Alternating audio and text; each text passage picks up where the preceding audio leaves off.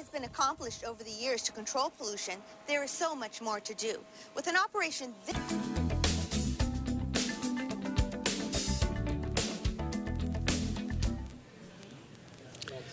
Good afternoon, everyone. Good afternoon, and welcome to this continuation of the Budget and Finance Committee's hearing of the Mayor's proposed budget for 2014-2015. I'm Paul Krikorian, Chair of the Committee. I'm joined today by all of the committee members, Council members Blumenfield, Englander, Koretz, and Bonin, and we are ready to begin. I want to briefly describe the day's activities because today is a special day in the budget hearing process. Today is the day that we hear back the more than 150 budget impact reports that this committee has requested the CAO and the departments to come back and report to us upon. Now, members, let me try to put as fine a point on this as I can. We are hearing today over 150 reports. Those reports are not yet even completed. We have about 110 of them completed. There will be more coming in as we go today.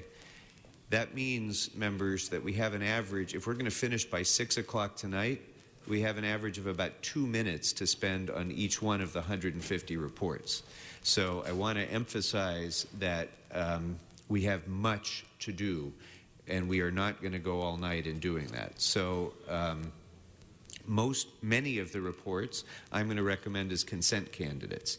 These are, for the most part, reports that don't have a general fund impact in their recommendation.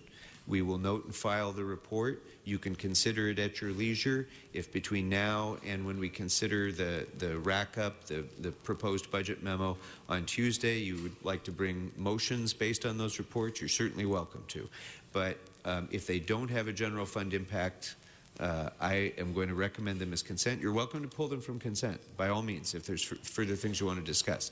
I just want to emphasize how much of a time challenge we're going to have today to try to get through over 150 reports. On that topic, I want to thank all of the departments that have worked with the CAO staff, and I want to thank the CAO staff in particular for doing heroic work in trying to get these reports done as comprehensively and as quickly as possible. We have exceeded last year's number of reports. We've put a greater burden on the departments and the CAO staff than we have in the past. And those who have completed that work, I very much appreciate your work. For those departments that have not yet completed your reports, I need your reports right now. If you're not finished with them, put a period at the end of what you've written and bring it down right now. We can't wait any longer. We don't have any more time. I need your reports. If you're not yet done, bring it down anyway. So I hope that's as clear as I can make it. I need the reports from the departments that have not finished the reports, and I need them now. Okay, so continuing with this theme, there are a number of members of the public here, a few who have submitted cards. This is our 6th day of budget hearing. We have heard general public comment and we have heard department-specific public comment each and every one of those days. We only needed to do it one day in order to satisfy our obligations, but that has not been the practice of this committee because we want to try to encourage as much input as possible. It will not be possible for us to take more departmental comment today or general public comment. We have satisfied that requirement, and we're just not going to revisit that. We're not going to have the time to do it. Now, as for the schedule for today and tomorrow, we're going to complete reports today. Members may bring motions, but we will not be voting upon motions that have a budget impact yet. We'll have an opportunity to discuss them if you wish. We'll take those collectively, and then we will come back either at the conclusion of the day today if there's time, or if there isn't time, we'll come back tomorrow morning at 9 a.m. to vote on motions. And the reason for that, members, is if we start voting piecemeal on motions, we won't have a sense of their collective impact on the budget. If we're going to make motions and vote on motions that are going to have budgetary impact, it's important that the entire committee understand that we're choosing among priorities by doing that. So I think it would defeat that purpose if we vote on motions just as they're made. We won't have the opportunity then to know that by voting on one thing, we may not have an option of supporting something else that's important to us that we may wish to vote on. Mr. Bonin. That sounds incredibly reasonable. I like that. How would you like us to make motions? Verbally or in writing, or does it depend on the complexity? I think it depends on the complexity. You're certainly welcome to make any motion you'd like during the day, and we'll handle it in the way we normally handle motions in council. The one thing we won't be doing is voting. So we'll hold our votes until we can do all of that collectively. Mr. Blumenfield. Put together a package of some sort, or we're going to go through each item as a separate vote tomorrow? Yeah. Whenever we do that? I mean, is there going to be an opportunity to package, let's say, a series of these, or how is that going to work? Or we're going to after we discuss them all, we're going to vote individually on each one. Right. Just as we've collected lists of studies and reports back, we will also collect a list of motions, and then those we'll take tomorrow. Hopefully, in my ideal world, what I'm hoping to be able to have is a list of all those motions with their impacts that tomorrow when we reconvene, if we reconvene tomorrow, you'll be able to see what the motions are and what their impacts would be. That way we can pick and choose the things that matter to us most. Okay. Can I, Make sense? I think so. Okay. Any other suggestions or questions? We will either vote on the motions tomorrow morning, or we may be voting on them tonight. If we move expeditiously and we can get that done at a reasonable hour, it's possible. I wouldn't bet on it. Okay. My better guess would be that we'll reconvene tomorrow at 9 a.m. To consider motions, and we'll try to get those done as quickly as we can in the morning. Council member, may I Yes. just remind the committee when, as you go through and indicate to our office the things that you'd like to fund over the next few days, we're going to be looking at the possibilities, and what we bring back to you next Tuesday is the recommendations and the funding sources if we're able. So I think what would be helpful to us is to know what you'd like us to look at, but not knowing really what the final answer on that could be until next week, because we'll be working over the next few days to try to make some recommendations to accomplish the goals that you have here. But in terms of, we don't know yet what would be possible to do yet, and I think that'll be presented to you next week. Right. So members, after today and after consideration of motions that we decide to vote upon, the CLA will go back, take all of that into consideration, create kind of a draft working budget memo, which we call the rack-up. That'll be back before us on Tuesday, and we'll then vote collectively on that entire rack-up. You'll also have the opportunity to make motions and minor adjustments and so on then, and then the result of that vote on Tuesday, that consideration on Tuesday, will form the basis of the committee report that'll then go to council. Okay? Anything else? I think that covers All it. right. Then we're going to go through the departments. We're going to go through the departments, members, in alphabetical order based on the reports that we currently have. And the first department up will be aging.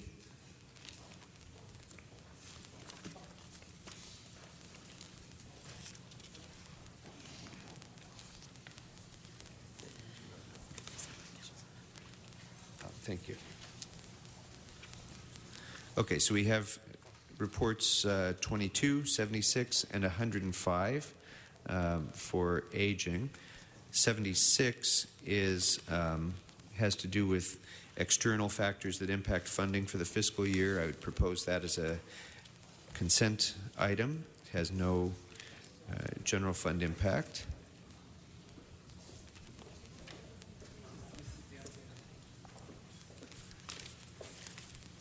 And unless anybody has an objection to that, On Mr. item Bond. 22, I think Mr. Koretz and I might want to do something on yes, I expect as much, and we will certainly hear that, as well as number 10576 I would propose as a consent matter. If there's no objection, we'll note and file that report on consent. And that brings us to number 22. Good afternoon.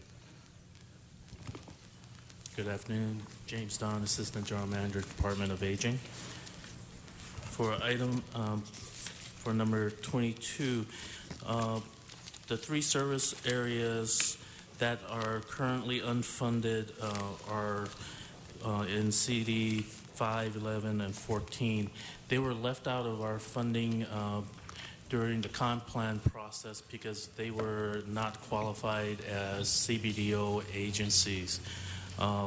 We're requesting that additional $225,000 to maintain services in those communities at $75,000 per service area at the same level that Yeah. we're funding our others. Okay.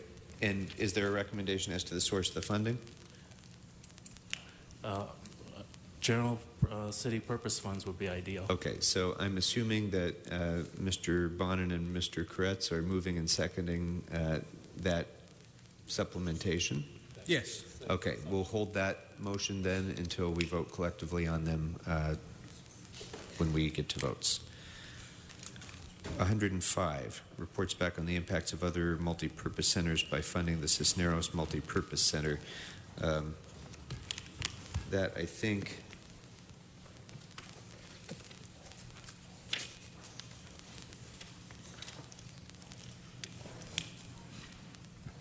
okay.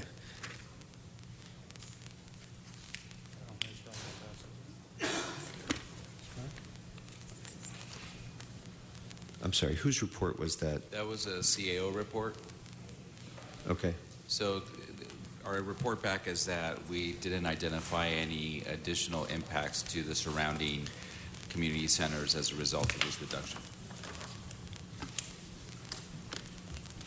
Okay. Thank you. All right, that brings us to animal services then.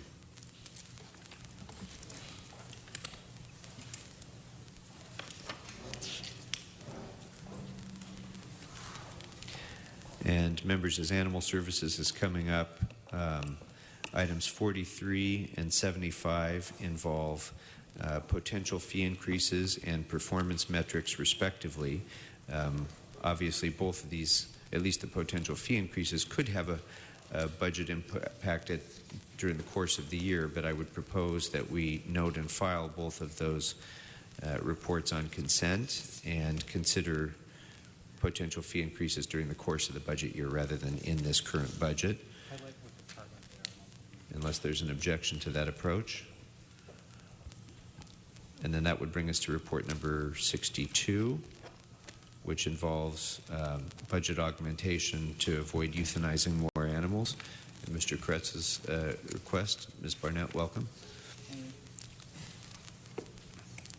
And can I just assume, Mr. Koretz, that you would be moving that funding? That is a safe assumption. Okay, and so if there's a second for that, is there a second for that? Sure. Second. Okay, so then we will simply add that to the motion list. And if there's no objection, members, the other items on consent, we will note and file. Seeing no objection, that'll be the action. That'll bring us to building and safety.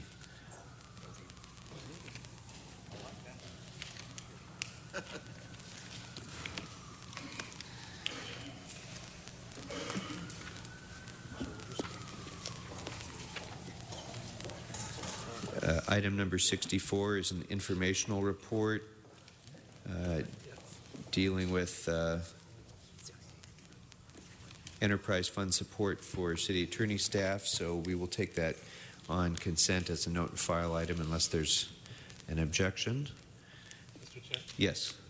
I'm just trying to clarify, so that's the 4 positions that were requested in the letter to the committee?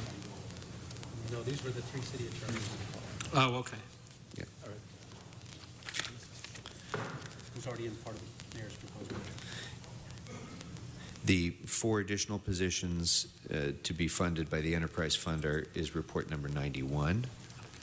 And if there's, I would actually move for approval of those positions. Second. So, okay. And actually, that does not have a general fund impact. That's correct. Since that does not have a general fund impact, if there's no objection, members, I would move that we go ahead and vote on that now and approve the positions without objection. That'll be the action of the committee. Okay. So I have 64 and I have 91. Oops, sorry, Mr. Kratz. Got a big binder, too.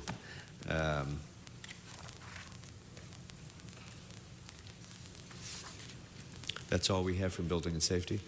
That's correct. Okay. So then we'll move to the CAO and CLA report, item number 10 on revenue projections. This was a request to explain why there's a difference between the mayor's proposed budget and the controller in terms of revenue projections. And the simple answer is based on when those projections are made. So the controller is required by charter to issue projections earlier in the year. The mayor's budget is released no later than April 20th. And of course, until your budget process is completed with the full adoption of the budget, there may be additional changes based on the information that comes in. And there are changes in revenue projections throughout the year. We make adjustments during the FSR, the financial status reports throughout the year. It's continuing to try to hit a moving target. So without objection, members will note and file that report and move on to Capital Finance Administration. Mikla? Okay. And we have one report, Mr. Englander's, which we can approve on consent as a note and file matter unless there's an objection. Seeing none, that'll be the action of the committee. That brings us to CIEP, the Capital Improvement Expenditure Program. I have 3 reports, 7, 27, and 57.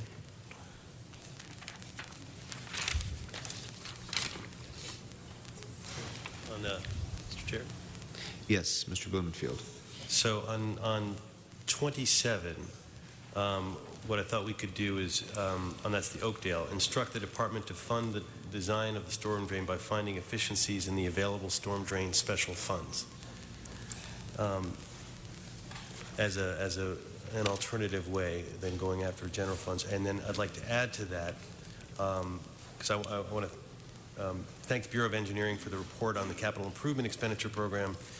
I spoke with sanitation about additional funding sources that are accessible to the department, and so I would ask that we incorporate funding sources from the Integrated Resources Water Management Plan, the County Flood Control District, Municipal Improvement Corporation, the MICLA, and the SPA funding, total maximum daily loads, low impact development, or the LID funding.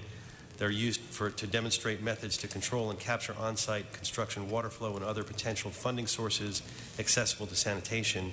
And I'd like sanitation to coordinate with the Bureau of Engineering and the CAO. So, Mr. Bonin, in further answer to your question, that would be the kind of motion that would be great in writing. And I assume you have it in writing, Mr. Blumenfield? Yeah, mixed up, but yes. Very good. And then similarly, there, with the other piece of that was the West Valley Municipal Building. And then rather than going for general funds, because it lacks a basic fire safety system, there's no sprinkler, alarms, or smoke detectors, bathrooms are not ADA compliant, we thought that funding in this budget to upgrade the fire life safety systems as well as to increase the ADA access could come from some of the existing safety funds that are out there now as well. Terrific. So that report is dealt with by that motion, which we'll take up when we take up the motions. Very good. Let's see. So item number. I lost my page here.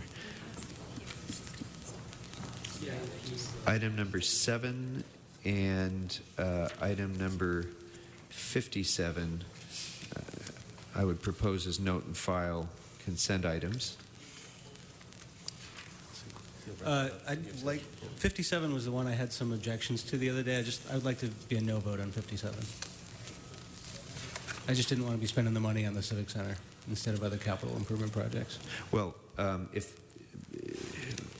okay, the report is coming back as a note and file, but if you would want to make a change in that allocation, that's certainly an appropriate motion to fund, use that fund for something else, or to vote no on that allocation, something, if whatever you would like to do, you could certainly propose that as a motion. Okay. I would like to propose not spending the money on the $10 million and reallocating it to the priority capital improvement projects below them in the city's list that were not funded. Great. Great. So that's been moved and seconded, and that will be appropriate for consideration when we take up the motions. And then that leaves us simply with correcting the budget page in report number 7, which I assume there's no objection to noting and filing that, and that will be the action of the committee. That brings us to the City Attorney's Office. We have report number 5, 33, 83, and 97. Number 33 is deals with the workload and deployment model. That seems to be informational. I would propose that as a note and file item. And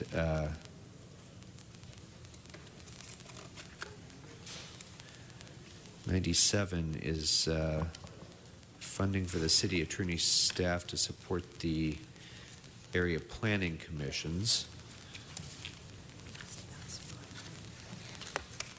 I have that as a proposed consent item to note and file that report.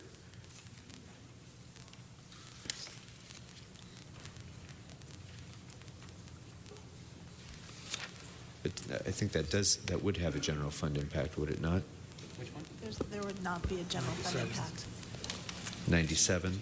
There's not a general fund impact. I believe Okay. that memo was whether those funds could be used to pay for the. Oh, okay. So that was informational. Okay, very good. So that would be a note and file consent item as well. So Mr. 33 Chair? and 97 I would propose as consent. Yes, Mr. Bonin. On 97, I'm just trying to get some clarity. By putting it on consent, are we, because I'm still trying to catch up on some of these reports, authorizing that there will be funding for city attorneys for the area planning commissions? So, Yes. yeah, go ahead. Mara Corella, Office of the CEO. The mayor's proposed budget already includes funding for the positions in the city attorney's office. This is just confirming that the special funds that are funding it is an appropriate use of those funds for these positions. Then I'm in consent on putting that on consent. Great. Very good. Thank you. So that brings us to item 5 and 83 as the remaining items. Mr. Englander? Yeah, on item 5, I'd like to make a motion that we find the appropriate funds to fund the neighborhood prosecutor program. I'll second that. We'll take that up for consideration with the at the appropriate time with the motions. Could you Sorry. repeat that? We couldn't hear. We couldn't hear the motion. Oh, Oh, Mr. The mic- Englander's microphone was not on, so go ahead. the motion was simply to find the funds to allocate towards the neighborhood prosecutor program. On report number 5. So that's been moved and seconded, so that'll be considered with the rest of our motions. And on report number 83, I'd Move make the the same. same motion. Okay, so Mr. Bonin moves, and Mr. Blumenfield and Mr. Kretz both second. Finding funding for the medical marijuana enforcement unit. Question? Yes, Point Mr. of, Englander. point of clarity. Is there an option, or is that something we'll be discussing when we come back to those motions? For, as an example, not to single this one out, that we would move forward and authorize positions without funding. So, so we ensure that we continue or enhance programs, and if other departments have identified ways to absorb or through cost savings or other means. So we're sending the message that go ahead and do it. We're going to authorize the positions without funding. Would that be appropriate as well? That is certainly an option that you have to authorize a position without the funding. Okay.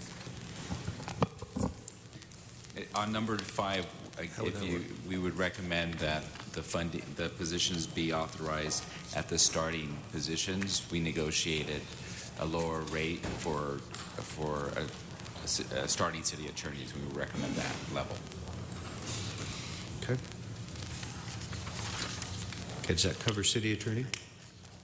I think we dealt with all of them. Okay, so that brings us to city clerk.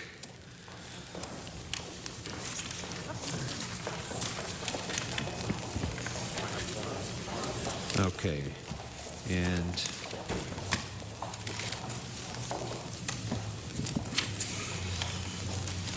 Mr. Englander, why don't we go to you? Okay, on item 50 for city clerk, I would move that since this was a policy that we had in fact enacted and passed, that we find the funds to appropriate for the $161,000 in order then to comply.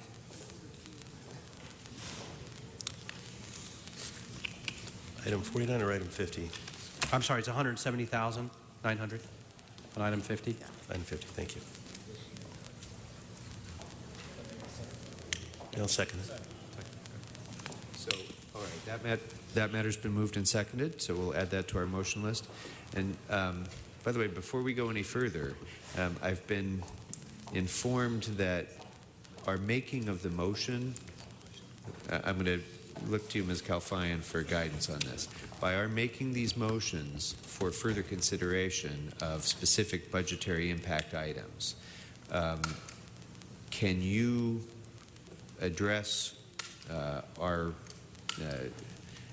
options that we're raising by those motions in creating the rack-up, or is it necessary for the CLA to have resolution of those motions before you proceed with your work on the rack-up?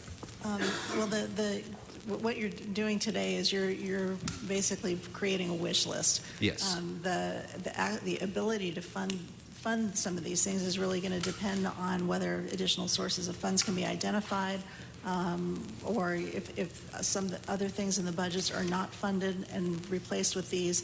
So basically what happens is we take your wish list, we use what you identify as priorities, and then we go back and we try to do some work to see if those can be funded. Usually there's a much larger list of things that you'd like to add to the budget than there are funds to do that with. So when we come back, so we'll take your basically the list that's created today and go back and see what can be done in terms of identifying funds for those things. What we bring back on Tuesday is our report that makes recommendations on funding or making changes to the budget based on these discussions. But I think we just want to make it clear that by making these motions today, that doesn't assure that there could be funds identified for them. Of course. And I think all members are very well aware of that. And I might add that we have incredibly little latitude in making any additional enhancements to expenditures without significantly endangering the state of our reserve fund or other programming that and other expenditure priorities. So we aren't going to have a lot of room to do a lot of the things that we're moving, but that's why we want to have all the motions in one place. So if we complete our reports and our motions today, you can move forward with that wish list in mind and creating the rack-up. We don't even need to vote on and resolve those issues by tomorrow. We can wait until Tuesday when the rack-up comes back. And that would be the preference. That's terrific. So members that gives us a lot more time then to consider the motions. We can think about it over the weekend. You can get the list of things and kind of get a sense of what your relative priorities are. That's a relief. That will help. Thank you. So we very can much. talk more about each item today? No. No. I would say that whatever you give us today are what you feel are priorities. If at the end of the day you go through those and you say that some are higher priorities than others, we'll take that into consideration. But when we come back on Tuesday, you'll have a set of recommendations, and then you can make some adjustments to those recommendations should you choose to. Because there might be recommendations of moving funding from one program to another that will enhance our ability to fund some of the motions that we're doing. So without that information, we would really be kind of voting without the full picture on the motion. So I think it's a much better process, and it's a relief. So thank you very much for your flexibility in doing that. Mr. Okay. Chair. It's a relief to us, too. Mr. Chair? Yes. So Mr. Bond. to the extent we can, it's much easier for you and for the process if we're recommending additional spending, if we can say where we think it should come from. Yes. Always. Yes. It's better to identify a source. Yeah. All right. That brings us to the city clerk, and all of these have budgetary impacts. So, members, any questions or on the city? We're on the city clerk. Items 48, 49, and 50. 50, I think we already made a Oh, we already dealt with that one. You're right. Thank you, Mr. Englander.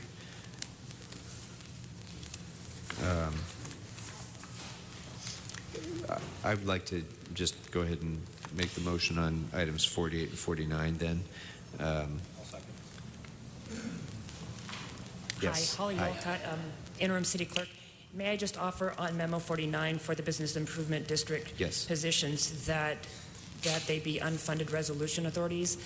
We do believe that there's enough funds in the Business Improvement District Trust Fund, so if their positions are provided unfunded, we can work with the CAO to ensure that there is sufficient funding and that there's no impact on the general fund. If that's the case, I'd be prepared to go ahead and vote to approve those today. If there's no objection, members?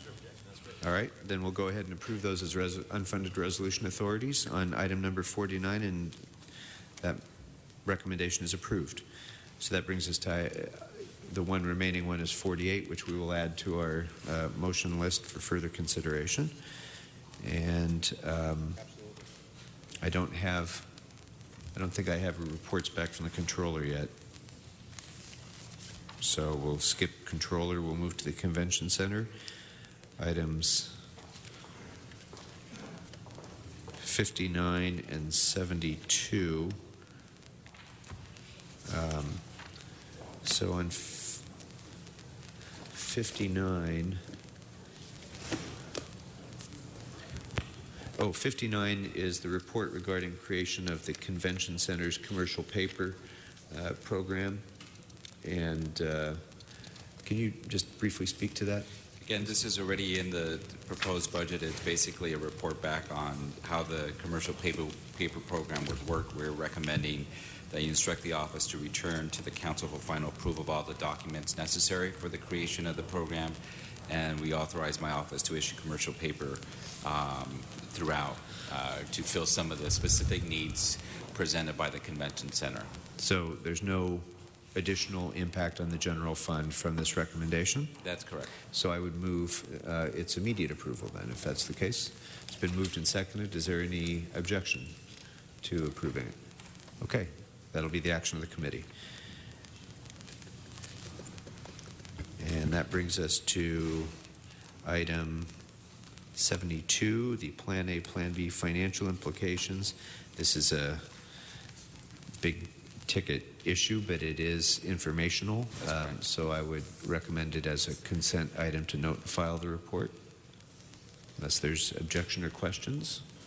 Seeing none, that will be the action of the committee. That brings us to cultural affairs. I have items 3, 60, and 89 on cultural affairs. 3 and 60 are, I would propose as consent items for noting and filing them. If there's no objections, seeing none, that's what we shall do.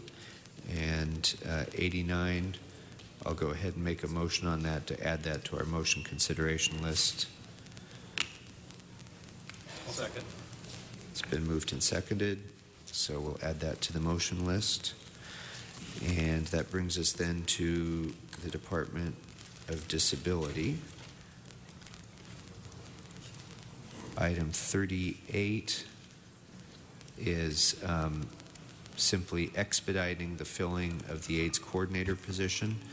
I would move that we immediately adopt that recommendation to expedite the filling of that position. Has no general fund impact. Am I correct, Mr. Santana? There's no general fund impact of this? That's correct. Okay. So unless there's an objection? Is that CDBG money? Is that correct? That's correct. Okay. So if there's no objection, that'll be the action of the committee to approve that recommendation. And that brings us to item number 90, which has a $66,000 impact. I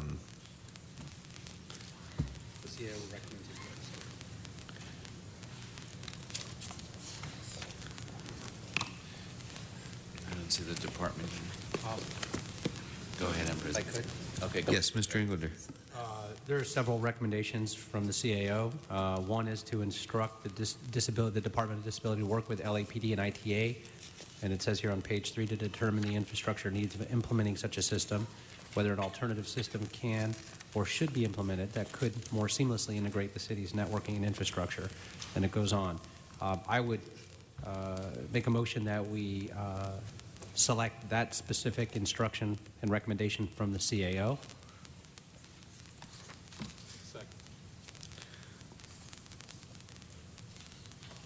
There's no budgetary impact, and it gets all of them working together, maybe to come up with a better plan. Okay, very good. Any objection, members? Is that one that we can adopt now, or do we need to? We certainly I think we can adopt that now. So let's go ahead and do that. If there's no objection, that'll be the action of the committee. Thank you, Mr. Englander. Economic and Workforce Development, do we have their report yet? No. Doesn't look like it. No. So we'll move to El Pueblo, report number 20. Again, that should be a note and file consent item unless there's an objection. There's none, so we will note and file that report and move on to emergency management. And I have one report, item 34, regarding maximizing grant funding. That is something that actually would not have an immediate budget impact because we can't budget for grants that we're hoping to get. So I would propose that as a note and file item on consent unless there's objection. Seeing none, that'll be the action of the committee. That brings us to the Ethics Commission. And item 53, the charter mandated special prosecutor. The report has no general fund impact. I would recommend it as a consent item to note and file that matter. And then would entertain a motion on item 61 if there is one. Is that your motion?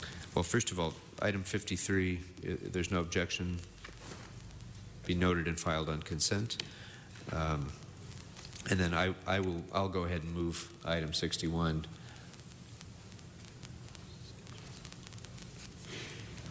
This is the database for contracts, contractors, and bidders necessary to ensure compliance with Measure I. So that's been moved and seconded. We'll add that to the motion list. Mr. Chairman, yes. Just as a point of information, although this would not meet with the current compliance, the effort to move forward with procurement software, which is on would probably obviate the need for separate software. Okay. So maybe it's We have the current system, the SMS system. We're recommending moving forward at replacing that. We could incorporate that into that project. It would put it on a slightly slower schedule than specific software, but that's, again, part of the problem is setting up different systems that don't talk to each other Right. and then often have errors and cross-referencing. So you're not going to vote on that today, but as background information, this is another one of the potentially duplicative IT systems. And that's an excellent point, but the delay itself may in fact be a significant issue because we have an election coming up next year. And so why don't we, rather than trying to hash that out now, why don't we ask you to, Mr. Cole, to work with the Ethics Commission staff, figure out a recommendation on that before we vote on the motion, and we'll certainly take those factors into consideration. Mr. Englander. There was in reviewing their previous memos from ethics, there seems to, we missed it, but there was a recommendation or a request, I should say, from the department that we regularize 2 auditors. There's no memo on that. There's no budget impact. There are current positions that just need to be regularized, and I would move that we go ahead and do that now. Second. And if there's no objection to that, there's no general fund impact, that'll be the action of the committee. Thank you. Thank you. Good catch, Mr. Englander. I'm not sure how we missed that report. All right, that brings us to Finance and Treasurer.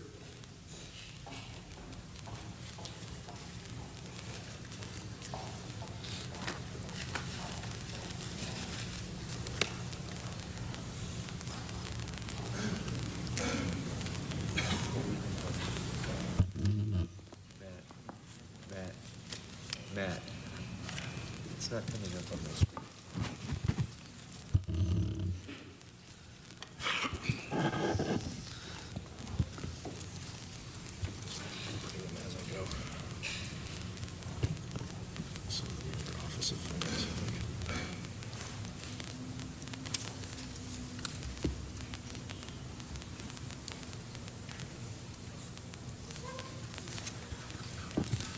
Okay, so item number 96 is a report on investment management fees, something we're going to want to certainly consider at length, but doesn't have an immediate general fund impact, so I would recommend noting and filing that report on consent unless there's objection. Okay, so seeing none, that's what we shall do. And then 110.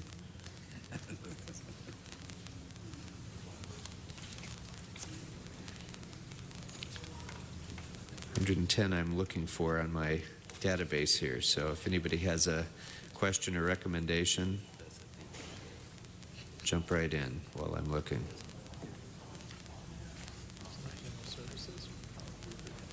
All right.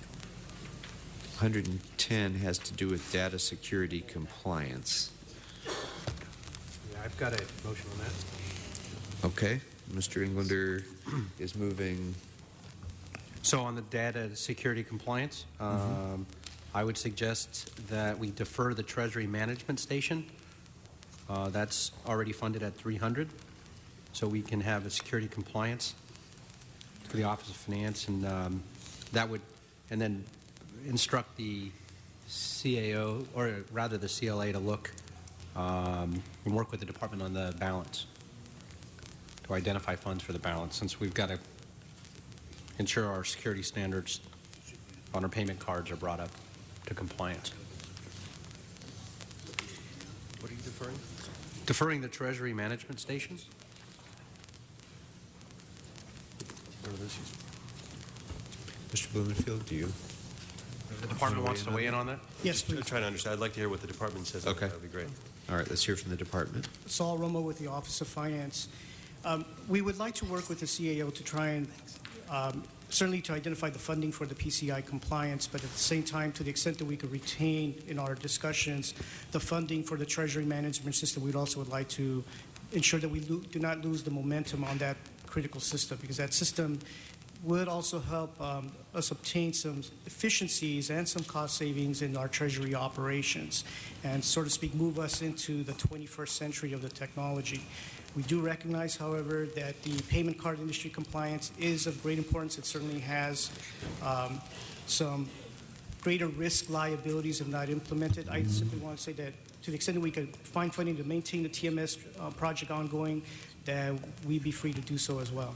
If you could, prioritize, if we can't find the funding and you had to pick, just because of the liability risk, I would ask that you report back on that. We certainly have the PCI as the top priority. Okay, so Mr. Englander's made a motion. It's been seconded. I'll second it. We'll add that to the motion list. Okay, thank you. That brings us to the fire department. And as of my last check, we have 1, 2, 3, 4, 5, 6. We have 7 reports in from the fire department, and we have 7 reports that are still not here, that are pending. So let me again reemphasize the critical importance of getting these reports completed right now and delivered to the council chambers right now. We need them and we need to consider them. So I can't stress in strong enough terms how important it is to the Budget Committee to have these reports before us. So let's proceed with the ones we have, and then I think there's more coming in shortly. So let's start with... So to clarify, on the fire department, all the reports are completed. We're currently processing them, making copies for all. Terrific. Excellent. Good news. Thank you. So, members, I would propose numbers 41, 80, 96, and 103 as consent items to note and file those reports. 41, 80. 41, 80, 90, 95, and 103.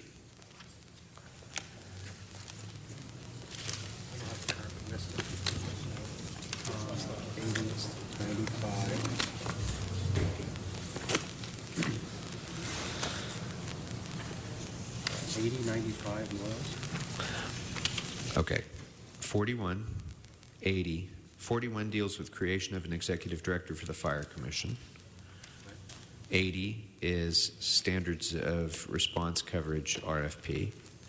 96 is consolidation of public safety dispatch operations in other jurisdictions. So those are informational. 103 also implementation of LAFD's recall bounce program for firefighters.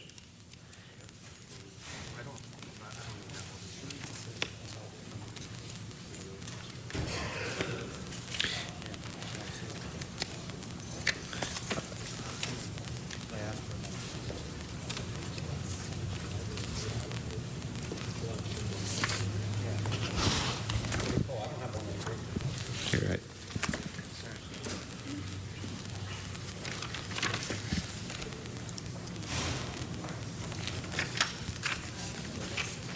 And members, if you know, I recognize that this is challenging for all of us to try to deal with these kind of on the fly as they're coming in. If there's any of these that, for whatever reason, you want to hold for, you know, a little bit until you have a chance to give it greater review, that's fine too. I mean, we can just hold it on the desk and we'll move on. That's fine, because they're coming in as we're working. So it's a great challenge for members, I recognize. Is that okay, Mr. Englander? 103? Yes. As a consent item? Yes. Okay. And if there's no objections, members, as to 41, 80, 95, 103, and then I would also suggest 79 seems to be informational, but I would like to go ahead and move that the CLA find a funding source to include all of those critical safety items in the budget for the fire department. The report itself doesn't provide a budgetary impact recommendation, but I would certainly move that we fund the safety gear Second. that was identified. Okay, so that's been moved and seconded. We'll add that to the motion list. On item number 95, Yes. that was a report I asked for about whether or not there had been problems with CAD mergers in other cities. Right. Just a technical question. I think the report needs to go a little bit deeper. I understand staff was pressed for time. The main source was just the websites of the other cities, not sort of LexisNexis news coverage and stuff like that. How would I go about asking that we get a deeper dive on that issue? Councilman, that could be added as an instruction for like a report for later on, a special study. Okay. And then you can get that later. Okay, that'd be fine Yeah, with that. and I think the fact that you're noting it right now is being heard by the department, by the CAO, by the CLA, and we can work on that. We can even, set it for I'd be hearing happy the to, committee separately. take that up in Public Safety Committee Thank as well. you. So we can have a special study referred to committee. Great. Yeah. And then, In fact, that particular study actually it's a policy question. Yes. It's more appropriate for public safety, I think, than it is for us right at the moment as well. So thank you, Happy to Mr. do Ingleton. 88, Okay, yes, Mr. Ingleton. I'd like to make a motion to fund fire stat positions. Okay, I'll second that. And then 87 also has a budgetary impact. The CAO reports it has a budget impact of $1 million, a little over $1 million. If I could, that's a budget impact, but I think it needs more discussion from a public safety perspective on the details. So I'd like to refer that to public safety and then back to budget after at a later time. Okay, so outside of this budget cycle. Correct. Very good. So not to fund it right now, but create it as a special study to go to committee. Very good. And just Ms. to add, Calfani. when we bring back the report on Tuesday, there'll also be a list of the reports that you requested, and anything that you add today will be included in that report, so you can take that up at the same time. Okay, so, but just so that we're clear on item 87, that's to be referred to public safety. Right. Not for further consideration of budget and finance. Right. Correct. Until after budgets, after public safety considers it. Very good. Thank you. Okay. Does that complete what we have for the fire department? Okay. So we'll come back to the department shortly after we've gathered up all the next wave of reports. So thank you for your patience. That brings us then to GCP. And the reports that I currently have are 13, 25, and 31. We've got motions on 2, 13, and 31. Okay. And I'll second both of those. Okay. We'll go ahead and find the funding to do those. And That's 25. 13 was, I'm sorry, 31.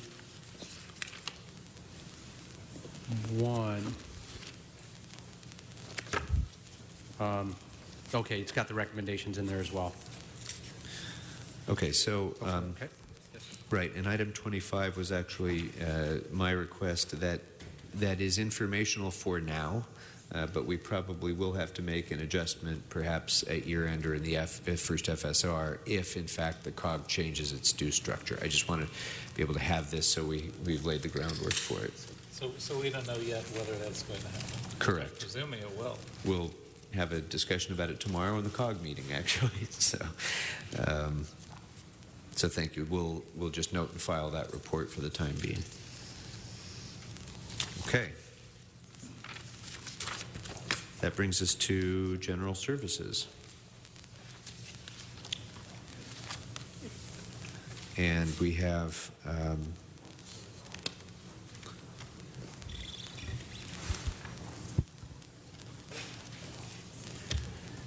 okay, the ones that I'm showing on my database here as potential consent, the only one I have right now is 98. Identifying potential funds to be used for old fire station 62. I don't want that one on consent.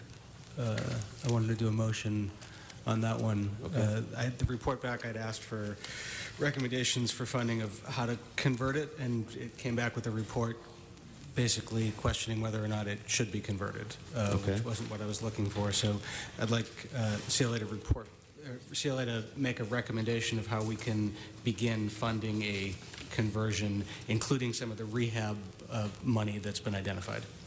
Okay.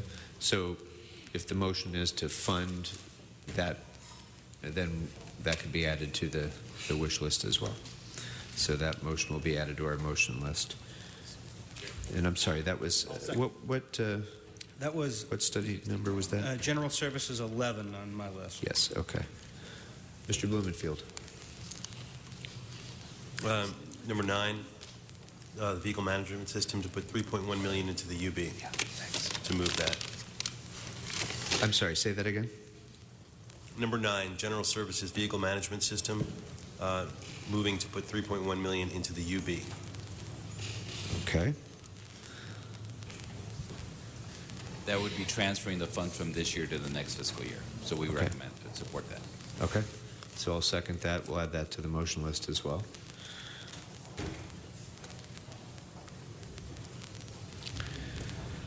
And,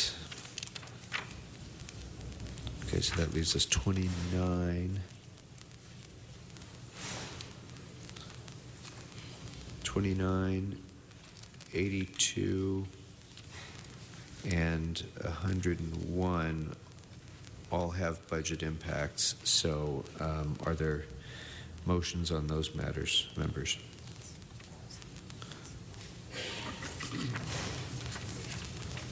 I think 82, there will be some kind of motion on this.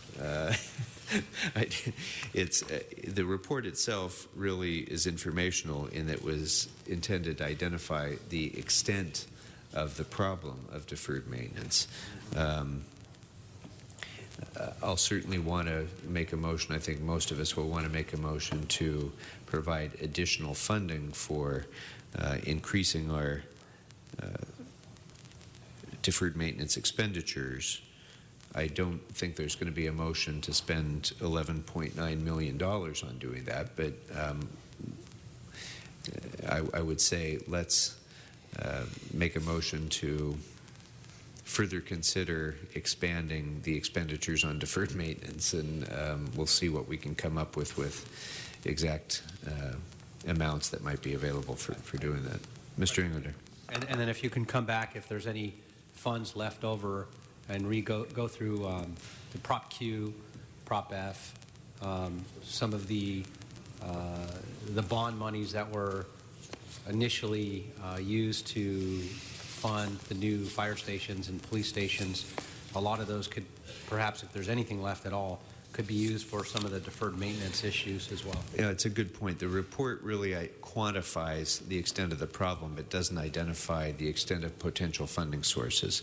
So when we do consider these motions, we should have that available to us so that we can further consider non-general fund sources for some of this. Okay. Where does that leave us with general services? We have a motion on number 29 or number 101.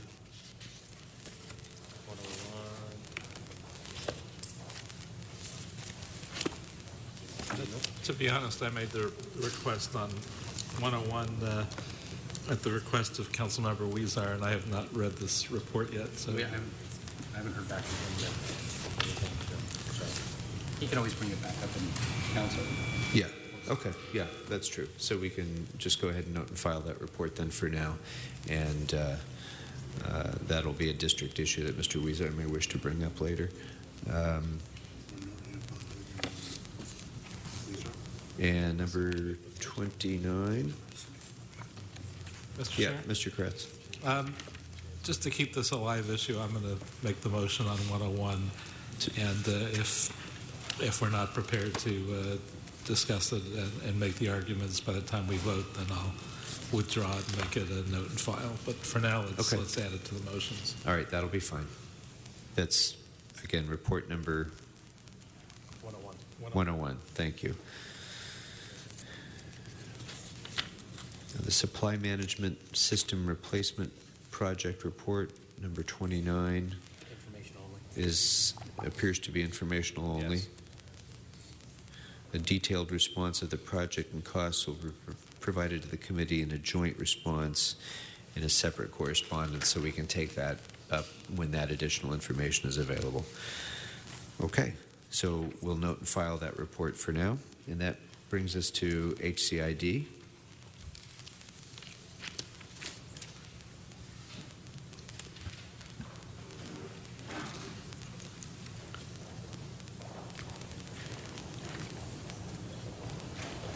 So item number 6 is restoration of 2 accounting clerk positions for REAP administration. That does not have a general fund impact. Am I correct, Mr. Santana? That's correct. So if that's the case, I would go ahead and move immediate approval of those positions. Second. If there's no objection, that'll be the action of the committee. And then that brings us to item number 12, funding for the Vera Davis Center. And I'm kind of guessing that Mr. Bonin is going to make a motion to support funding for the Vera Davis Center? Yes. Yeah. So, Thank you. so we'll second that and add that to the motion list as well. And that brings us to ITA.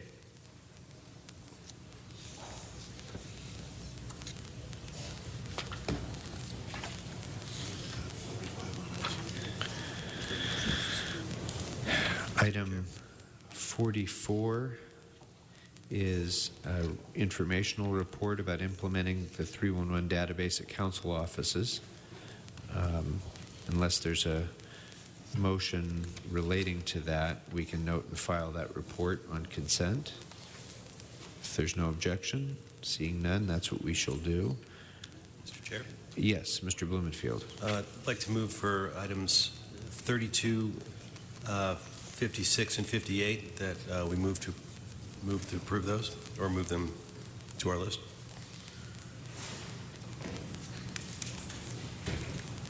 Okay. And I will second those. So those will be added to the list for consideration. Item 44 we dealt with. That brings item 45. Mr. Chairman, Yes. obviously the CLA is going to have their main focus on this, but in the report back, there were 3 levels on 311 additional hours. It might be helpful to have a sense from the council committee which of those 3 ought to get the most serious consideration. That's report number 56.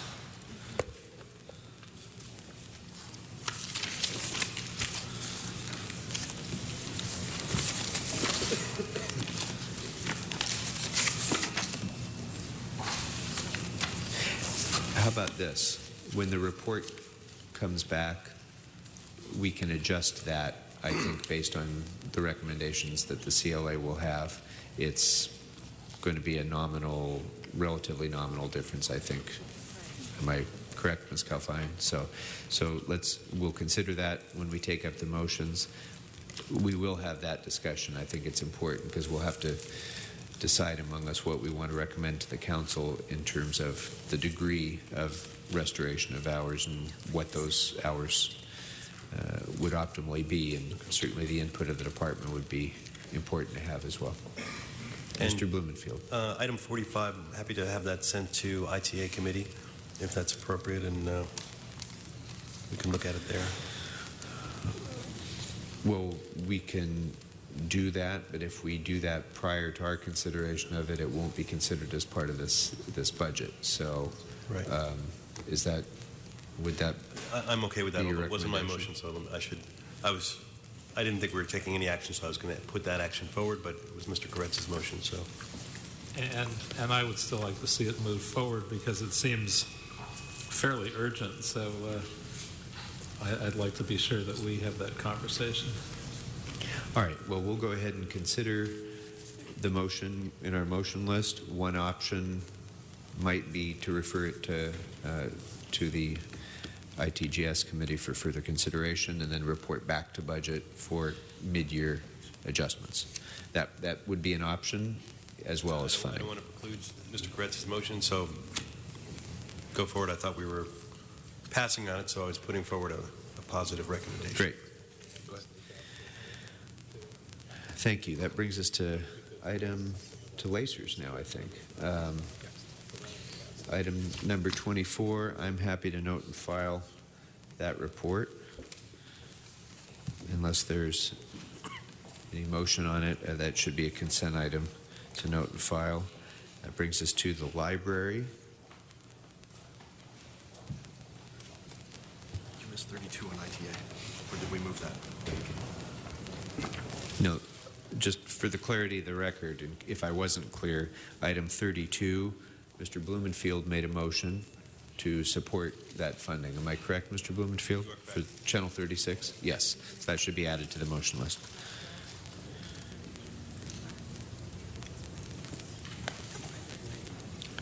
Okay.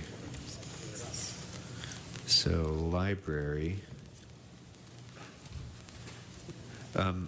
You know, I'd actually like to hear a brief report on item 15, the general fund reimbursement of LAPD security costs, because although I have this listed as having a general fund impact, I understand it does not, Mr. Santana, right? Because there's already reimbursement assumed in the budget.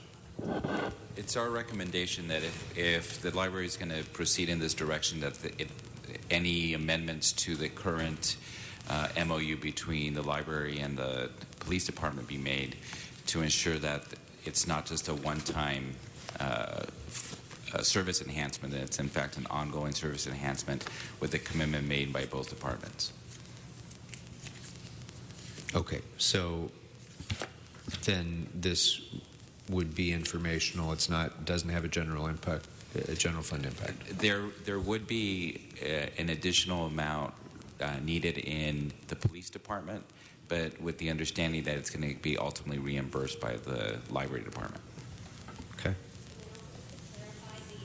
Positions. There are 15 positions that the police department needs that are listed on the back in terms of the increased security to provide the level of service that the library is requesting. So those resolution authorities would be required. Okay. Members, are we comfortable with moving forward with that, or would you? You know what? Let's add it to the motion list. We'll consider it with the motions so that we have time to further consider the ramifications of that. I'd be inclined to approve it now, but just because it's 15 positions and it's a little complicated, I want to give members an opportunity to It's not general fund. consider it. It's not direct dollars. Because it would be reimbursed. It would be general fund impact to the police department that would be reimbursed from the library. The library already has the funds. Go ahead, do it now. Is that satisfied? Because if you're comfortable with it, members, I'm perfectly comfortable with moving forward with that right now. But I just want to make sure that everybody. General fund. Overall, number one bit. It's passing through essentially. Exactly. You do have to make an adjustment to the police department budget, but then there will be an additional adjustment made to on the revenue side, reflecting the contribution from the library department. Okay. Members? I guess one other question. I'm sorry. Go ahead, Mr. Kretz. Mr. Kretz. So this is a net revenue and expense neutral decision, so it won't affect our bottom line in the general fund. There's a plus and a minus. Right. And they equal each other. So, we good with that, members? Is this something the library wants to do as well, or is willing to do? Yes. It seems so. They're asking. Okay. Okay. Great. All right. So if there's no objection, we'll go ahead and approve that recommendation. Thank you very much.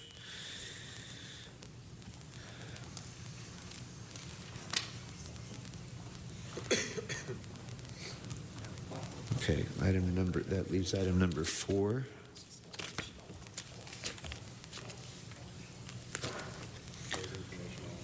That does appear to be informational only, no fiscal impact, so we'll note and file that on consent unless Members have questions or concerns?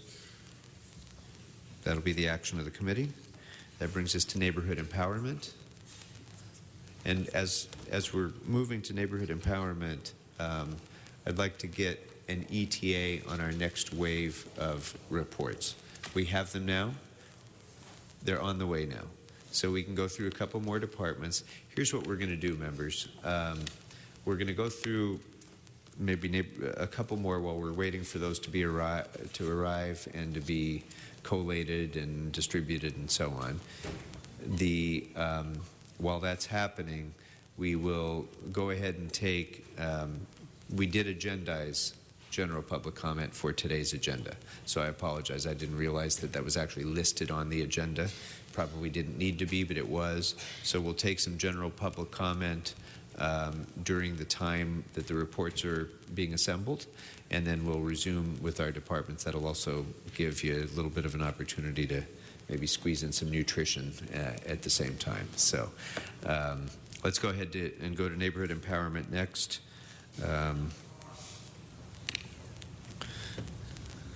Yeah, so I don't know who just shouted out from the audience, but whoever did said something about a card.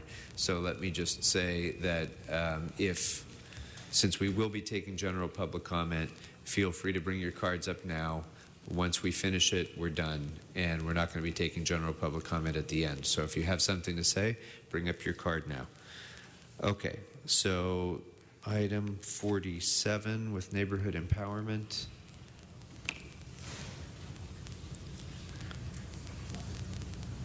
That appears to be, there's 3 positions involved, but actually, Mr. Santana, could you just speak to that so I don't have to fumble around trying to find this? So what we're talking about are three positions that the department is requesting for: a project coordinator and 2 project assistants. And so what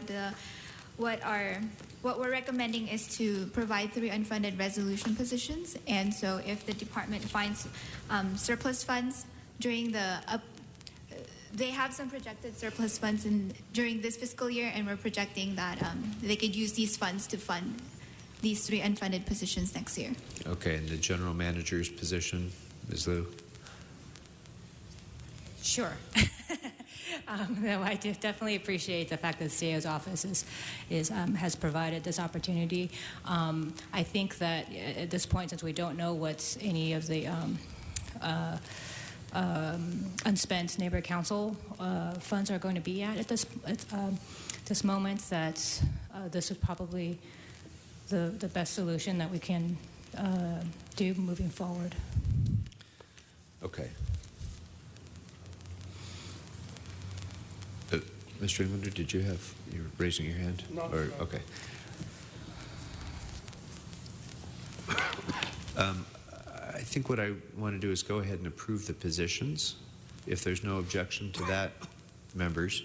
And for the moment, we'll go ahead and approve them as unfunded resolution authorities. But I'd also like to make a motion and add to the motion list funding those positions. So we'll go ahead and approve, if there's no objection, we'll go ahead and approve the positions now as unfunded resolution authorities. But I would like to consider the possibility of funding those sources, those positions rather, from other sources when we consider our motions. Okay? If there's no objection, that'll be the action of the committee. Second on your motion? He's the chair. Sounds like it's been seconded, so thank you very much. All right, that brings us to fire and police pensions. And let's see.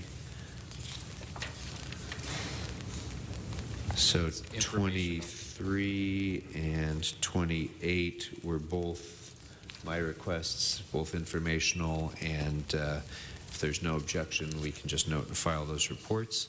How are we doing on our next wave of reports? Mr. Hale? Mr. Hale, how are we doing on our next wave of reports? Okay. I just need somebody to wave their hand when they're ready to go so that I know that we can take our break. Okay. That brings us to personnel then. Item number 16. Just stop it, Lanny.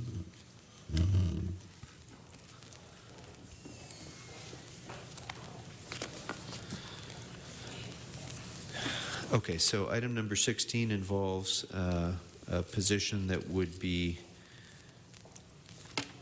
paid for through the Building and Safety Enterprise Fund. Is that right? That's so correct. There's no general, fund impact. Correct. Okay. I'd go ahead and move immediate approval if there's no objection. Members, any objection?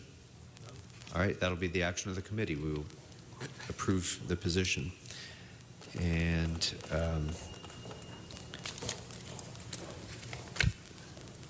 that brings us to planning.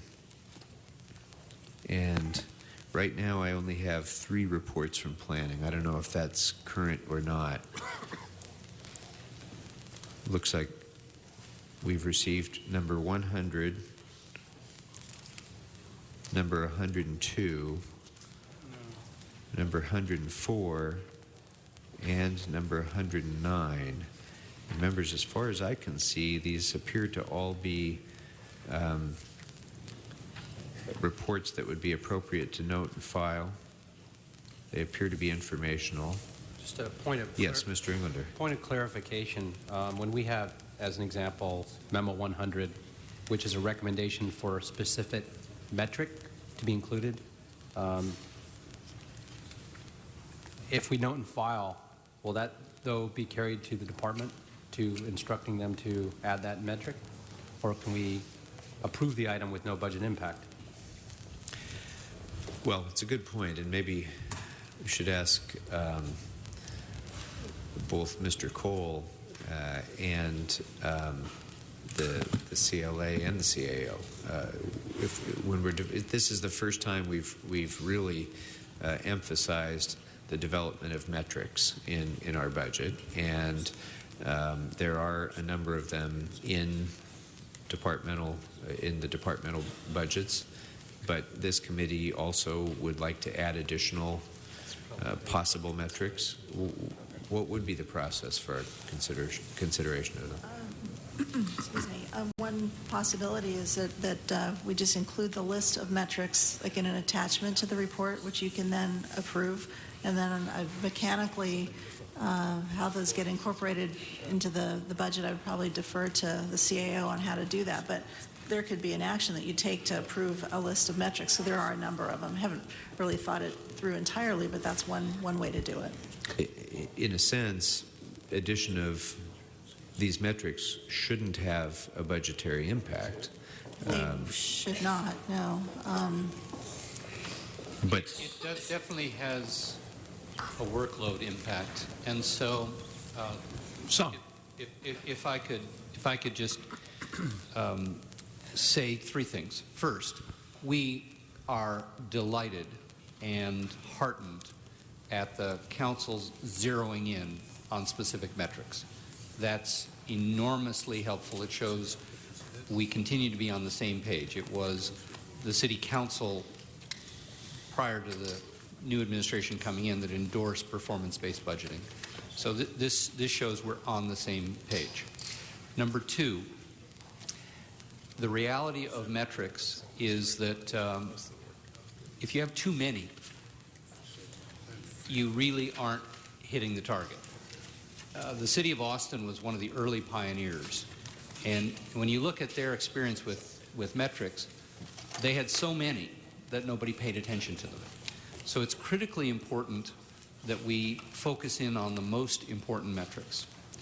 The third piece, which I would offer as a way to partner, is we should be reporting back to you both on what the metrics are and how we're doing on those metrics. I would propose a quarterly report back to the Budget and Finance Committee, because these are a work in progress.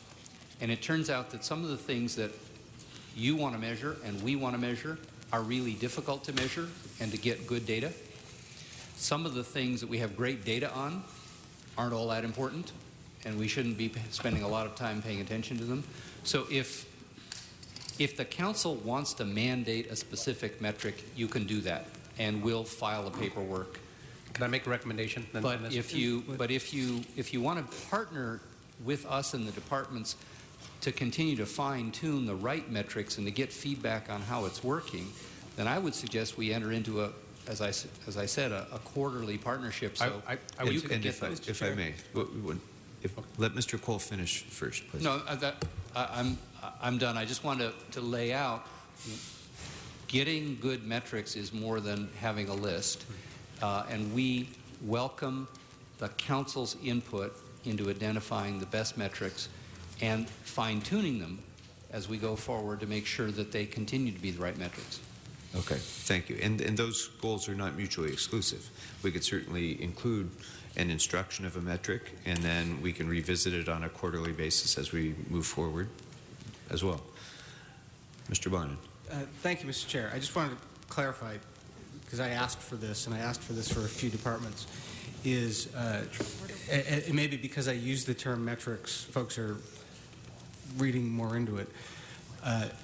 For me, before I consider whether or not a department needs more resources for the things it's asking for, I want to know where the resources and the workforce is.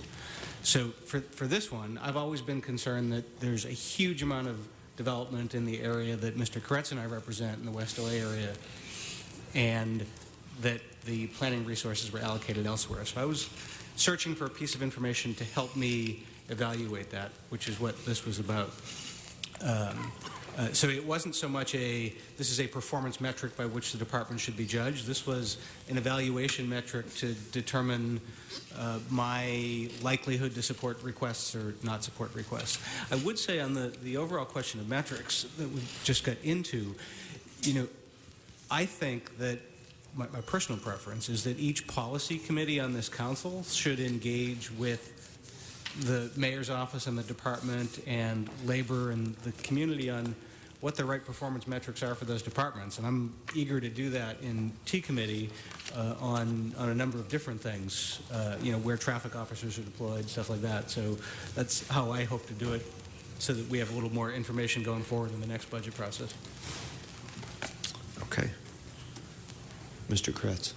I just want to support Mr. Bonin in expressing a similar concern. I think we tend to more and more try to move resources where they're needed in many other areas, but planning issues, I think, in both our districts are our top area of focus. We tend to get buried in planning issues, and so to the extent we can use that use metrics to help move resources to where they're most in demand, I'd like to see us apply that to planning as well.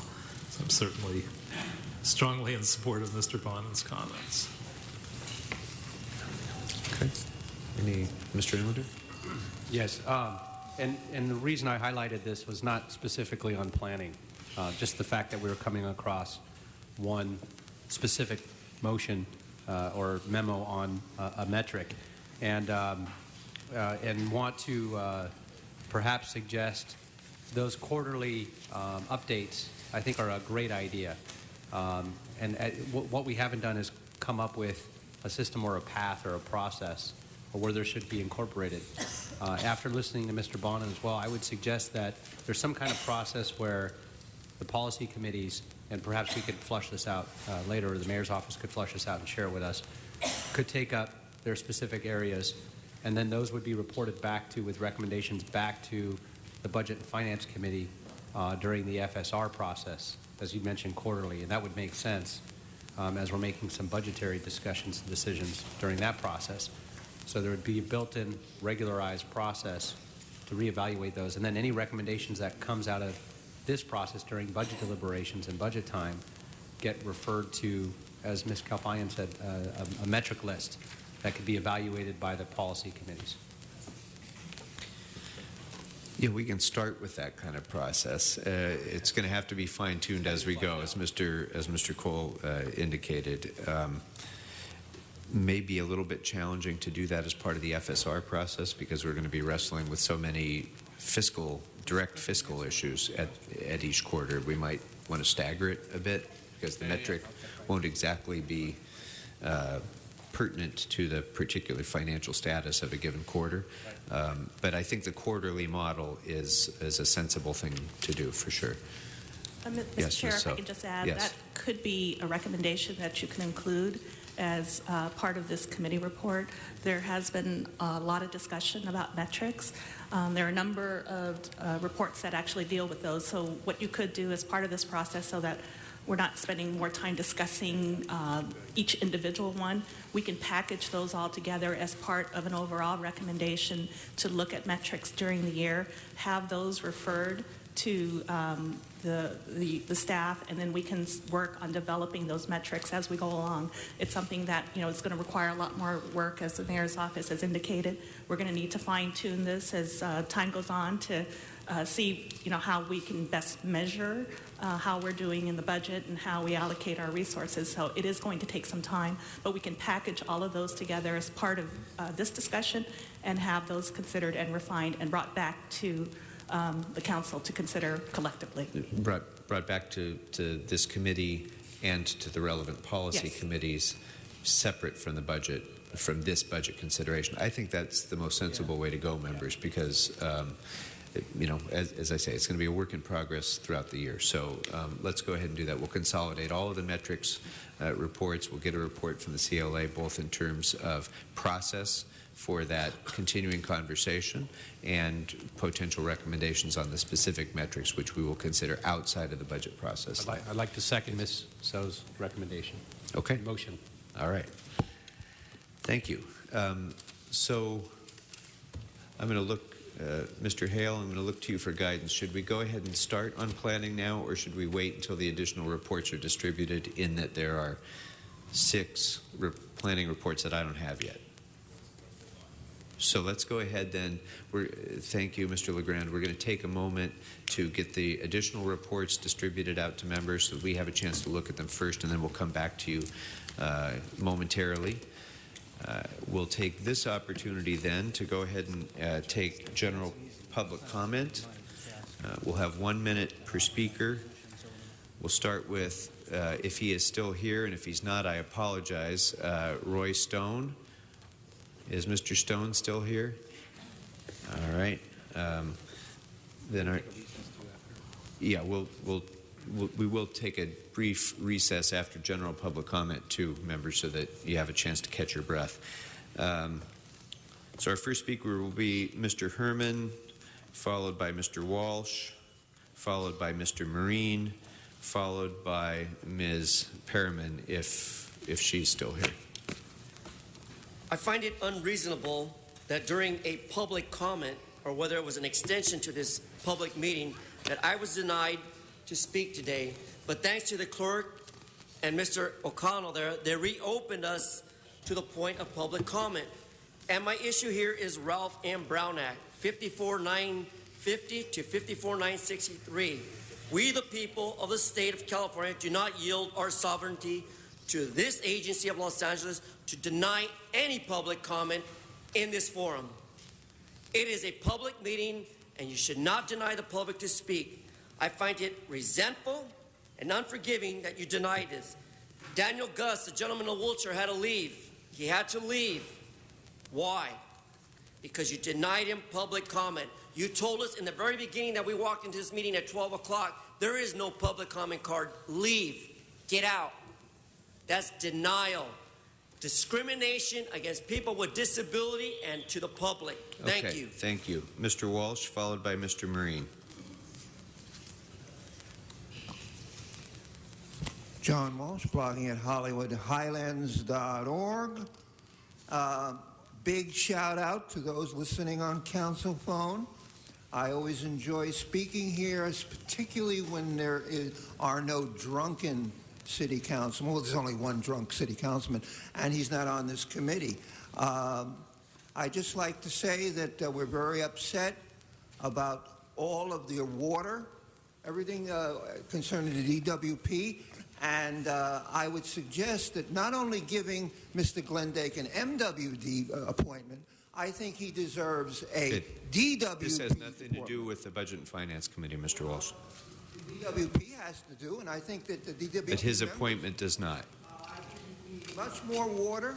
We need much more money for water, and I think that Glenn Dake is the perfect person His to do it. appointment has nothing to do with this. Thank you, Mr. Walsh. All right, next speaker is Mr. Marine, followed by Ms. Perriman. Okay. That will close general public comment. And so, members, we're going to take a brief recess so that we can go ahead and get the reports distributed. So, what do you think, Mr. Hale? 15 minutes? 15 minutes? All right. So we'll resume. Let's resume here exactly at the top of the hour then. So at 2 o'clock we'll resume. And we are in recess.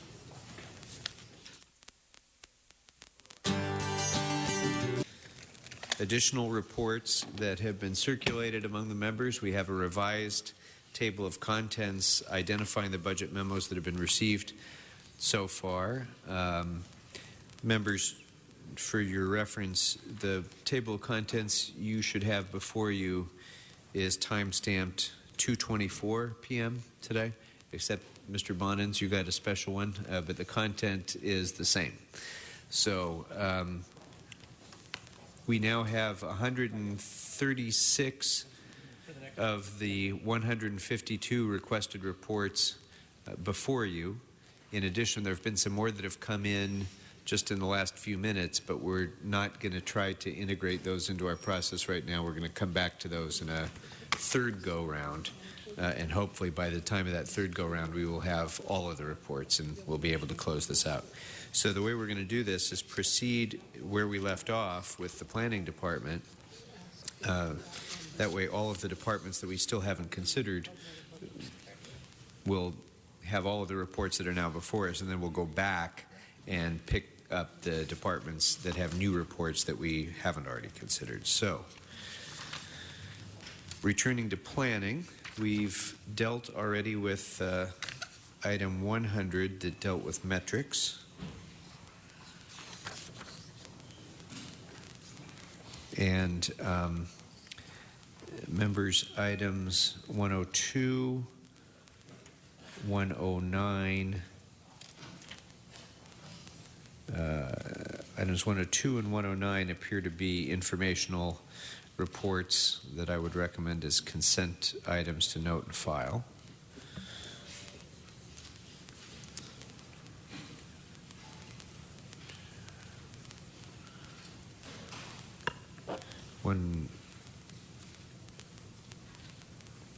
Did we do 104 already in the last round before we took a break? We did. Okay. I'm being told that we did, but I don't actually recall it. Yeah, we did. We requested a note and file on that one. Oh, I had a potential motion on that one. Okay. Well, we can do that now. On 104, as enthusiastic as I am about having the city attorneys at the APC, I have some concerns about the impact that using this revenue source will have on staffing of planning. So I'd like to do a motion that this, at least in part, be on the general fund wish list unless CLA has a different recommendation for a funding source.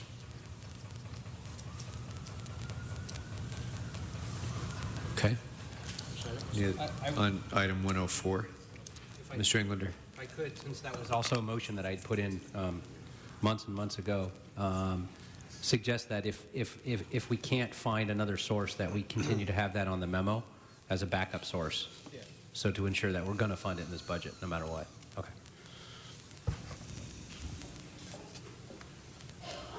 Okay, so that will be held on the motion list. Items 102 and 109 I mentioned were consent. If no one has an objection to those, that will be our action on that. So that brings us to item 117, zoning review pilot program.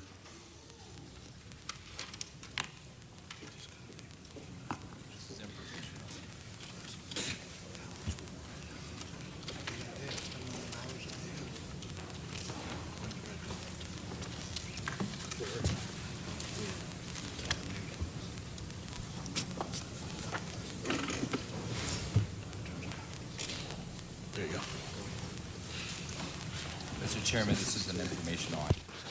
Yes, Mr. Santana? This is an informational item. Okay, so 117 is informational. We'll recommend that as a consent item to note and file.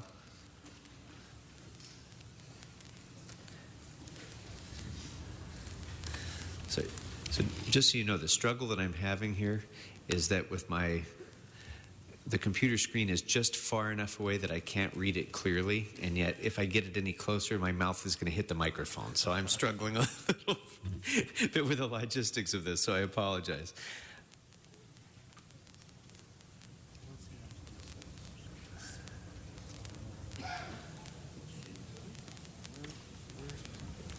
Okay, I don't think I have any other recommendations as consent.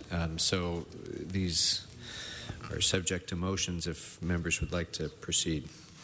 Mr. Englander? Yes, on 126, under the CUP monitoring program, I think we can vote on that.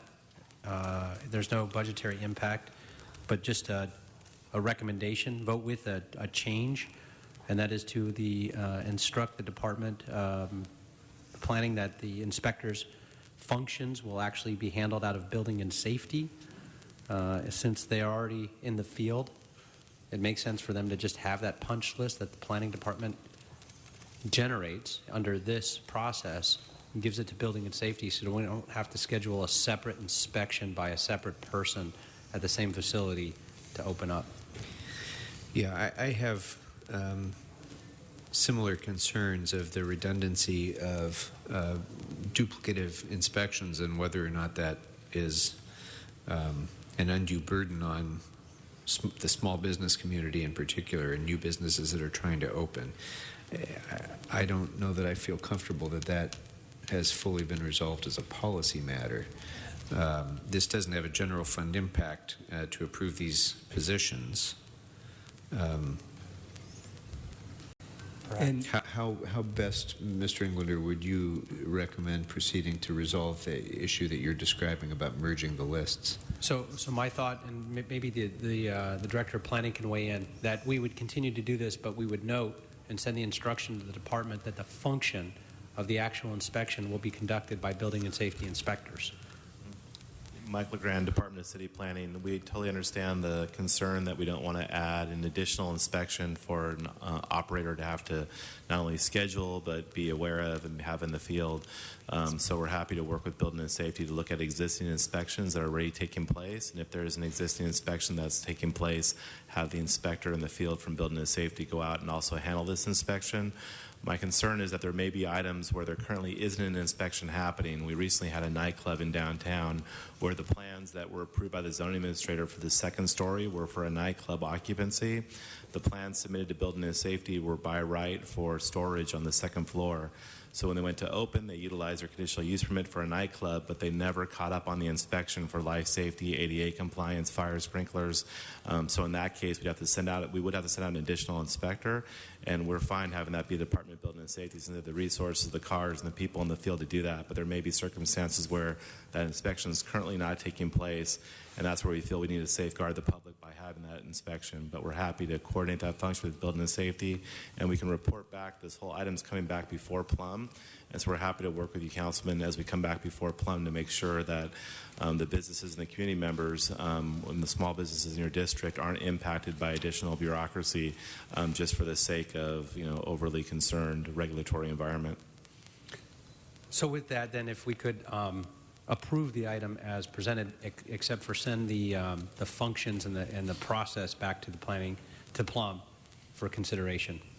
And I believe with the CAO, we have the bond in motion that is coming back before the Plum Committee at the end of May, June.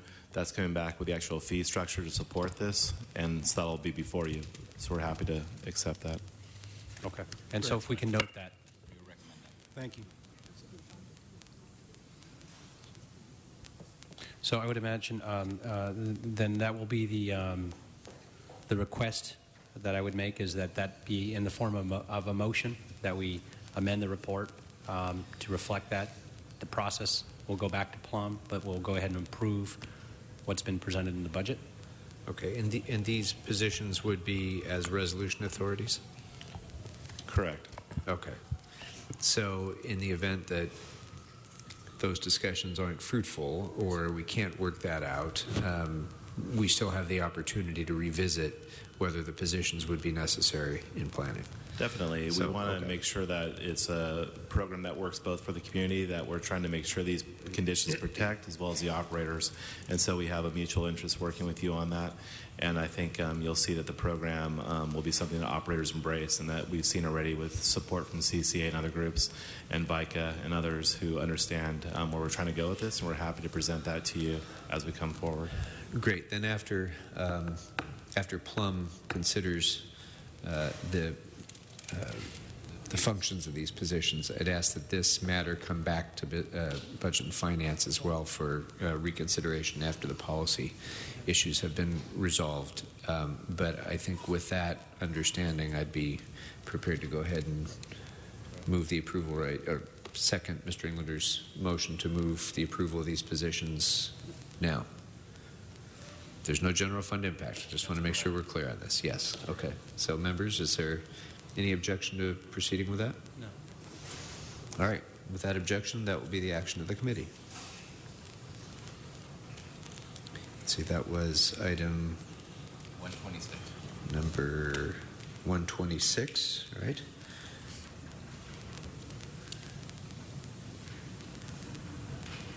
So items 121, 136, and 137 all have monetary impact. So, members? I don't necessarily agree that 121 has a monetary impact. What we're looking for is the ability to create but not fill the position until we get the funding in.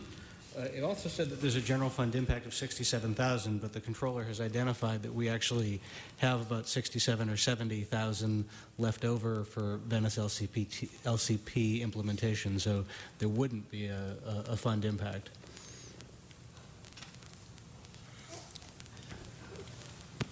Okay. Mr. Santana, do you have a thought on that?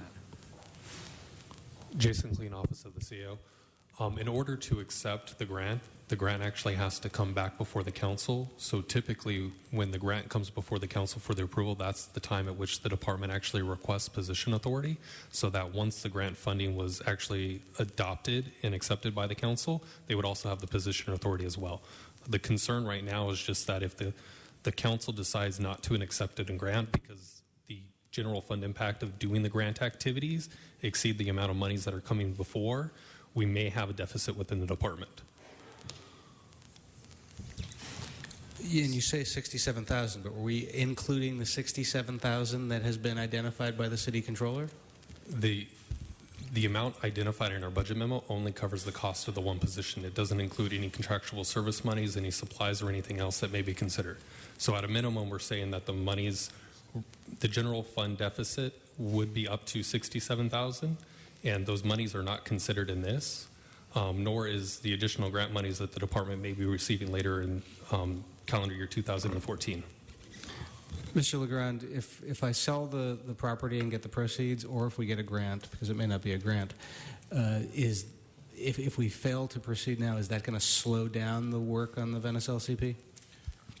Mike LeGrand for the record. We believe that the initial grant money from the State Coastal Commission would allow us to get started on the program, and we're ready to apply for grant round 2 of the grant funding, and we feel that one of the problems we have is having to come back before this body and having to come back and request the funding and the timing it takes. This program is very short in terms of the time we have to utilize the grant. It just jeopardizes our ability to deliver the LCP on a timely manner. So we prefer to actually have the general fund reimbursed once the grant comes. We feel pretty confident on our ability to be successful in this grant due to the nature and the size of the coastal zone in Los Angeles. Well, then I'd like to make a motion that we do grant the resolution authority to create the position. I'd also ask CLA to include in that motion that we allocate towards this the $67,000 left over from the previous attempt at a MSLCP that was identified in the Controller's Special Fund report. Okay. That should make it neutral. So that can be added to our motion list. I'm sorry, which number was that, Mr. Bonin? 121. 121. Okay, so 136, that leaves 136 and 137 members. Mr. Blumenfield? Well, I think the 136 is important to consider. Is there any way to do it without, I mean, the idea of it is to save general funds over time because you do this study to reduce our impact on general funds and being compliant with all of the new SB 375 and new CEQA, different types of requirements that are out there. So I think it's an important thing. Is there any way to do it within special funds and not have to go to general fund? Alan Bell, Planning Department. One of the options that may be available, since all of this relates to transportation metrics, looking at shifting the metrics in terms of how we measure traffic impacts, it may be appropriate to look at Measure R funding. Our mobility plan 2035, that is currently funded with Measure R, so in lieu of the general fund, that may be an appropriate funding source. Well, I would move that we do that. I mean, I think it's an important measure. It's a big chunk of money, and if there's any way to do it outside of general fund, I would say we should look toward that. Okay, so then if we're going to make a motion to potentially fund that unit, then the motion should also include a report on recommendations for non-general fund sources of funding as well. Okay. Jason Klein, Office of the City Administrative Officer. For the record, we're also looking into the feasibility of a CEQA mitigation fee. Every other city in our peer city review is charging a CEQA mitigation fee, and the CEQA mitigation fee would cover the expense to actually update our CEQA guidelines within the city to make sure that they're compliant with state law. So this is a fee that we anticipate will be incorporated into that, and that will be reported back to the Plum Committee later this calendar year. Very good. So when the CLA prepares recommendations relating to that motion, we should take that into account as well. Okay. 137 members. I'm not sure who requested this one. I don't recall if it was me or not, but I certainly would have if I didn't. It's a high priority for me and for a number of the neighborhoods, both in and outside my council district.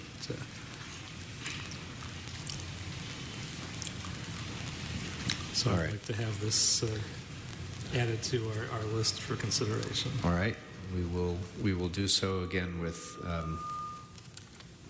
consideration of all potential funding sources, including non-general fund sources as well.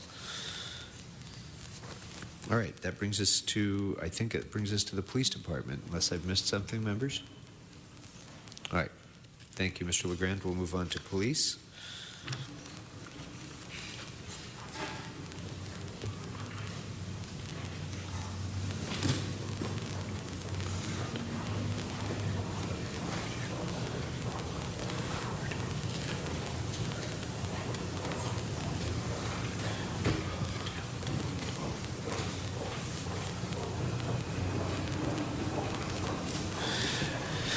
Members, as I quickly review this, it appears that memo number 1 relating to contract DNA testing, number 8 with regard to the Powell's Youth Center funding, number 35 regarding the Reserve Officer Program, number 42 relating to starting salary, 51 relating to debt financing of overtime, and 123 dealing with sworn overtime, all appear to be informational. The reports themselves appear to be informational in nature and would be appropriate to note and file, unless members would like to raise a few. Mr. Englander.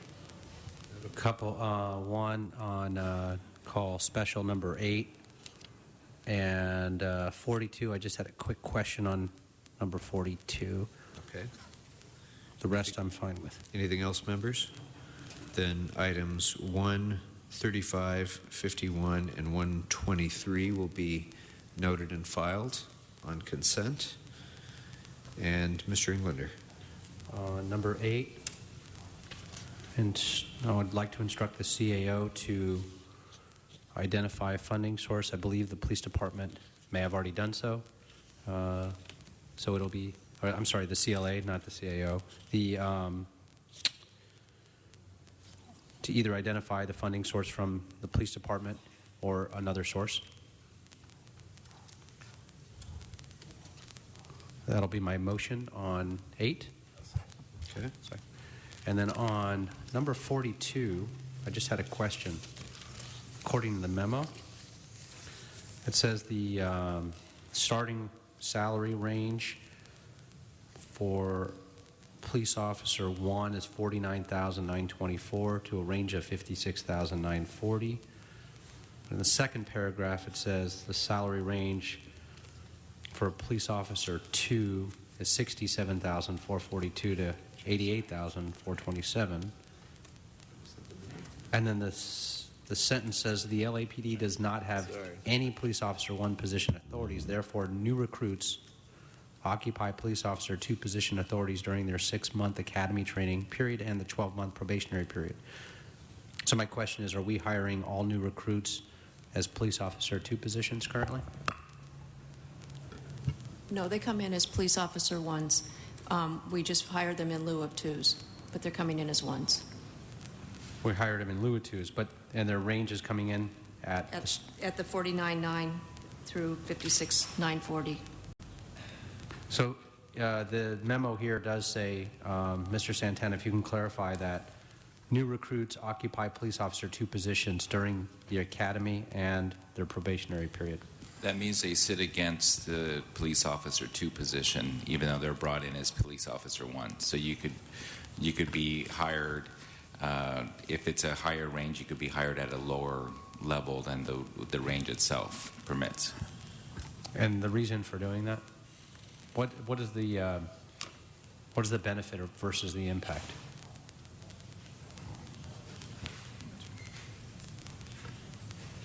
Ed? Councilmember, because their promotion to police officer 2 is automatic at the end of their probation, we budget only for the 2-level position. They sit against that position at the lower level until they're finish their probation, and then they automatically promote. That's why there are no police officer 1s in the budget, because of that automatic promotion requirement. Does that make sense? Yes. Okay, thank you.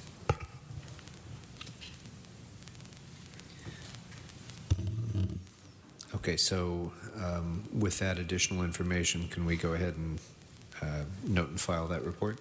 Yes. All right. We shall do so. It brings us to number 81. This is regarding the additional funding requirements for positions in police and fire relating to the Special Olympics. I guess my first question, as I haven't had a chance to dig into the detailed explanation here, but I'm wondering how the estimate of 6 full-time positions was derived for these 2 events. It seems like a lot of work reflected by 6 full-time positions for those 2 events. Those were the positions requested by both police and fire. The police department also has other staff that they're going to be assigning sort of on an as-needed basis to work on that event. And then when it comes to the actual Special Olympics themselves, I believe both departments would be deploying more people. But these are the full-time planning positions to be co-located at the Special Olympics headquarters for this. I understand that distinction. I'm just wondering how an estimate was made that 6 full-time positions for an entire budget year would be required for that workload. It just seems like a lot of time a lot of person hours. This That's is 12,000 person hours. This is the World Olympics. They're expecting it to be the size of. It's a 2-week event, and it's supposed to be a big, huge. They're expecting a very large number of people to be coming into the city of Los Angeles, and venues basically essentially the same as the Olympics. So. I understand that. Yeah. I guess what I'm asking is, how do we come to an assumption that 6 full-time positions are necessary? Why not 4 full-time positions? Why not 12 full-time positions? What metric is used to gauge for an event, given it's a big event? I understand. How do we determine that our police department needs to add these additional full-time positions? I mean, We could get back to you with. I don't have the specific answer to that question. I know that they thought about what their needs were going to be in terms of the overall planning for the event, and it's for the police department. It's only 3 positions. It's the police commander, a management analyst, and a clerical position. There's going to be also require a lot of tracking of the time involved, also, which there's going to be a full-time job for that management analyst, because we're hoping to get out the money to get reimbursed for the cost of the entire event.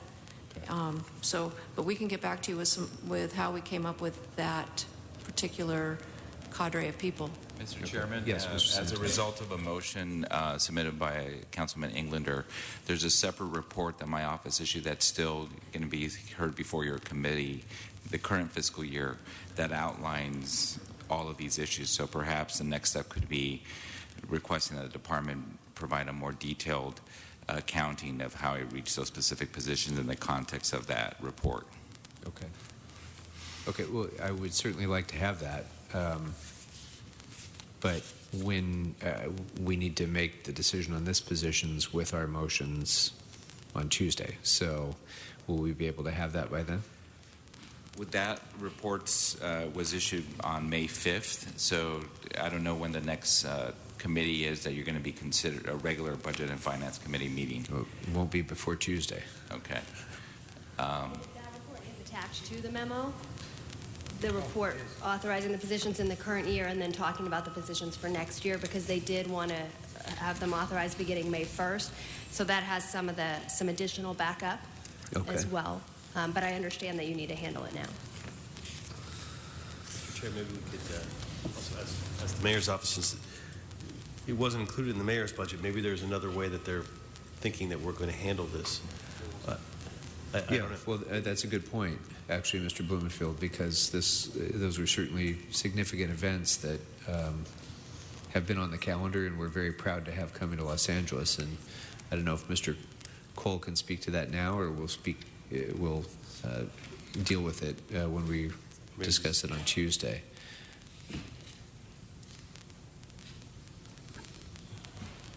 We agree with the CAO that this is a significant amount of work, and it has to be done.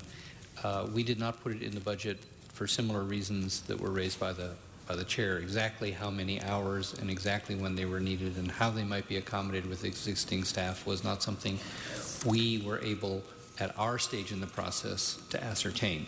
So it does sound like the schedule of putting that whole plan forward is a good one, although then the funding issue unfortunately follows the adoption of the budget. Right. Okay. Mr. Kretz? So are you suggesting that an option would be also looking at whether we can do this within existing resources, hence the lack of funding? Well, how much can be done within existing resources is the question. Probably not 100%. Whether the exact amount that can't be accommodated is 6 full-time positions for the entire year is not a question we were able to ascertain before putting the budget to bed.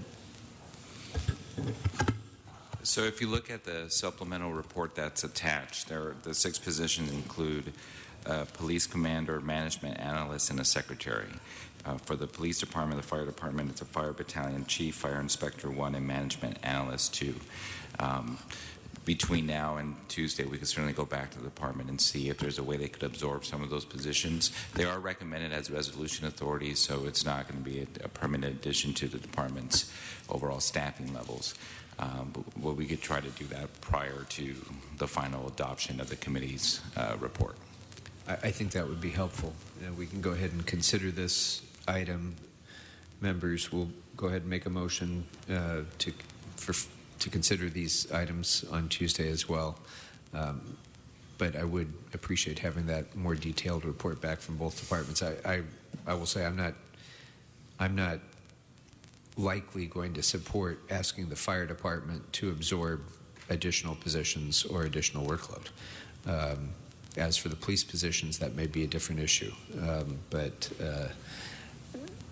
I'm not going to ask the fire department to absorb more work without money. So, any other questions on that, members? Okay.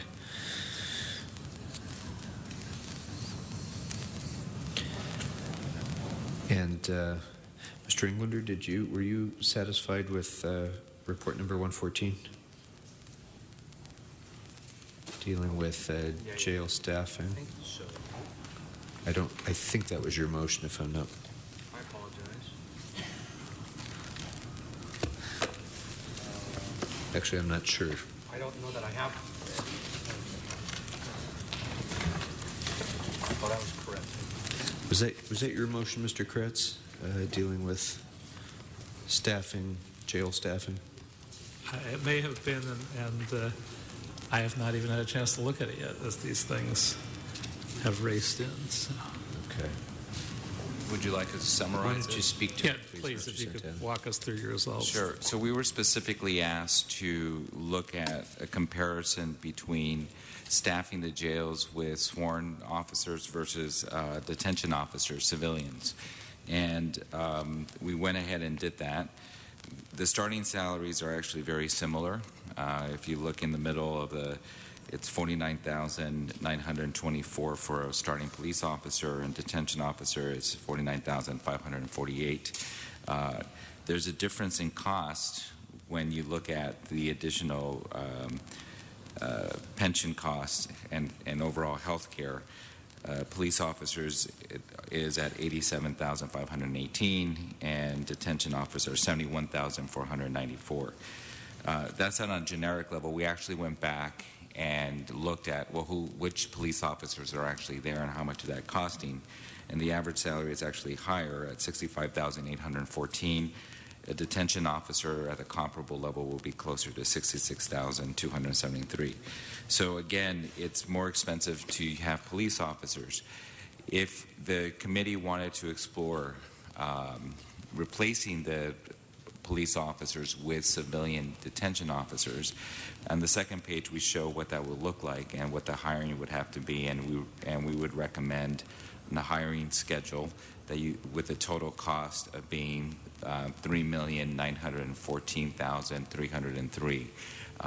Of course, the costs are significantly less with new hires because of the new pension tier, which is at almost 20% of salaries compared to Tier 1 employees at 28%. If the committee were to explore that, obviously that would be an additional cost to the general fund unless it made a corresponding reduction to the number of new police officers hired. So that summarizes the overall report. Well, and to Mr. Englander's point earlier, it might not even be an exactly commensurate amount of officers that would have to be reduced, because this assumption of this memo is that the starting salary for police officers is $49,900. That would be a police officer 1 position, correct? Right, and that's why we went back and actually looked at the police officers currently there and determined what their salaries is significantly higher at $65,814. And so we did apples to apples, both at starting as well as apples to apples of detention officers versus police officers who are currently there now. Right, but the question would be if you could hire first-year detention officers at this $49,000 salary, then you have a savings of $15,000 a year Right. just in salary, That's correct. as Plus well the as pension. significantly increased pension costs for the police officers. That's correct. And if we replace police officer 2s who are now in the jail, put them back in the field, and reduce the hiring of police officer 1s, presumably we could staff the jails with civilians, civilian jailers, get those more experienced officers out on the street, or the higher cost officers on the street, and reduce the number of police officer 1s that would be incoming as new hires. That's correct. I mean, obviously, that would require us to subtract those from the magic number and recognize that a jailer versus a sworn officer that's costing us $15,000 or $20,000 more is a savings and something we need to implement as an efficiency, and that we're not losing any service, we're just losing the number. I mean, certainly I would direct us to do that given the opportunity, to save the city money for the exact same service that we get. So Now, in fairness to the chief, when he was here, when he was asked specifically in relation to this question, he did say that while it's not his preferred option to have sworn officers in the jail, he would continue doing that because it maintains capacity of the overall workforce. in terms of an emergency response, That's which correct. I think it could not be more absurd. The difference between us having 10,000 officers that can respond in an emergency and 9,900 officers, and the odds that that ever makes any difference to us at all, I think has got to be close to zero, if not zero. But the fact that we would save a substantial amount of money immediately and on an ongoing basis, we're just throwing out money, having sworn officers in the jails. So it's time we say the emperor has no clothes. This is a ridiculous policy, and just make that change and save, I don't know how many hundreds of thousands of dollars. In essence, free money, no difference in service. Having officers out where they belong and having civilians where they belong. And in fact, it doesn't even arguably reduce surge capacity or anything else, because the officers who are currently on the jail will be on the streets. So even with this change, with no reduction in the size of the department at all, there still is a savings realized. Unless I'm not understanding Unless we had a policy in an this emergency clearly. that we leave the jails without anyone to run them, which I can't imagine is anyone's policy, that jailers all run out and join the surge capacity. I think you're absolutely right. There should be zero difference in surge capacity. Because those officers who are currently serving as jailers will then be brought into patrol duty or other things to replace new hires that can be deferred then. And so it doesn't impact attrition at all. Anyway, so Mr. Kretz, then you want I would certainly move that we add that to the list, if not approve the policy now. Well, I'm certainly not prepared to approve it now, because we would need to have a hiring plan come back, as Mr. Santana had mentioned. Hey, it was worth a try. And it's Nice try. And it's probably about a $4 million difference. Yeah, right. I don't know that we could bless that right now, but Right, but I do think we need to consider that as part of our discussion on Tuesday. Or an alternative is if this is a... Wait, Ms. Kelfine, can we bring her mic up, please? It is, if you consider this a major policy issue, this is something that could be referred to committee and take it up in the context of that policy discussion and just take it out of the budget discussion. That's an option for you. And maybe we identify the cost of the detention officers in the UB, and then we make a determination of how best to dole that out when we resolve that policy question. Is that a possibility? That's a possibility. Well, I guess it depends, because you do have money set aside for police hiring in the UB, so it depends if you're going to make a corresponding reduction to police hiring or not. So it needs to be reconciled, but there's the question still remains: is a consideration to increase detention officers and maintaining the police hiring schedule at the same level, in which cost you would have to put an additional amount in the UB. If the objective is to reduce the police hiring plan according to the 87, so that you could replace them with civilians, then the amount that you have in the UB covers that cost and probably more. I think that would be the plan that we're discussing. Mr. Englander. I would suggest that since the money is set aside for new hires already in the UB, that this discussion take place in the policy committee, which is not public safety. It should be the budget and finance committee. If it needs to go to public safety for whatever reason, I'm on both, so it doesn't matter. But I think to maintain the continuity of this conversation, that it remain in this committee, but after the budget, we'll have time to discuss it and do a deep dive into it.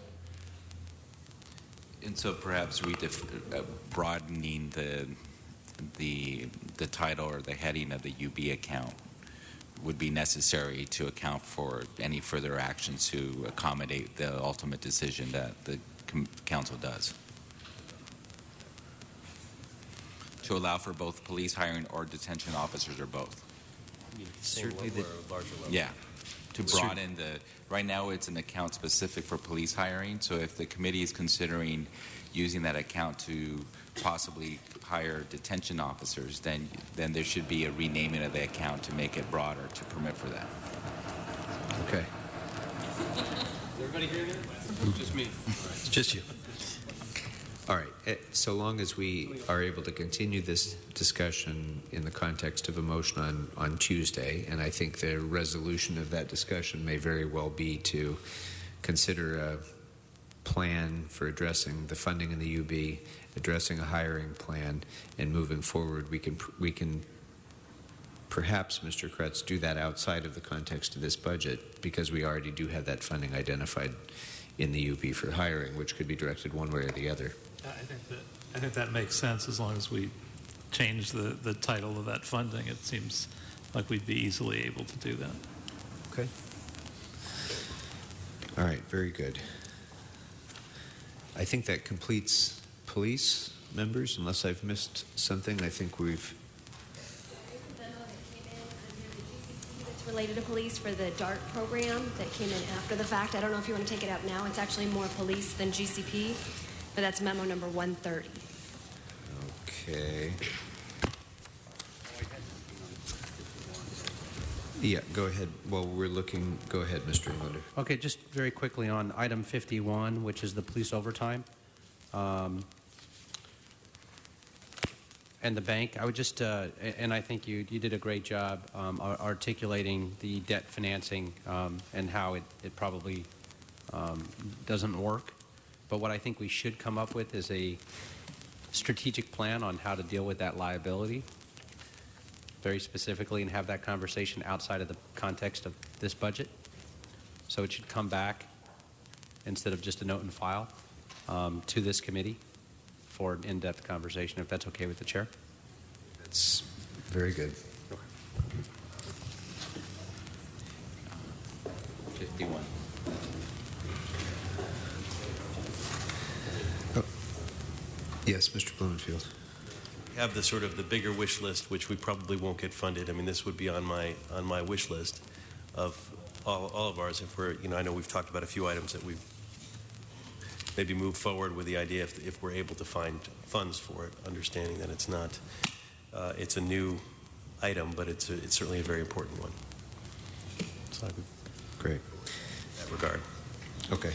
So going back to the GCP members, and we're not going to hop around like this, but this is more related to police. Item number 130 is the domestic abuse response team funding. That would be report number 130.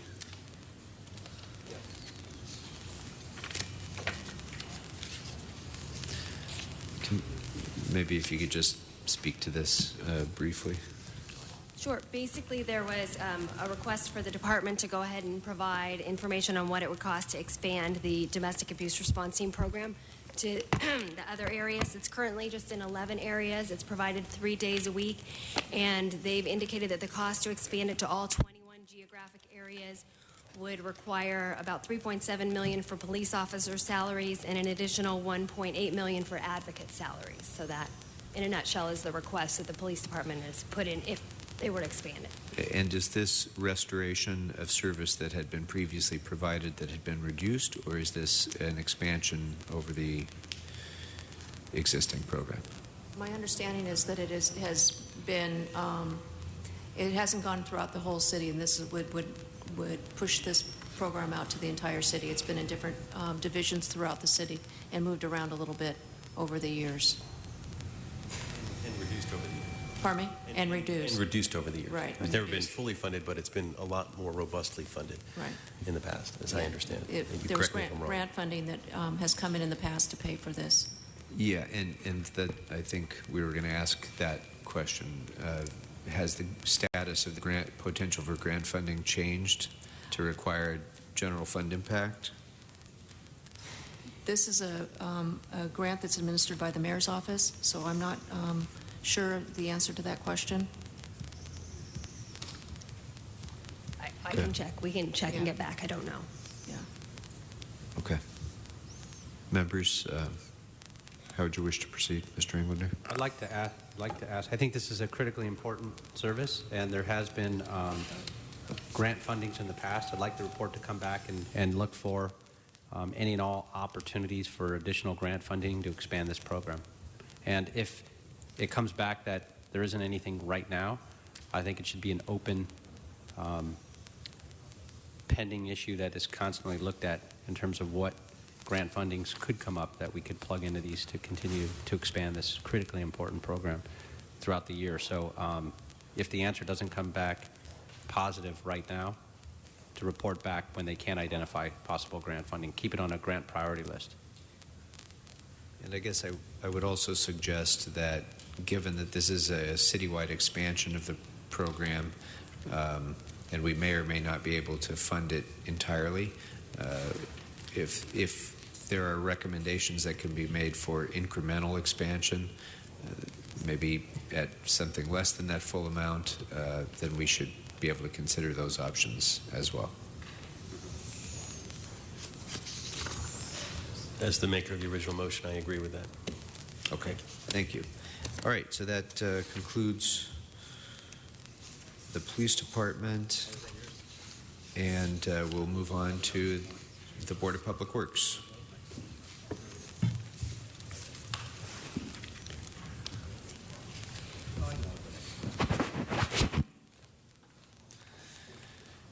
So, members, report number 108 deals with realignment of GCP funding to offset reductions to graffiti abatement. That appears to be informational only, and we can note and file that unless there's an objection to doing so.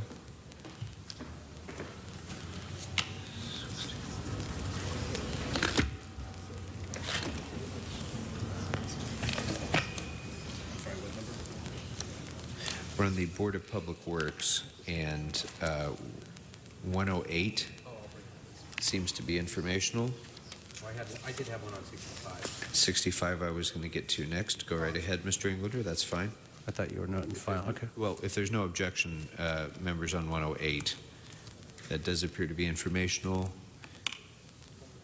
And we're going to deal with 65 in addition, which also has to do with graffiti abatement. So it would simply be a motion for restoration of those critical funds for graffiti abatement. Now, while it's not, let me clarify that.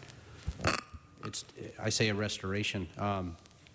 It's technically $1 million, I believe, down from last year's funding. However, last year's funding was a bump up of $1 million from the previous year. So, but in any event, if you want to address that, that'd be great. It was a bump up from the previous year, which made up for cuts of $500,000 each for the 2 years before that.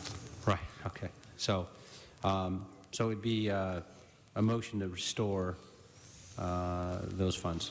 Second. And by the way, it should be noted that the demand is probably going to increase in part because of the mural ordinance, and murals being a favored target of vandals and a much harder thing to abate. That's going to increase the costs even further still. Just a question on this. Totally agree and want to see the maximum amount we can in graffiti removal.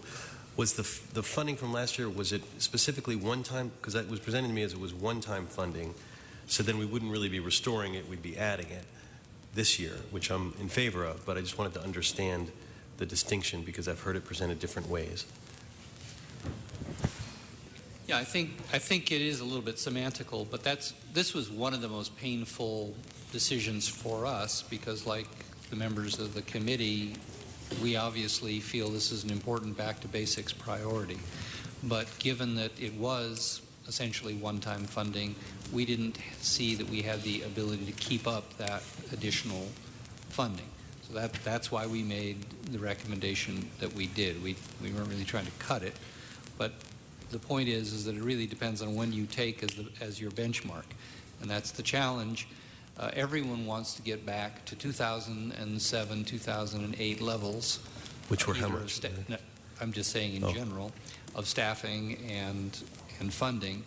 And if we were at 2007 and 8 levels of staffing and funding, we wouldn't have the problem we have today. To put it in context, last year the city received an unanticipated increase of one-time money due to the dissolution of the CRA. And so these were additions that were made once those new one-time dollars were received. And at the time, it was a one-time contribution to enhance graffiti removal. But it was as a result of that unanticipated new revenue. So is our motion to put in another one-time bump, or are we increasing the baseline? Would be a question to the Ms. Calfine. I don't know if that's a technical question. Whether it's one time or not, that would be determined in subsequent years. If the desire is to increase the amount, that could be something that's on the wish list, and then through subsequent budgets, if that's something that's funded, then it would probably be up for review each year. Right. Okay, so there's no special distinction. Mr. Englander. I would just ask that when this item comes back, that we look at other funding sources other than the one that are listed by the department. The ones that were listed by the department are really earmarked specifically for other street services, repair. These are depleting revenue streams such as gas tax, and not really from my perspective, the intended use. So even if it needs to be general fund, so be it. So I would look for other possible revenue streams that would either have more of a nexus and or general fund, worst case. Right. Thanks. Okay. Anything further on this, members? All right. We'll add that to our motion list then on 65. And that brings us to contract administration.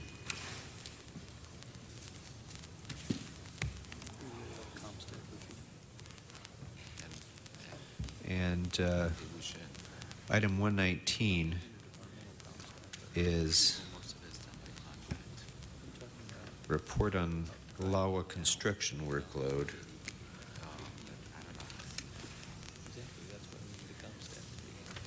So this calls for positions to be restored without funding. It appears to have no general fund impact. And if there's no objection, members, I would propose that we simply approve this matter and restore the positions without funding.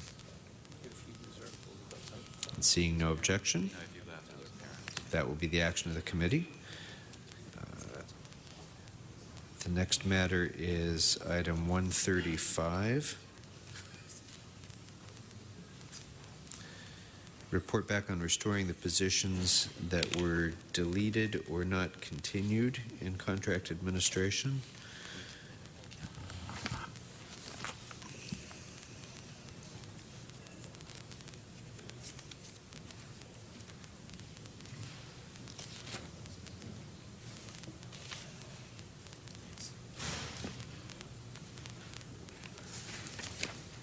Members, any motion on this?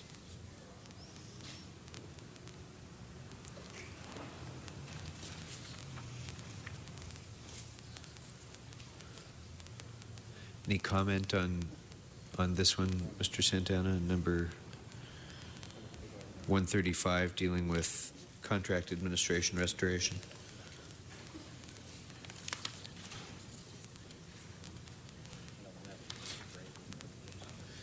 So the issue here is whether they would be assigned to reimbursable construction projects or not, I gather, as to whether there's an impact on the general fund.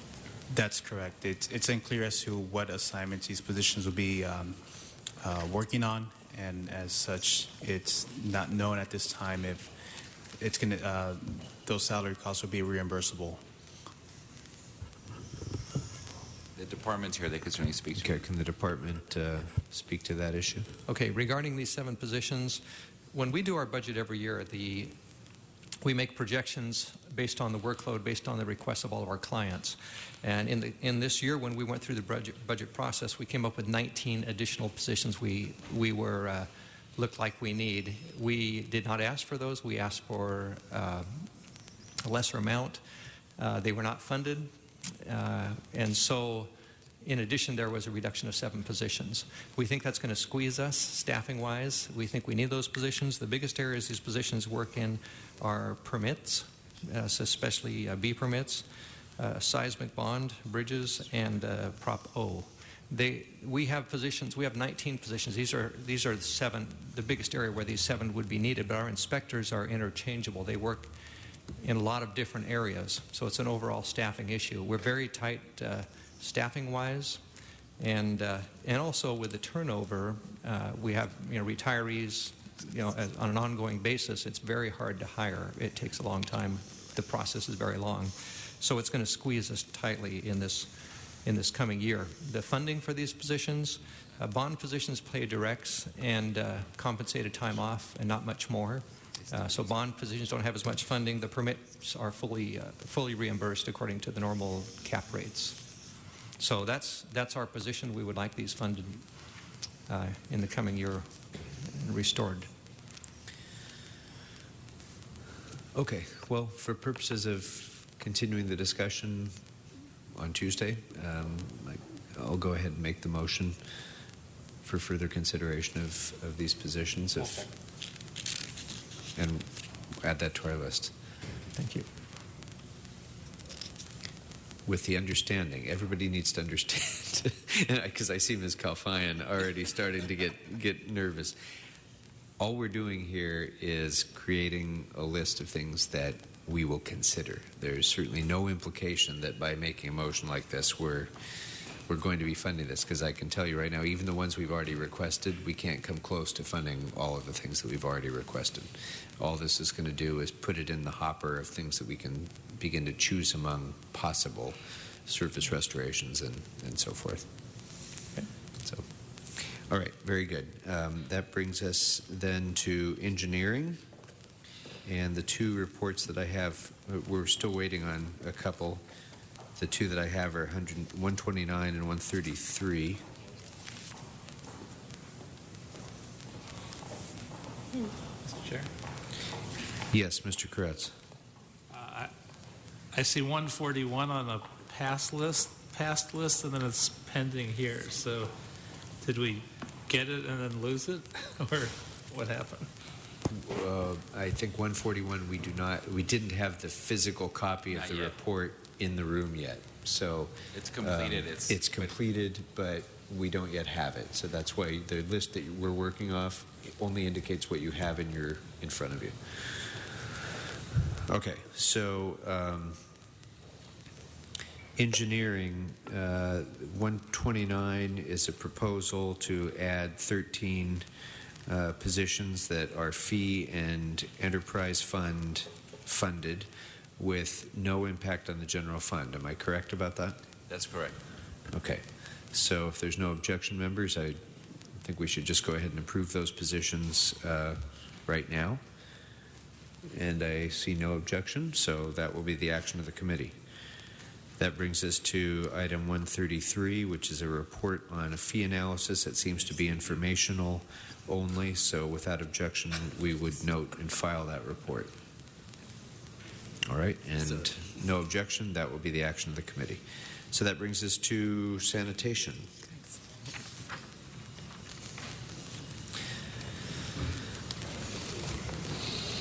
I'm sorry. Members, on sanitation, items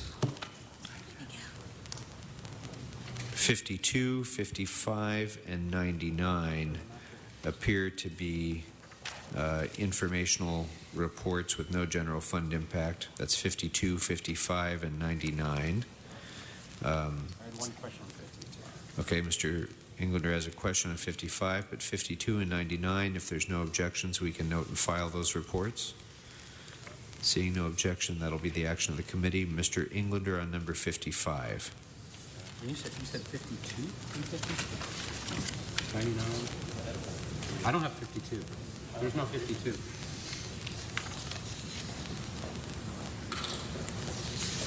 You must be working off the 228, Mr. Bonnett's 228 report instead of our 224 report. There's no 52 yet. See here. Okay. 55.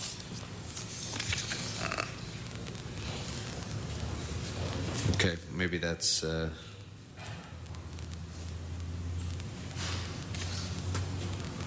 Not that I object to 52. I don't know what it is. We don't have it yet.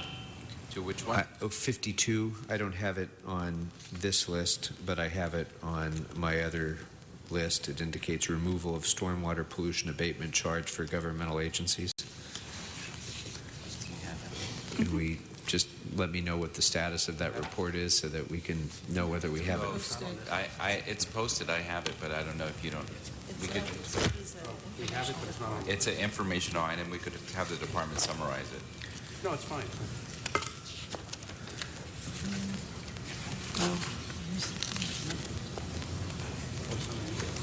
So it didn't. It's apparently not listed on the table of contents, but I believe we do have it before us, and it's an informational report. So it was just missed on the table of contents. It looks like. Question Mr. about Bloomfield. it. Do you have a question about it? Yeah, this was one that I had raised about basically putting on the stormwater where we currently don't charge a fee to other governmental entities, where we charge it to private sector and everyone else. And there's a lot of money that's being lost off the table, and basically, in essence, we're all subsidizing all those other entities for good stormwater when we need this kind of stormwater money for cleanup and remediation and all those other good things. So looking, I'm just sort of quickly looking through the report, I guess it seems that the only way to really make it happen is through something on the ballot. Is that what I'm understanding from here?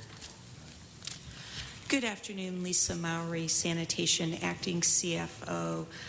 Correct. The stormwater pollution abatement charge is subject to Prop 218, and it's full Prop 218, unlike some of our other fees that are only subject to the notification and the hearing provisions.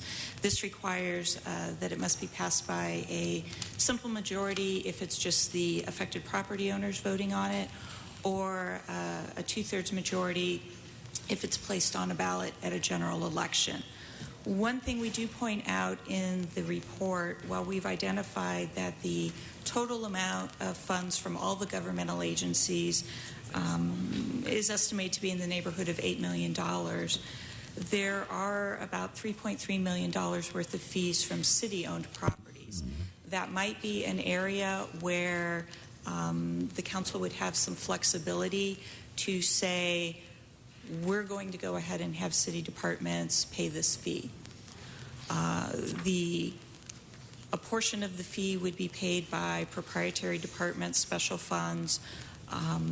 There is a portion of it that would be related to departments that are general funded.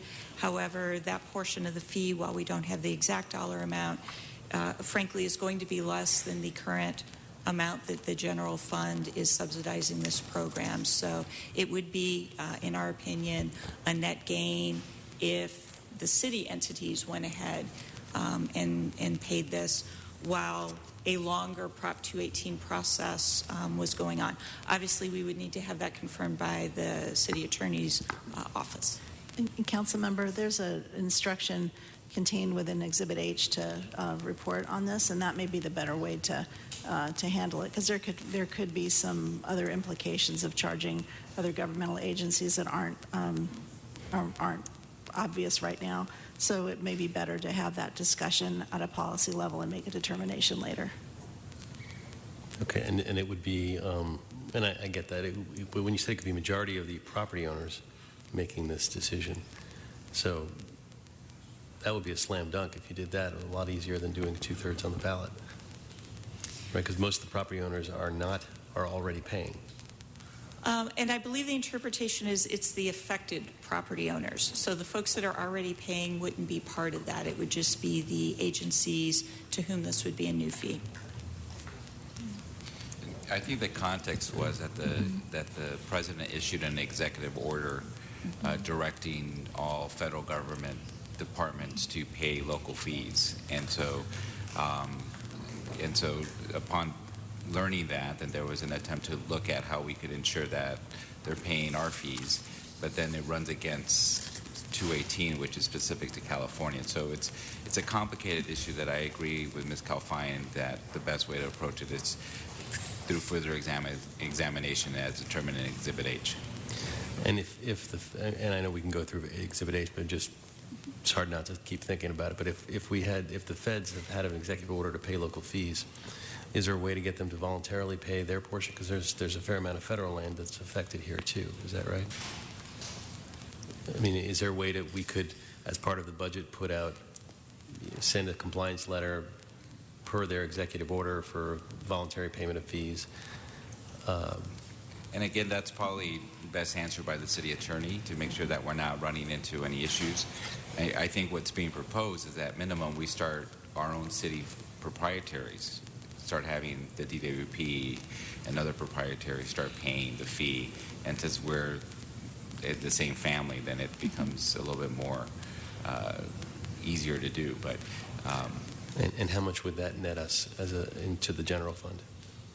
The estimate for the proprietaries is about $2 million. For the council-controlled, it's $1.3 million, and that's a mix of departments that are special funded and general funded. We don't have enough information now to do a more detailed breakdown. So is this an action that could score us revenue in this budget if we took this on the proprietaries, made this action, would that score us $2 million in this budget? Potentially, yes. Well, so I think it's something we should look at. Rather than note and file it, I think we ought to, I don't know what the appropriate step is. You're saying in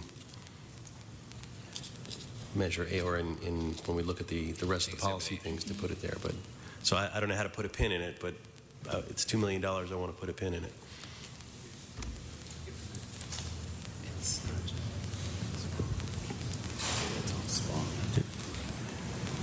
Given that it's important to point out, it's not a general fund. It wouldn't be a general fund contribution. It would go to the SPA, which is the special fund. So I mean, I'm not saying it's not worth doing. It's just that it doesn't. I thought it doesn't that was a way help deal with that your wish list. we were getting general fund out of this, but you're saying no. It's going to the SPA. It's still worth doing. And if you actually impose it on council-controlled departments, then it'll be a general fund minus. Yeah. Right.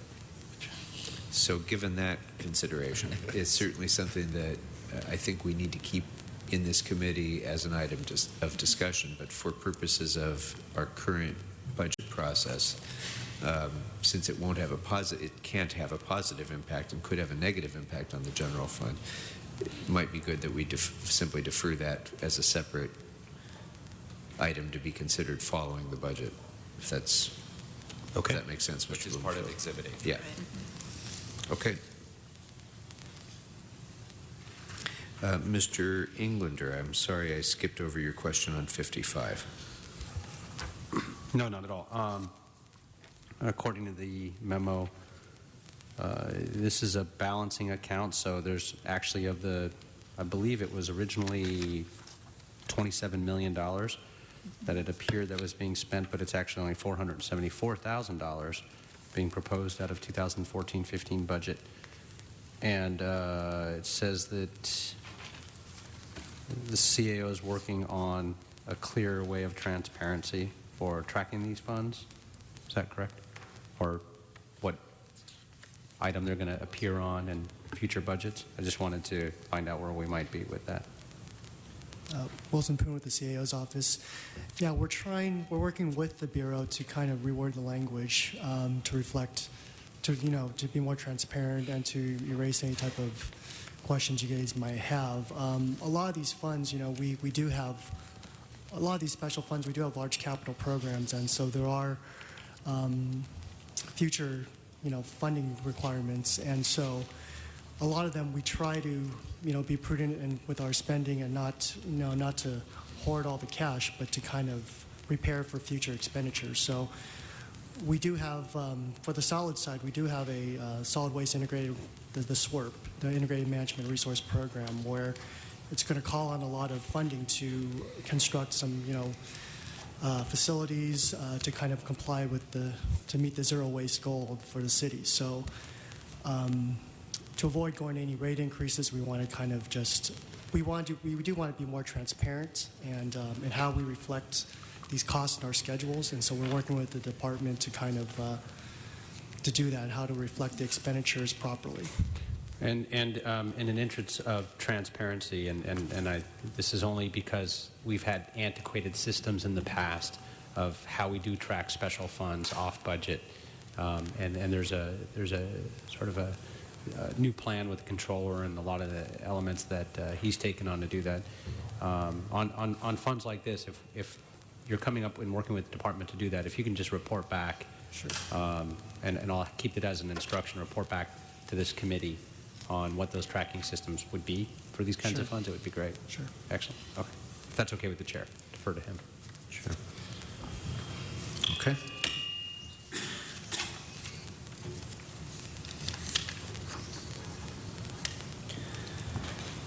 Okay. So that then brings us to. Did we do 77 already? 77 is an addition of 2 positions. There appears to be no general fund impact. This is to support the bulky item program. And members, if there's no objection to that, I would move immediate approval of those positions. These are special funded positions. That's correct. They're special funded. So, any objection, members?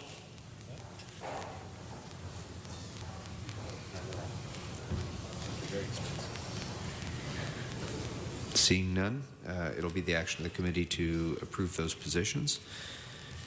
Item number 70 relates to service impacts related to add-backs. What is that? Report back in a nutshell. This relates to the restoration of just over $900,000 in SPA salary funding that sanitation has requested. The focus for the funding is to be spent in 3 areas.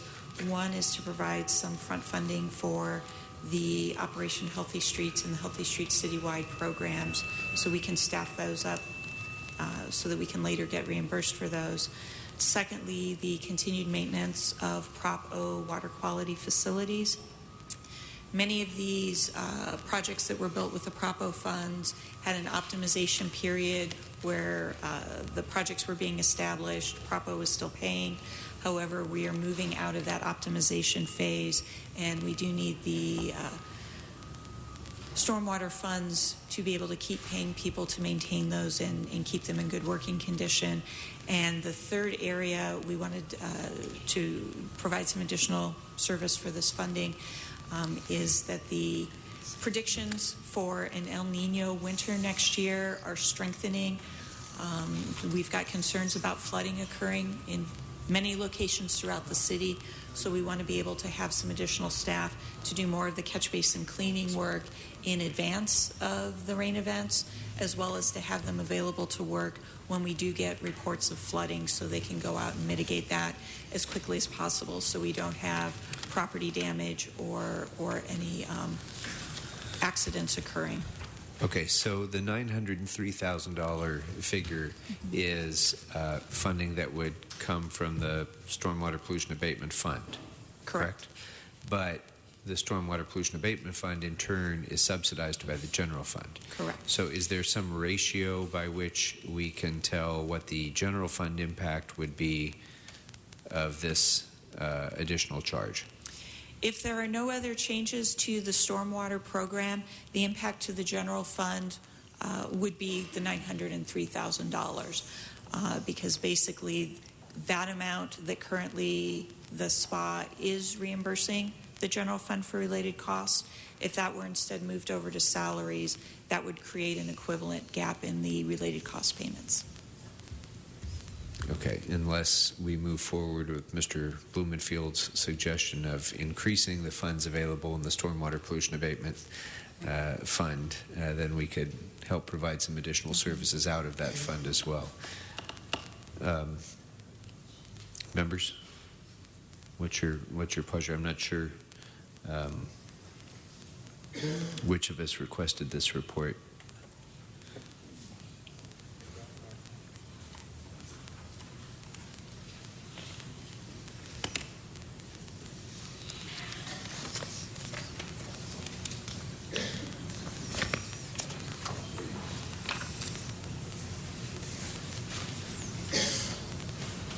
Well, while we're considering that one and whether someone wants to make a motion, let's just hold that one for the moment while you're looking at it. I want to go to 93, which is the Lifeline enrollment and recertification, which is going to cost an additional $790,000 to the general fund. This is something that we've talked about for a good long time, and the Bureau's acted on it. Council has instructed action on it. I'm just wondering why we didn't budget sufficient funding to, in fact, do the recertification and enrollment. Why is it that we're having to come back and fill a gap? So the last time we did the recertification, because it was the first time sanitation had taken over that responsibility, it was pretty much a one-shot item. And then in the subsequent year, we weren't having to do the recertification, so we only do it every 2 years, so there was no funding for that. And then the year following that, the current year, we haven't been able to do anything regarding the recertification while we've been waiting for the billing system changes to stabilize. What is going to be happening going forward with the recertification is it's going to be occurring on a more continuous basis. So individual customers will have to be recertified every 2 years, but it will be spread out. And so that's what we want to do with this, is to start getting that funding to pay for the recertification, not have it all in one lump, but have a portion of it in fiscal year 14-15, the remaining part in 15-16, during which time we would work through all of the customers in that 2-year period.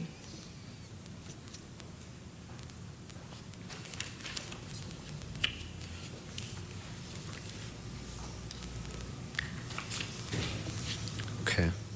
Yeah, Mr. Kretz. So it's not funded currently in the budget, right? Correct. So what happens then? If it remains unfunded, what's the ramification? If it remains unfunded, technically we can't go through and do the recertification.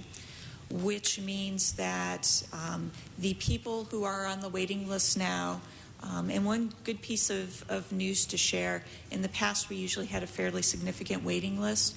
Now it's down around 2,000 people, so that's been a big improvement.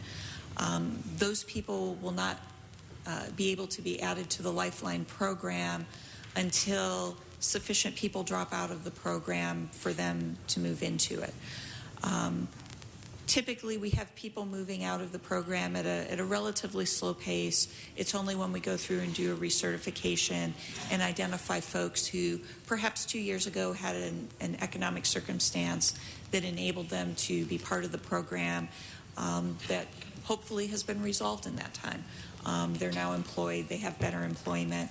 They no longer need this Lifeline subsidy, but until we go through and do recertification, they don't get removed from the program.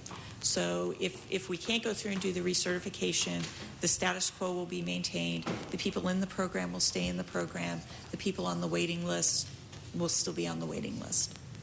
Any chance we actually get more people that are dropped off than just the 2,000, so we actually would be able to save some money by not having to provide the service to some folks? I would say there is a chance that we will drop below that 51,400 cap that's been set. The fact that there are only 2,000 people on the waiting list is, to me, an encouraging sign. The economy's getting a little better. There aren't as many people applying for it. So it is possible that if we go through, do the recertification, enough people will drop off. We'll be able to add the folks on the waiting list. We'll still have room under that cap, which saves the general fund money. How much that is, whether it would offset the recertification process, I don't know if it would be that much, but it would certainly contribute towards that. So should we be factoring some portion of that in as we look at this issue? Well, it's important to clarify that there is $400,000 in the UB for some element of the recertification. So is this item asking for further funding for that?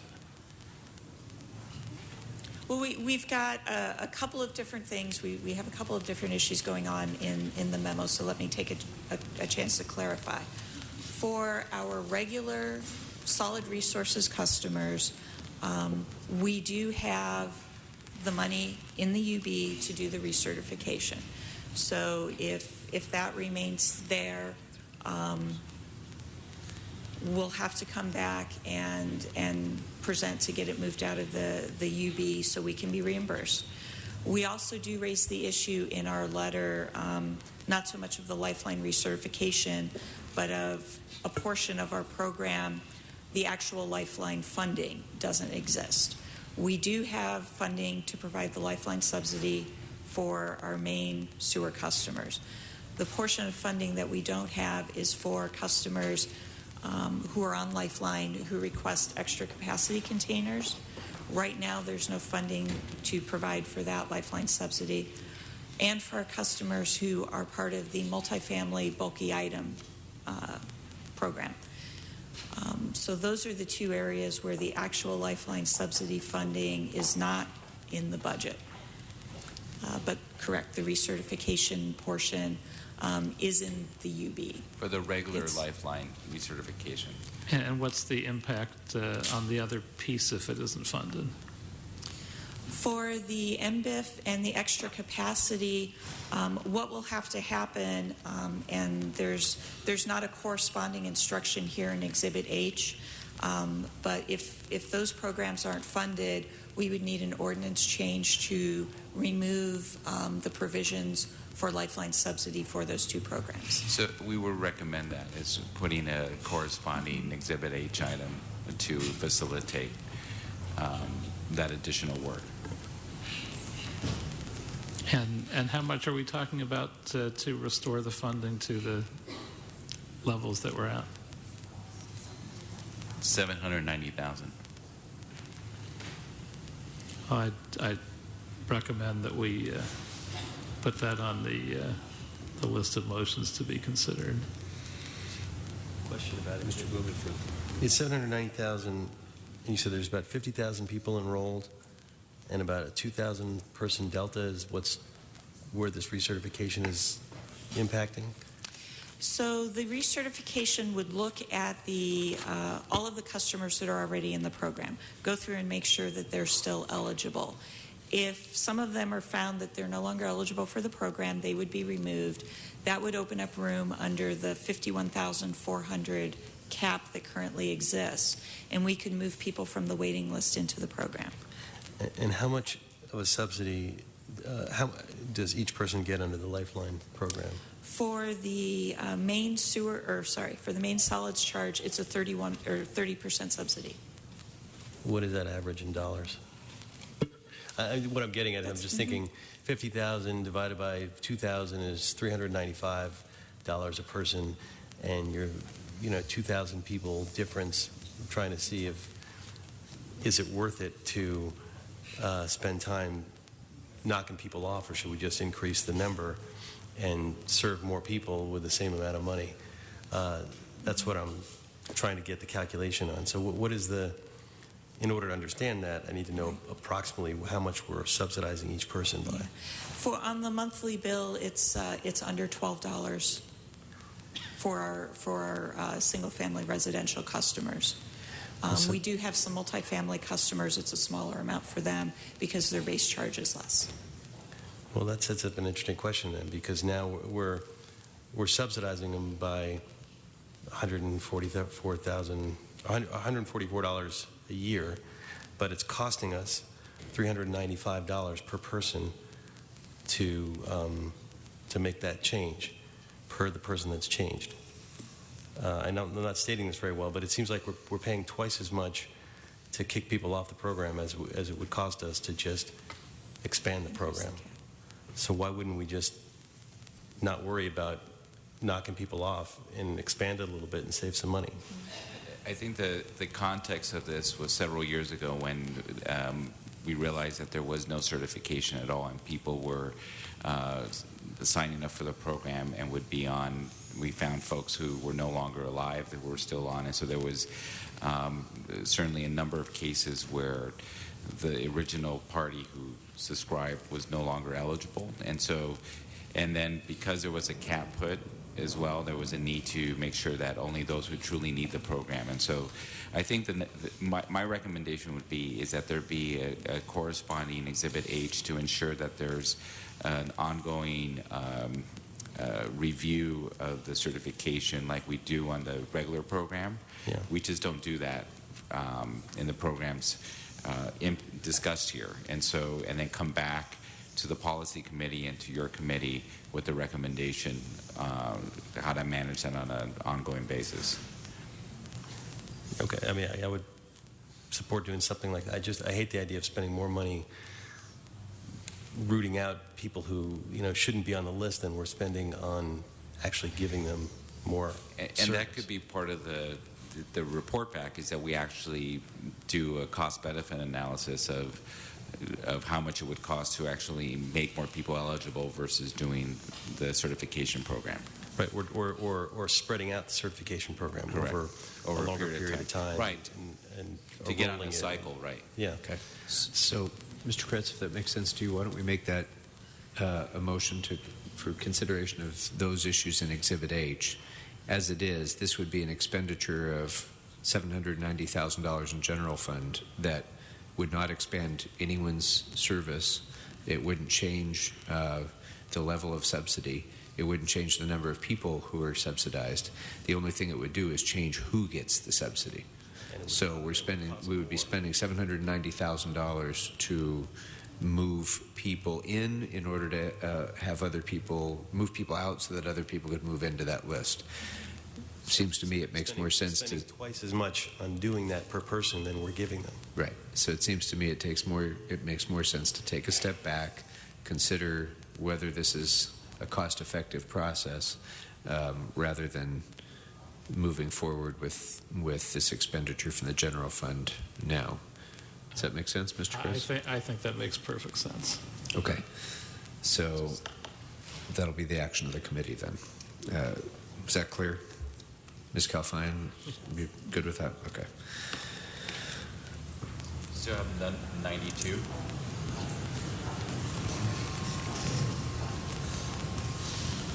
92 is a report back from the department regarding using their salary savings rate. This is something my office would recommend as a way of not adding additional positions for the Healthy Streets Initiative. So your recommendation, Mr. Santana, is what? It's to proceed forward with reducing the salary savings rate so they could use existing vacancies as opposed to having additional positions added. Very good. And that was the department's request. Any objection to doing so, members? Makes sense. If there's no objection, it will be the action of the committee to approve the recommendation.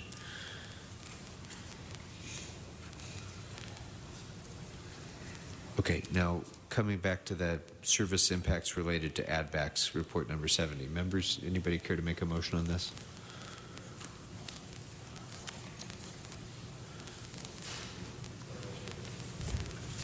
No? Okay. So there will be no motion on number 70. That moves us then to Public Works, street lighting. Did I complete everything on sanitation? Did we miss anything? Oh, which one? Which number? Oh, we'll do that. There's a related item in the UB pertaining to Venice. I don't know if you want to discuss it in this particular item or separate. What number is it? It's item number 112. I'm happy to take it now. Since we have the department here, or we could wait till we Oh, get okay. All right, let's go ahead and do that. Mr. Bonin. Thank you.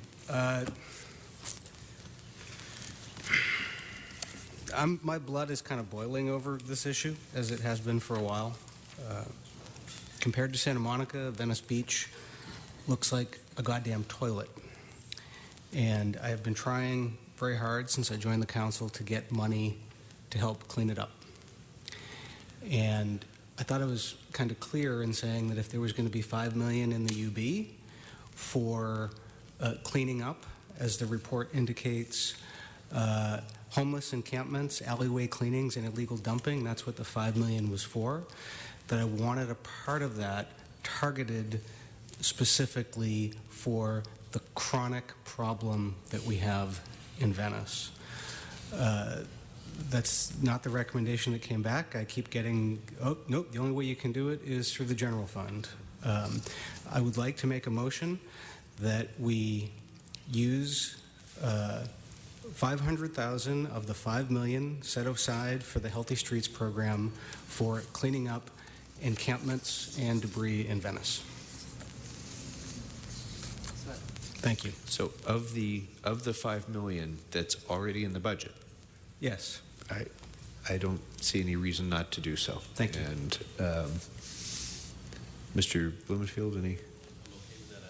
The attorney won't have any issues that we need to think about. But the programmatic aspects of this still need to be worked out to be consistent with sort of other legal issues. I think what I'm hearing Mr. Bonin say is to earmark. Excuse me, Mr. Sayo. Right now, we're cleaning up on about a monthly basis. All I'm asking is that we use this money to do it more frequently. I'm not asking for a new program. I'm not asking for a new bureaucracy. I'm just asking for more frequencies so that the impact can actually be felt and seen. Understood.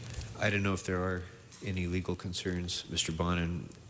I'd be prepared to do this now, but in the interest of those possible considerations, can we hold this as a motion until Monday with the understanding that it sounds like you have a wide degree of support when we consider it on Tuesday? Thank you. I appreciate that. All right.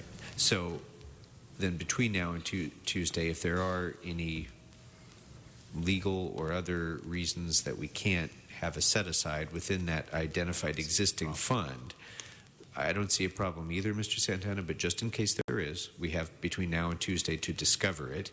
And if there's not, I'm confident that that will be the action of the committee. Thank you very much. Okay. So that now should bring us to street lighting.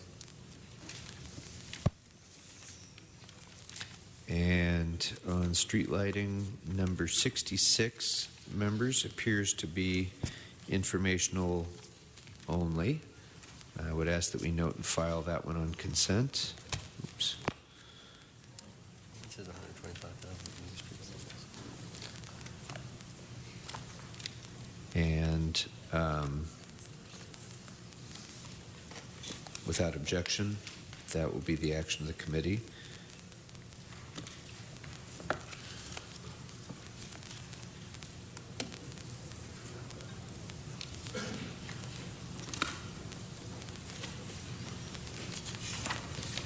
That leaves us with items number 2 and 86.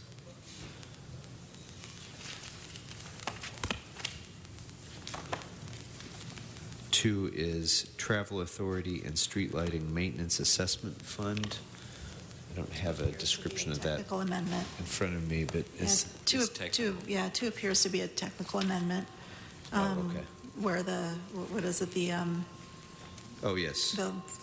the travel authority schedule just needs to be changed. Okay, so that'll be a note and file without objection. That brings us to 86. There needs to be a technical change done to the budget. So, so we'll move the technical change to the budget then, and we can take that action now, members, if there's no objection. So if there's a second to the motion, seeing no objection, that'll be the action of the committee. All right, so that leaves us with 86 on street lighting. And I think we're going to need to hear about this one, because I think there were several options that were being considered here. So if you could just speak to this report, please. Or is Mr. Ibrahimian going to speak to this? Yes. Good morning. Good morning. Good afternoon. Good afternoon. Ed Ibrahimian, Director of Street Lighting. Well, this is the committee suggested maybe we could split the tree trimming allocated money in half and allocate half of it for the CIEP and for the high voltage fire hydrant conversion program that we have. Again, our program is a 3-year program. This year we are doing 1/3 of it, about 1,700. Next year we are scheduled to do 1,700. To be able to do the 1,700, we need $2 million. With the $500,000 only, we will be able to do 1/4 of the 1,700 of those conversions. My recommendation would be to do the 500,000 and also add to it, there's a line item as a reserve fund in Streetlight Maintenance Assessment Fund for $1.3 million. Move that also with the $500,000, then we will be able to keep with the program. Okay, so there would be a commensurate reduction in the expenditure for tree trimming. What would that do to, in terms of service? You mean tree trimming? Yeah, the idea is the $500,000 for the high voltage conversion would come from a reduction in your tree trimming budget, right? How problematic is that in terms of its service impacts? Well, that's a street services question because the money basically gets allocated to street services contracts for tree trimming around street lights. I think that will cut their program in half from the funding that they get from street lighting. And do we know how many they did last year? 5,000. So it will be 5,000 reduction? No, that's the total. Okay.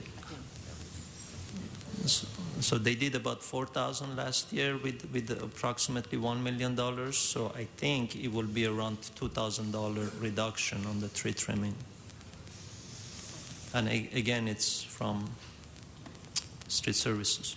It's a zero-sum game, so That's hard to swallow. Except that we're so in need of increased tree trimming rather than reduced tree trimming. So it's a zero-sum game, but it's two very important priorities that we don't want to lose either of them. Mr. Bonin, I think this started with your discussion during Yeah, departmental when this came up, I had noted Street Lighting was actually recommending zeroing out the tree trimming within their budget, I believe, and using it for some capital improvement stuff. At the same time, you had been talking about the high voltage stuff, so I asked for this report back here to give us a couple options of, rather than zeroing out the tree trimming, could it be used to help achieve it? But as you say, it is a zero-sum game.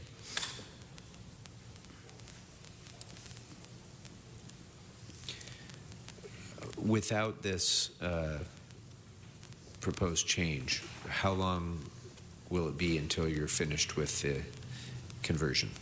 Well, it will extend by another year. It was a 3-year program, but Mr. Chair, we already have a contract in place for the conduit replacement of all 3 years that is in place today with the money that was allocated for us for this year. So we're going to use that. We've used this year, we're going to use it next year and the following year. So now we need the additional money for the material, and just additional money is about $2 million. Now, if there is no money allocated for this purpose, we have to look at the following year. We won't be able to do any high voltage conversions around fire hydrants next year.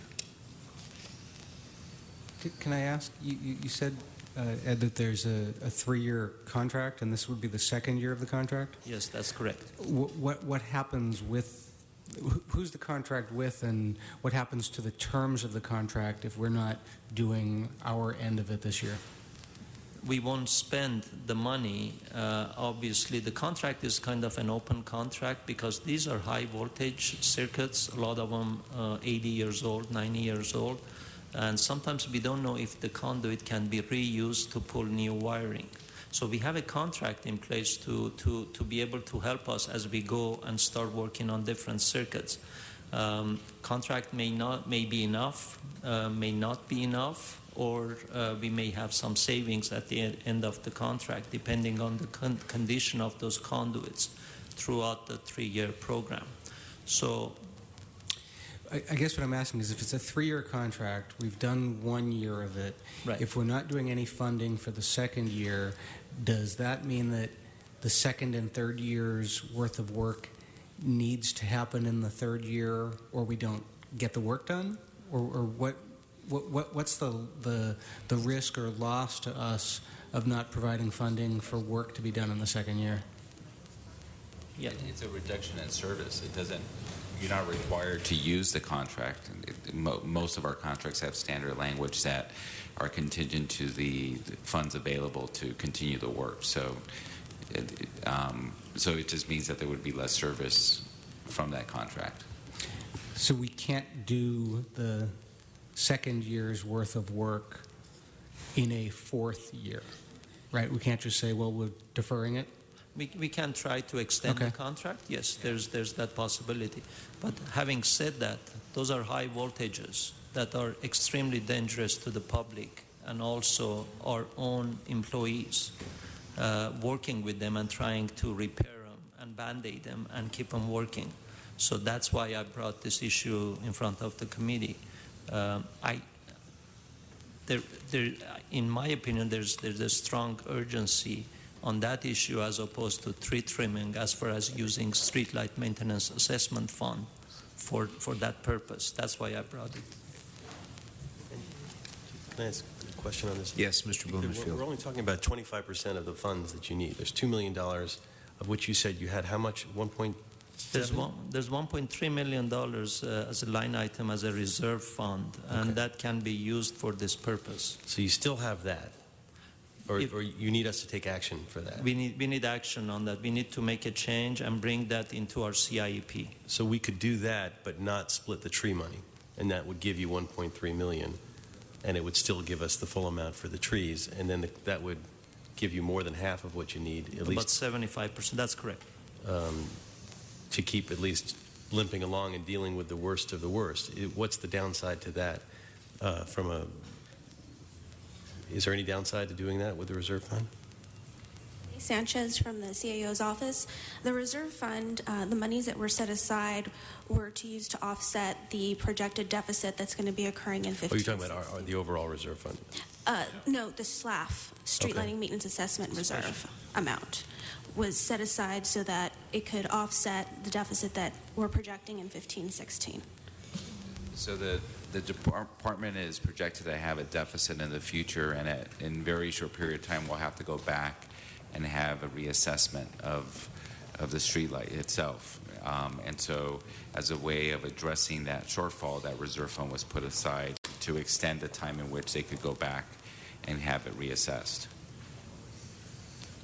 Is there a relationship between the two in terms of if we fix these things, does that create less of a deficit because we have less? It's just the liability? cost, beyond the increased costs, like all other departments and personnel, pensions, healthcare, because their costs are increasing at a higher rate than the assessment itself. That's why they need to go back and do that.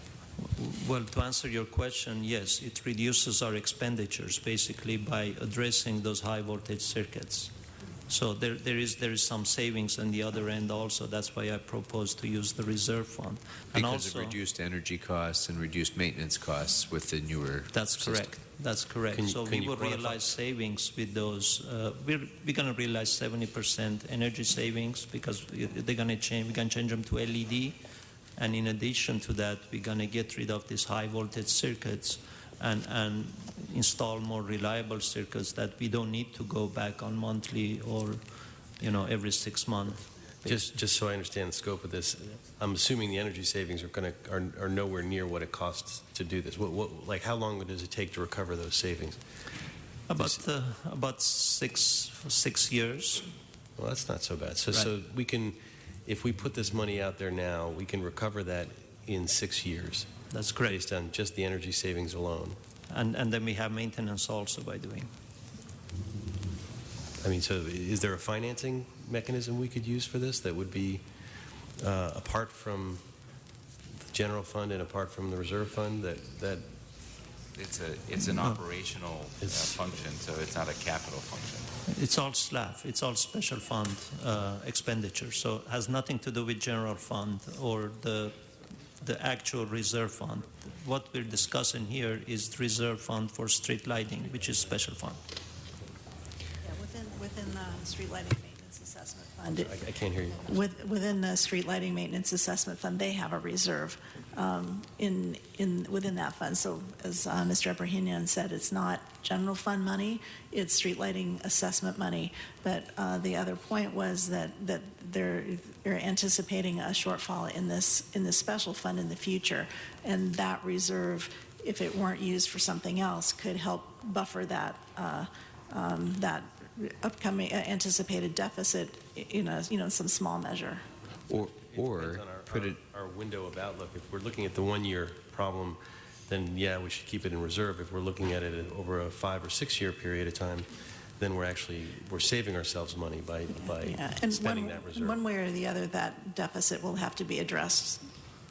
Well, but just to take Mr. Blumenfield's point a step further, and I think it's a very good point, the sooner we do this, the more we maximize our longer-term savings from reduced energy and maintenance costs. That's right. And if that reserve is being held for an anticipated deficit that happens 2 fiscal years from now, then in that second fiscal year, we could do the exact same thing that's being proposed now. We could divert tree trimming money to make up for the loss of the reserve fund at that point. Right. We could do that in 15-16 if need be. In the meantime, we can go ahead and get started on this with Mr. Blumenfield's approach, expedite the completion of this project, expedite the receipt of those savings, and address the shortfall in 15-16 with a step like this or some other step that seems appropriate at the time. In addition to that, we are also working on a citywide ballot that's allocated money in next year's budget to do analysis, and we may even do the ballot before the shortfall happens. And before you do that, you would certainly want to be able to demonstrate that we've taken every possible cost-saving measure, including reducing our maintenance and energy costs, before we go out and ask people for additional assessment. I think that makes good sense to do rather than reducing the tree trimming expenditures to rely upon. This is probably the only time in this budget hearing that you'll hear me say that, but I think we can dip into the reserve for that because it's the special fund reserve that's set aside. To me, that makes more sense. Mr. Blumenfield, anything further on this? I think you've carried the day on this one. So if there's no objection or further consideration, I think we've approved that that'll be the action of the committee to go ahead and fund the additional amount, the $500,000? $500,000? Keep the tree trimming money where it is in tree trimming and let them use the reserve for immediate energy savings for the high voltage circuits. Yes. Okay. Good. Yes, That'll be the entire action of the committee. What was the amount that you want taken from the reserve? Well, let's. How much is currently in the reserve? 1.2 million.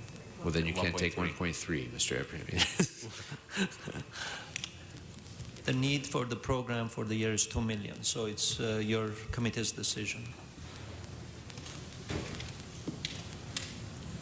Why don't 1.39.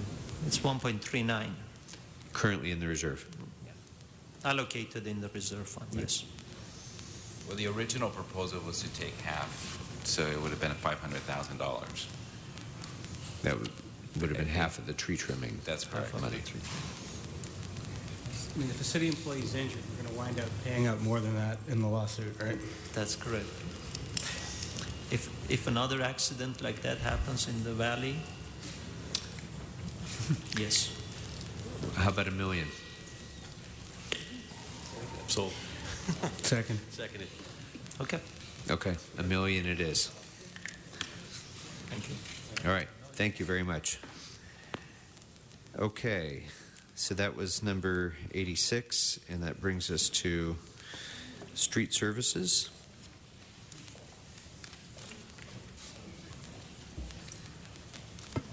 So, Mr. Chairman? Yes. Most of these are actually informational. I could cite the ones that are, if that would be helpful. So the ones that I would identify as being informational and eligible for consent consideration would be 9,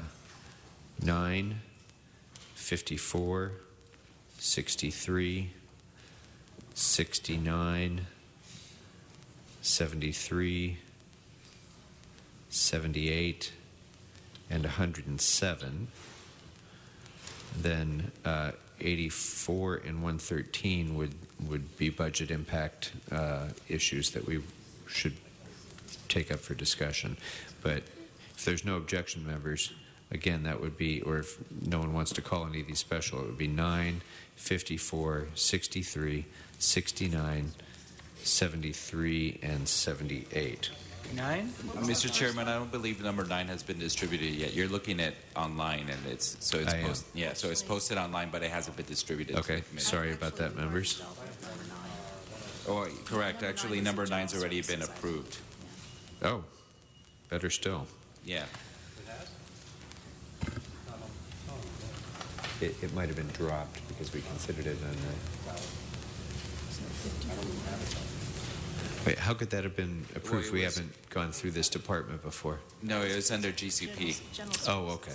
All right. Or General Services, rather. Okay. So 113 and 84 are monetary impacts. So that leaves, again, 54, 63, 69, 73, 78, and 107 as informational, unless members have questions or concerns. Mr. Koretz. I'd like to add 73 back. Okay. Any others of those members that we need to take up for discussion? Or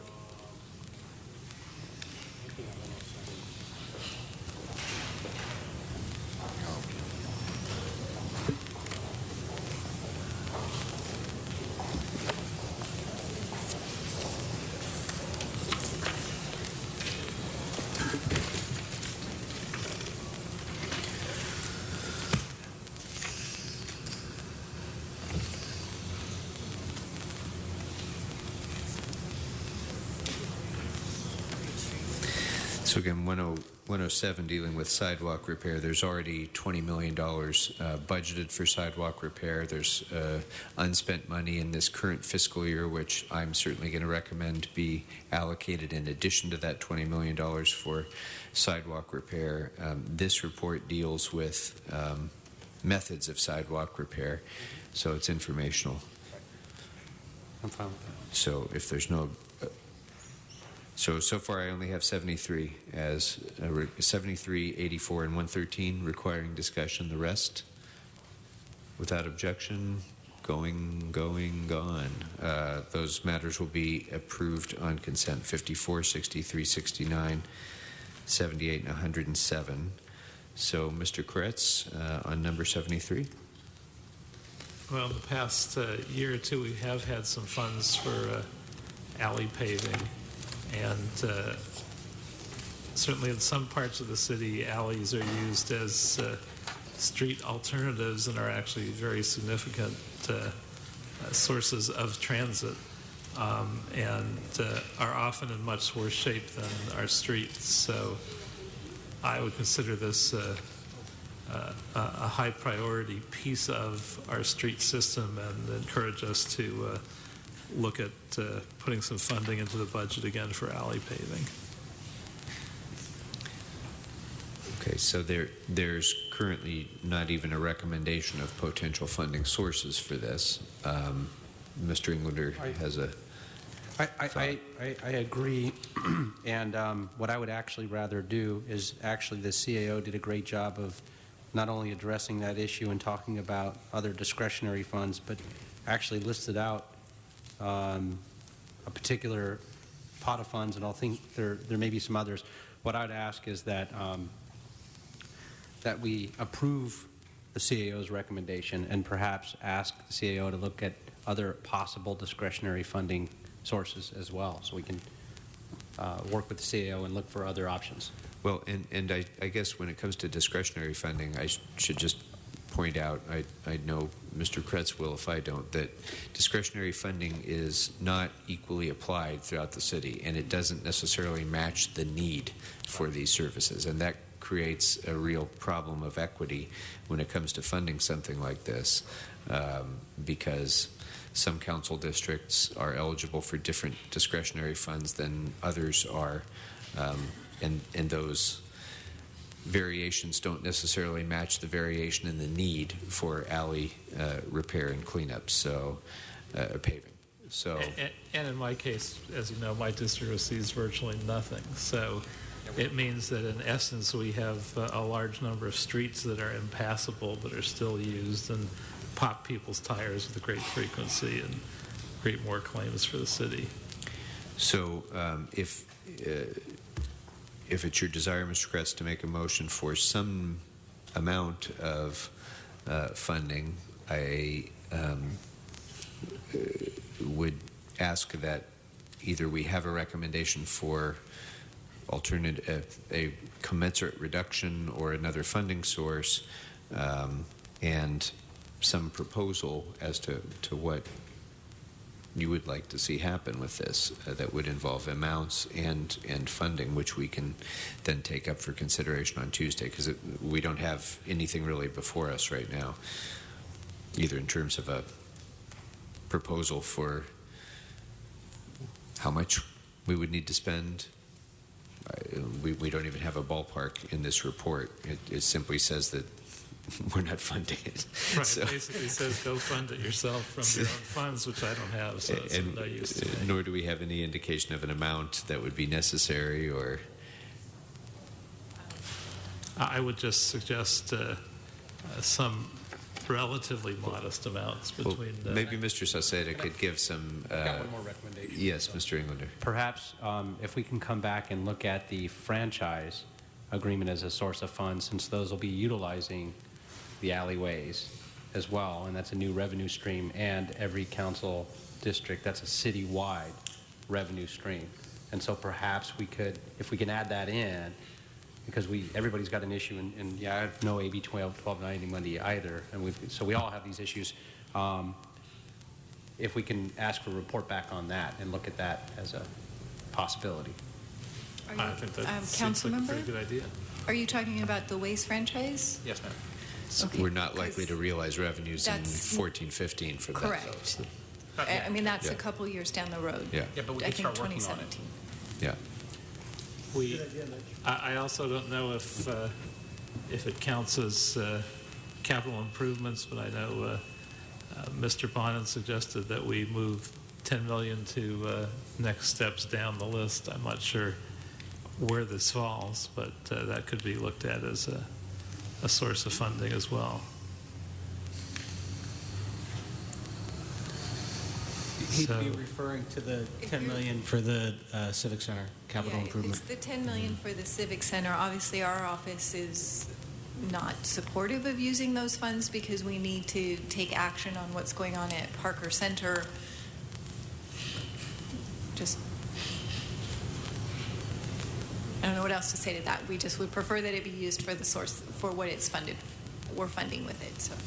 Understood. Mr. Sauceda, is there any way that you can quantify the cost of alley paving based on what the department has done historically or anything like that? We have, good afternoon, Nazario Sauceda, Director of the Bureau of Street Services. We have an inventory of alleys. We know for a fact that there are approximately 800 miles of alleys in LA. 50% of the alleys are considered improved, meaning that they were properly designed, and 50% are considered unimproved. The condition of the alley, unlike the condition of the streets, it's measured differently, simply because we don't use micropaver in terms of determining the condition of the pavement in the alleys. It is impossible for us to run our equipment through the alleys. However, we know for a fact that the condition of the alleys in LA is very bad. You know, I don't want to call it something else, but it's poor. Let's call it poor. In reality, one of the biggest challenges that we have with alleys is that they are extremely expensive to rehabilitate.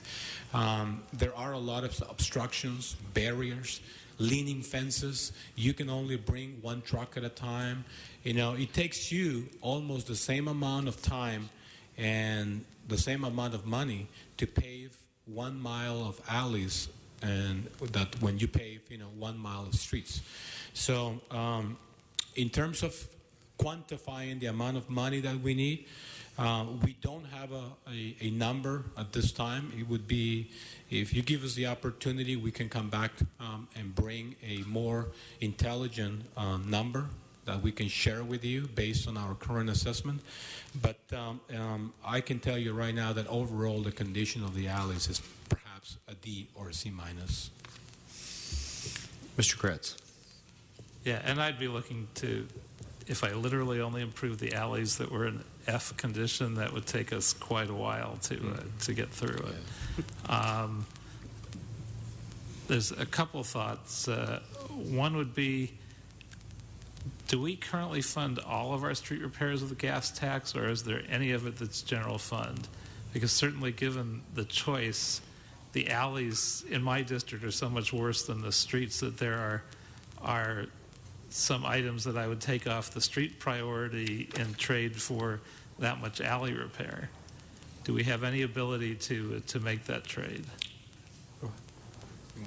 There are general funds provided for street repair this year, and you could certainly, I think, make that trade, but it would probably result in a reduction in miles to the current pavement preservation plan. But that would be semantics if you considered the alleys as part of that.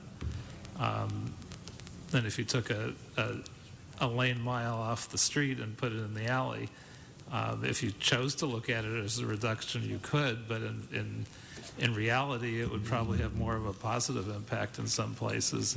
It is a reduction at the end of the day, Councilman, because it'll cost way much more to do 1 lane mile of alleys than doing 1 lane mile of streets, especially in light of the challenge that we have this year, or next year, I should say, in creating enough savings to go from 2,200 lane miles to 2,400 lane miles. So we would have to work with your office very closely with all 15 council offices to be extremely surgical as to which alleys would have to be repaired at the same time that we maximize every dollar that we have in the funding, in the budget. Right, so even if it costs, let's make up a number, 50% more to do a lane mile of alleys, it still might be a trade-off that I certainly want to see in my district. Sure.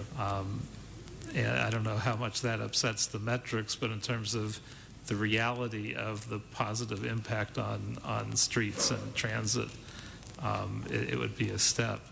I also wouldn't mind seeing the $10 million that's there for infrastructure used for alleys specifically, and I'd entertain that as a motion to be considered as well. If that's the $10 million for the Parker Center, I'd second that.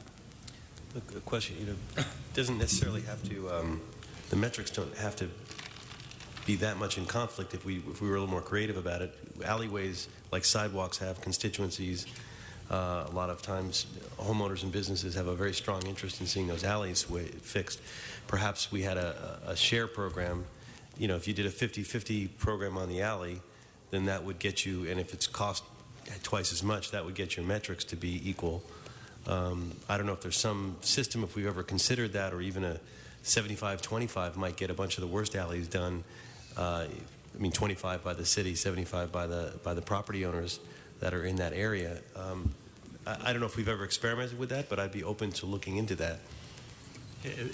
That's also certainly worth a look, because I know in a few places in my district I've seen guerrilla alley repairs, and they're actually done quite nicely, but I have no idea who paid for them and where they happened, but I've occasionally seen an alley or a portion of an alley just done. And I'm sure one of the property owners has probably paid for it and paid for it in full, but never coordinated with the city. So my sense is there would be some possibility of a 50-50 plan working in some cases. So certainly worth looking at too. And at the very least, do we have a system where you could get free permits to fix your alleys like we do with sidewalks? And do we do the things that cost us next to nothing that could really leverage alleyways? I think the idea of a 50-50 can be customized. It's different than sidewalks simply because on sidewalks, if I'm part of the 50-50, I only care about my portion in front of my house, right? But if you do the alley, you cannot just do one portion in front of this resident, right? You need to get 100% compliance and agreement from all the different property owners and residents, and that's perhaps the most challenging, the most fundamental thing that we need to face. I mean, what's going to be the policy? Are we going to ask all property owners to agree? Are we going to ask 75% of agreement? These are decisions that would have to be discussed at your level. So in order for us to implement a policy and a program that will work. But the idea of a 50-50 is a good idea. Mr. Chairman? So, yes, Mr. Cole. I didn't mean to interrupt. Go ahead if you... I was just going to say that those are interesting policy questions that we can't even begin to come close to addressing between now and when we have to report the budget. Another idea might be, Mr. England and I were just discussing a special assessment district for particular alleys, or for the system of alleys, or for an area of alleys. I mean, there are a number of options that might be considered going forward. I don't think we can budget for that right now, but there is a motion to consider using some portion of other capital investment money for this purpose. There's been a discussion that the Bureau can work with council offices in prioritization of particular area needs as between street paving and alley paving, which I would expect that you would do on an ongoing basis in identifying the priorities of particular areas.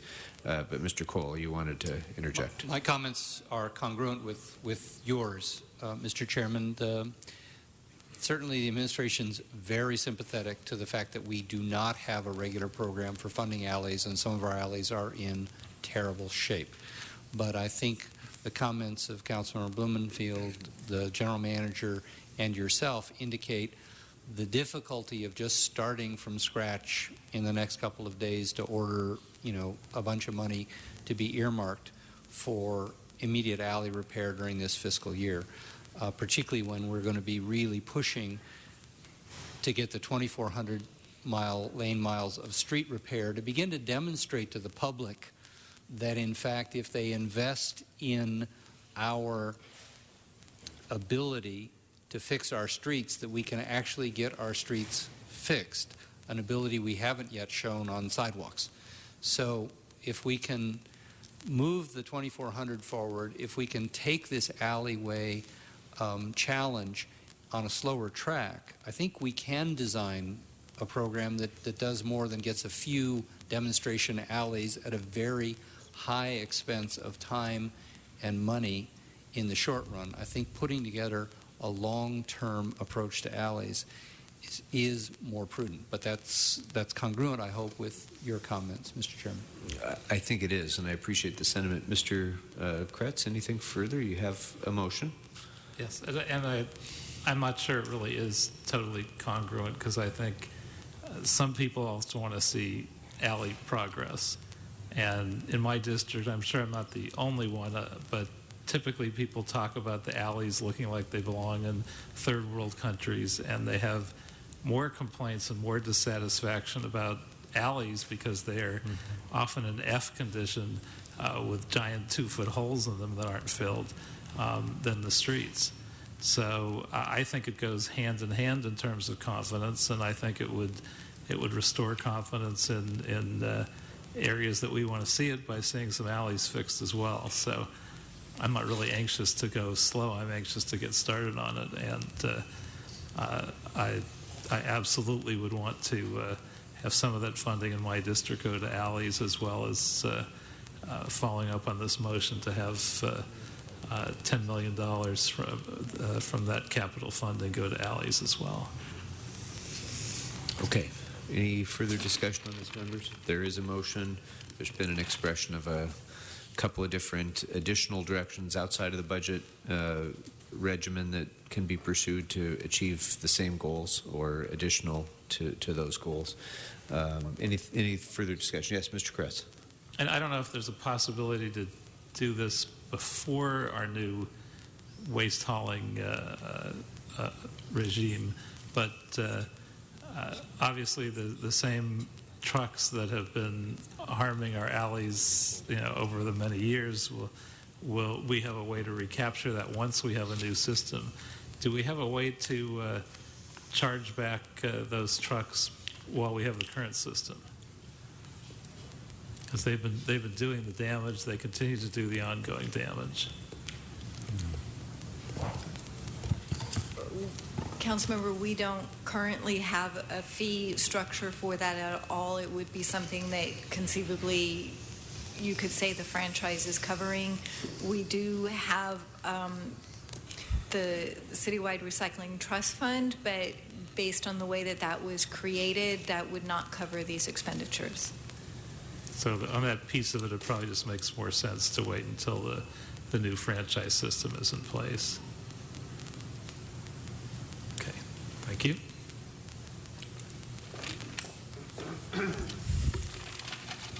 Mr. Chair? Yes, Mr. Bloomfield. In street services, I've noticed that one of the items we don't have a report back on, it was previously listed as item number 281, and in the last discussion, we discussed about changing it from a special study to a budget impact study. Specifically, it deals with the $4 million in contracts for tree trimming that we talked about. Some or all of the city employer, or all that money should go to a city employees to create some sort of a quality control situation where we have at least some, we can maybe control some of the contracting costs there. We did make it a budget item, and we do not have a report back on it, and I'd like to ask that we get one on that item. Well, I apologize, Councilman. It didn't come to us as a budget item. We did not include it because it was not labeled as a budget item. So maybe we missed it. Maybe that there's a possibility that we missed it. I understand the confusion because it was originally labeled as a special study. And in our discussion, Mr. Bond and I talked about it, and we changed it verbally to a budget item. And so I understand how it could have been missed, and that's fine. I just want to make sure that we get it back onto the budget impact list, because I do think it has an impact on the budget. We can have one ready for you, as soon as tomorrow. Well, that would be terrific. That would be very helpful. Right. We'll submit it to the CAO tomorrow morning. Very good. Okay. Thank you very much, Mr. Salcedo. And Do you thank need you. me, Mr. Good catch. Blumenfield, to make a motion so that we have it for when we're voting on the motions? Yeah, I don't think it's necessary, because we can bring the motion on Tuesday. Ms. Kelfine is Great. hearing that we want to consider that, and we won't have any ability to really make a sensible motion until we get the report back anyway. Okay. So, and it's a budget impact, but it doesn't necessarily change the overall dollar figure. So it's not. It's how we spend that dollar figure in this. And we'll expedite getting it through at least to the committee process so that the CLA has a copy of whatever the department submits. Terrific. And just to clarify, Councilman, you just need a menu of options as to how to spend the $4 million. Is that correct? Yeah, well, we had talked about that there could be a cost-benefit analysis, that it could be beneficial for us, potentially even result in savings. Not that we want to, any savings we get in this area, want it to go to more tree trimming, not back. But if we were to have at least some portion of that money be spent on in-house tree trimmer. Okay. Thank you very much. Thank you very just much. For clarity on the last matter on alleys, I just wanted to make sure we were clear that Mr. Kretz had made a motion for diversion of up to $10 million in capital investment from other sources for the purposes of alley paving. Mr. Bonin seconded it. That will be part of the motion list as well. Okay. All right. Okay, so actually there were a couple of other matters on street services before you leave, 84 and 113. Yeah, 84, I was going to ask. 84, I was going to ask to find the funds for that as well. That'll be my motion. I believe it was $100,000 to sustain it as we did this year. Okay. And ask the CLA. Okay, so I'll critical outreach. Second that motion, and that will be added to the list as well. There's a report on a stump grinder. Yes. Mr. Bonin? Yes, thanks. Thank you for the report back. Overreaches a bit, I think. Asked for a report on the potential to buy a grinder, and you came back with a grinder and a whole staff for it. I'd like to move that we just authorize purchase of the grinder itself and not the extra personnel. I've had a lot of cases in my district where your staff will say, yeah, if we just had one more grinder, we could get out and do it. Can't do it regularly, but it can be taken care of occasionally for an extreme case. So if we just spent the $28,000 for the extra grinder, I think it would be not as great as having a whole unit, but still helpful. So I'd like the $28,000 to be a motion. We can certainly consider that motion, although the report does say that in the department's view, there's a sufficient amount of grinders, but they're not staffed. That is correct. We have a handful of stump grinders that are being underutilized a little, and Then I withdraw the motion. Say that again? I didn't catch that in your report, so I'll withdraw the motion. Okay. You're welcome, Karen. Thank you. Thank you very much. All right. Does that complete street services then, members? Anything further? It completes what I have. So, Mr. Hale, how close are we to the next round of... Okay. So, should we take a break now?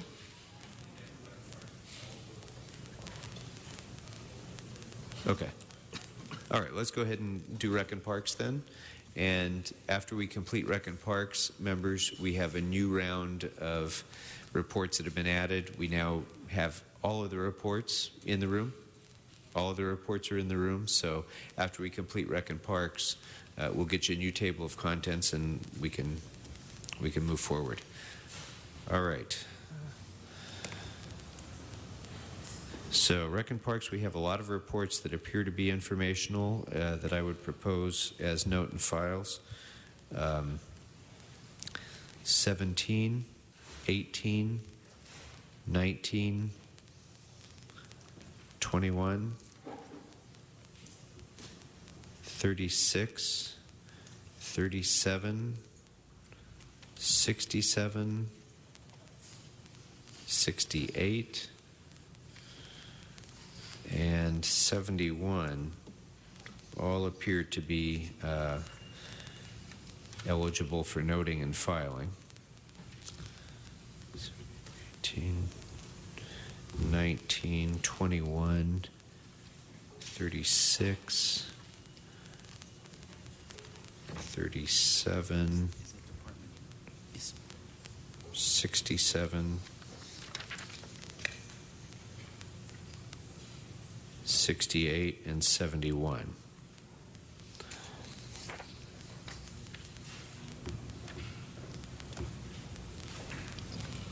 Members, among those, anything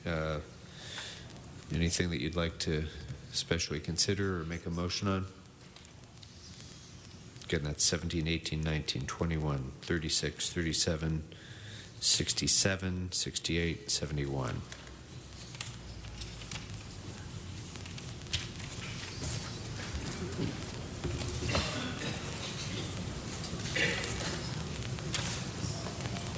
There's three, right?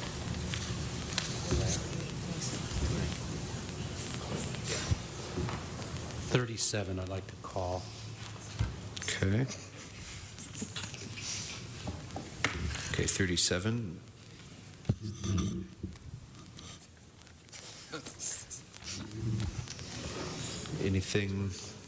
Any other specials among those members? So that 36, please. 36? Okay. So as of this moment, hearing nothing further, we'll be discussing 14, 30, 36, 37, and 46. And do we have 14?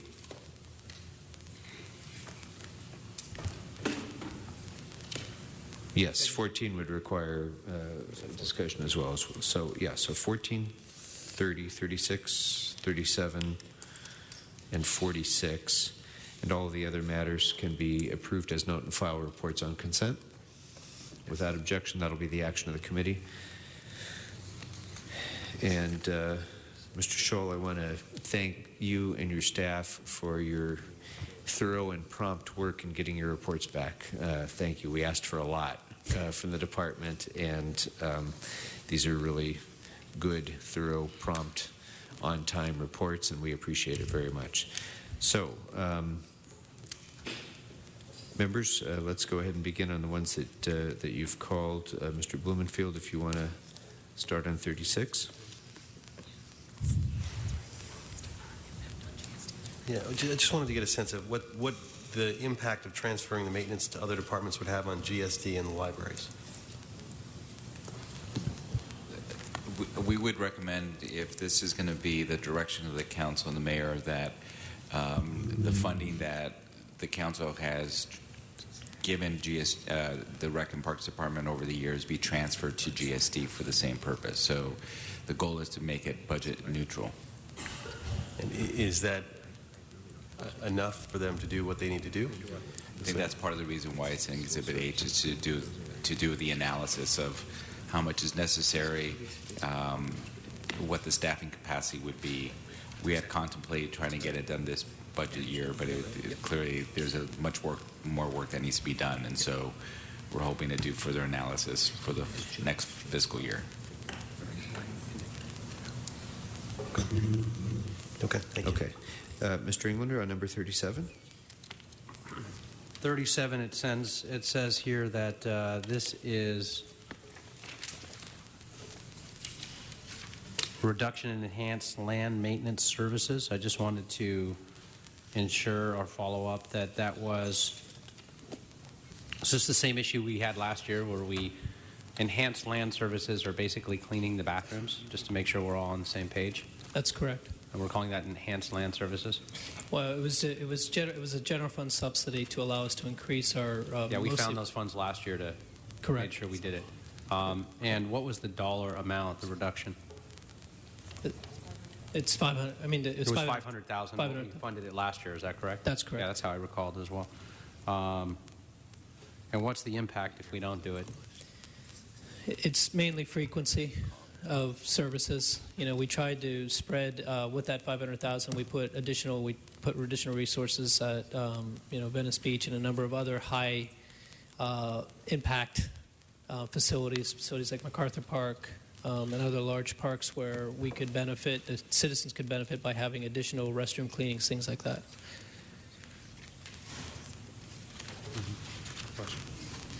Oh, yeah, I've seen in your report here all those reductions.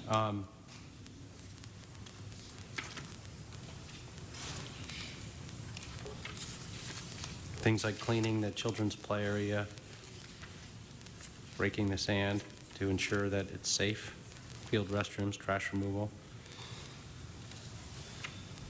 So I would make a motion then that we try to restore some, if not all, of those funds once again this year. Second. There's no other discussion. We'll certainly move that one forward for discussion. Okay.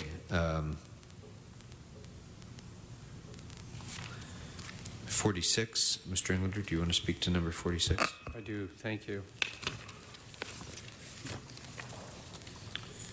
46, actually, I'll go ahead and defer that over to the CAO to walk us through. It looks like we've got some various options, and option 1 might be the best, maybe option 2. But if you can walk us through that. Yes, on this item we provide a number of options. I'll start from the back and work forward. So the first option would simply be to allocate $2 million for this purpose from the general fund. Obviously, there would have to be a corresponding reduction somewhere else or a different priority made. The second option would be to direct it to come out of the department itself, and so it would result in a corresponding reduction that the department would have to deal with.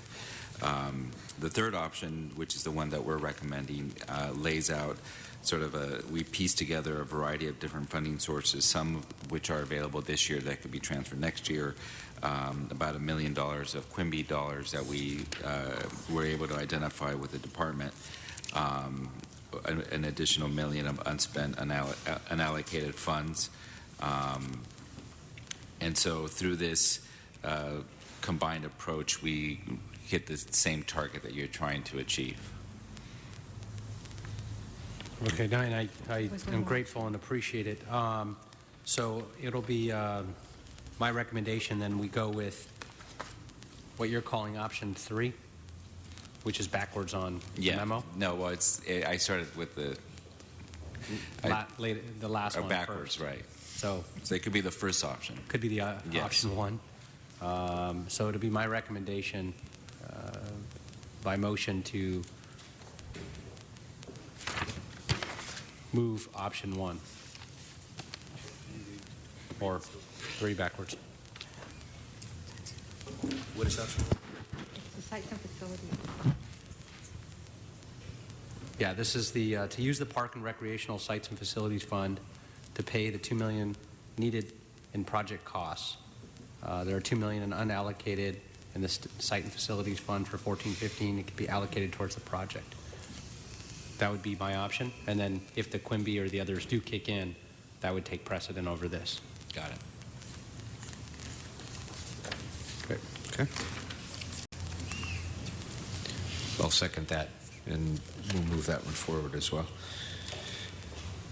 Okay, on item number 30, the report on the eliminated vacant positions.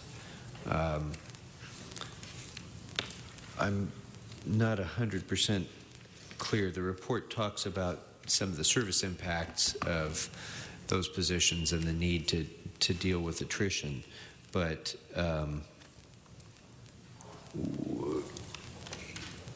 is the department's request to restore some of these as unfunded positions, or because there's no funding estimate here for funding 67 new positions.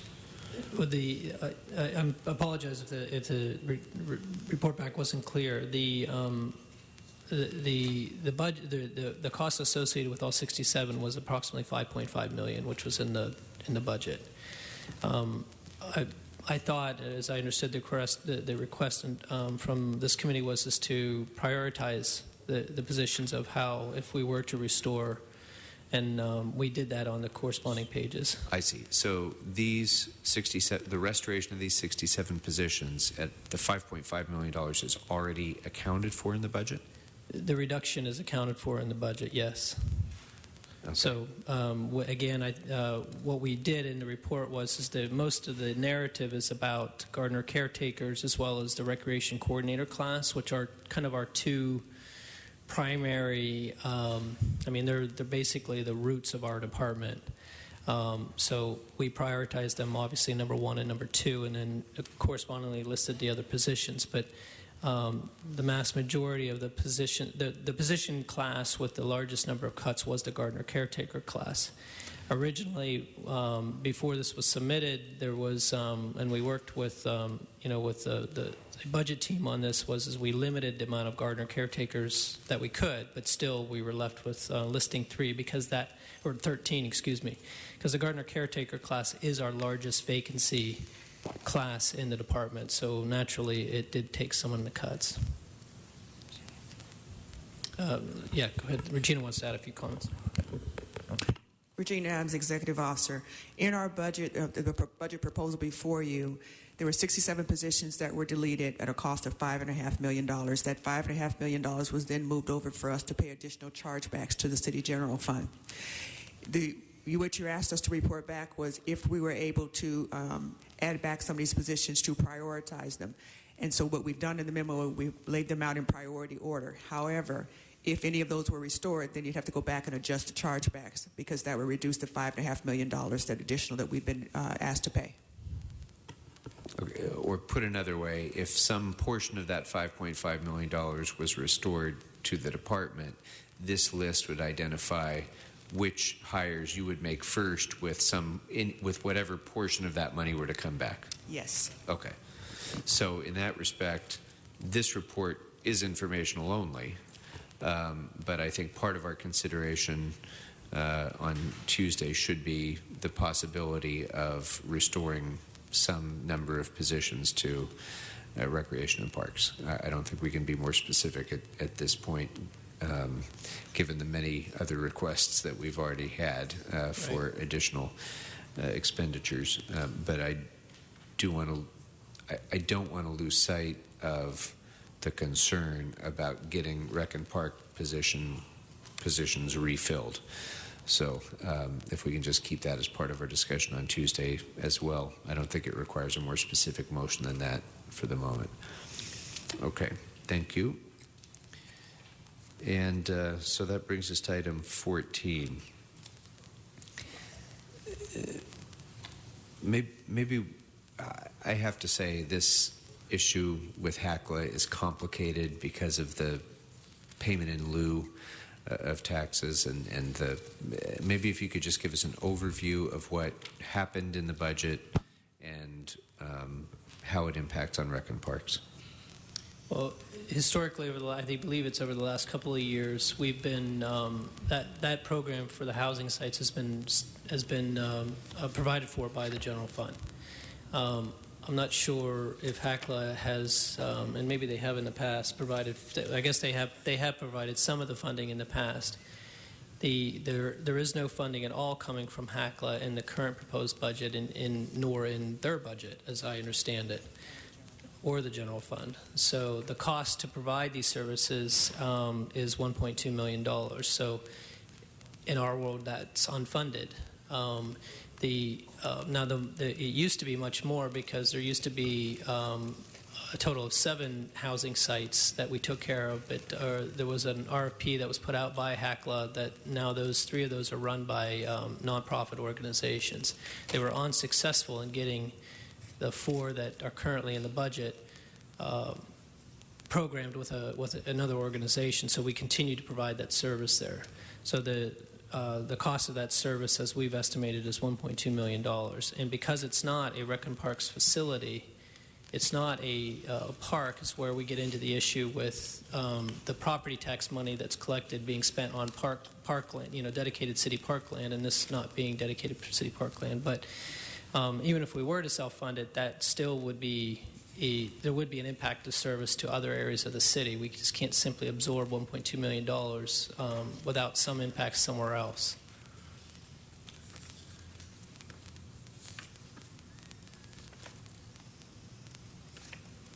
Okay. I don't have a recommendation on this, members. I don't know if any of you have a strong feeling about this issue.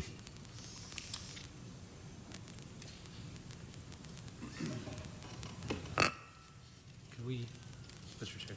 Yes, Mr. Englander. Could we ask the CAO to make some recommendations working with Rec and Parks and to come back with recommendations to hopefully ensure that HACLA's made whole for their funding, but it comes up with some other process where it's not taking away from Rec and Parks as well. So there's only one source left, and that's the general fund. This is one of those services that gets impacted every year. And well, the other alternative would be adjusting the payments that HACLA is making in its payments in lieu, right? I mean, right now they're budgeting their payments in lieu towards other services, other park-related services, but other services, and not funding the obligations that Rec and Parks would have to pick up for their community parks. we could look at that further. I think we've done that in the past, but we could certainly look at it again. And council members, I believe there's a report that was just submitted on those payment in lieu of taxes, and those are general funds that that are given back essentially to HACLA for various programs. So the determination that could be made is whether you want to use whether those funds should be used for what HACLA has proposed or for something other than those, which could include this too. Yeah, in either event, the payments in lieu are going to be spent for the benefit of the HACLA facilities, right? And they're,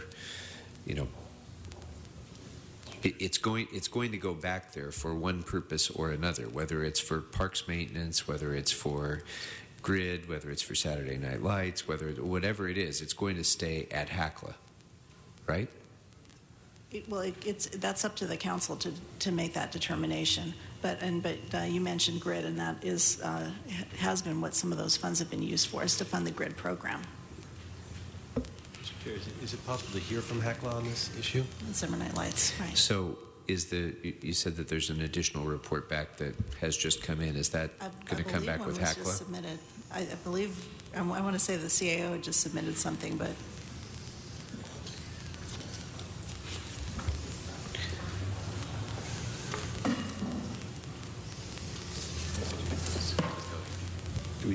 Do we have reps from HACLA?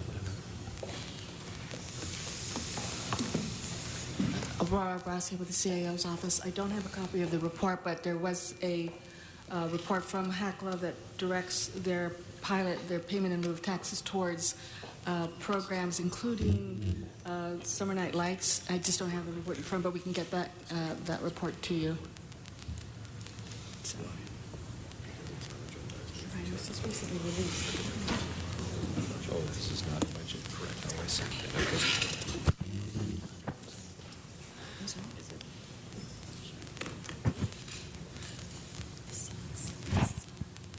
So this, I'm looking actually at this report now, but this is not a budget report.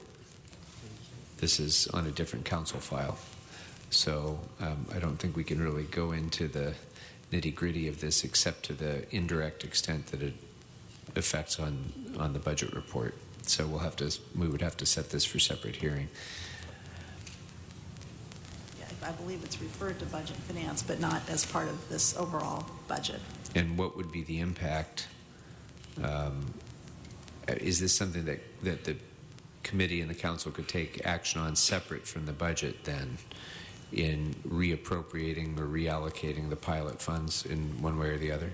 Yes, you could take up that report separately and consider this, but if the determination at some point later on is made to go that way, then this would not have been funded through the budget process. So they'd have to be consistent actions. But they don't need to necessarily take place at the time of the approval of the budget, is my point. Not because this necessarily, council no. file could be considered during the budget year, and some reappropriation of the pilot funds, if the council deemed appropriate, could be done at that time. Right. But then, but just to keep in mind that however those pilot funds are going to be used, it's going to leave some program without funding.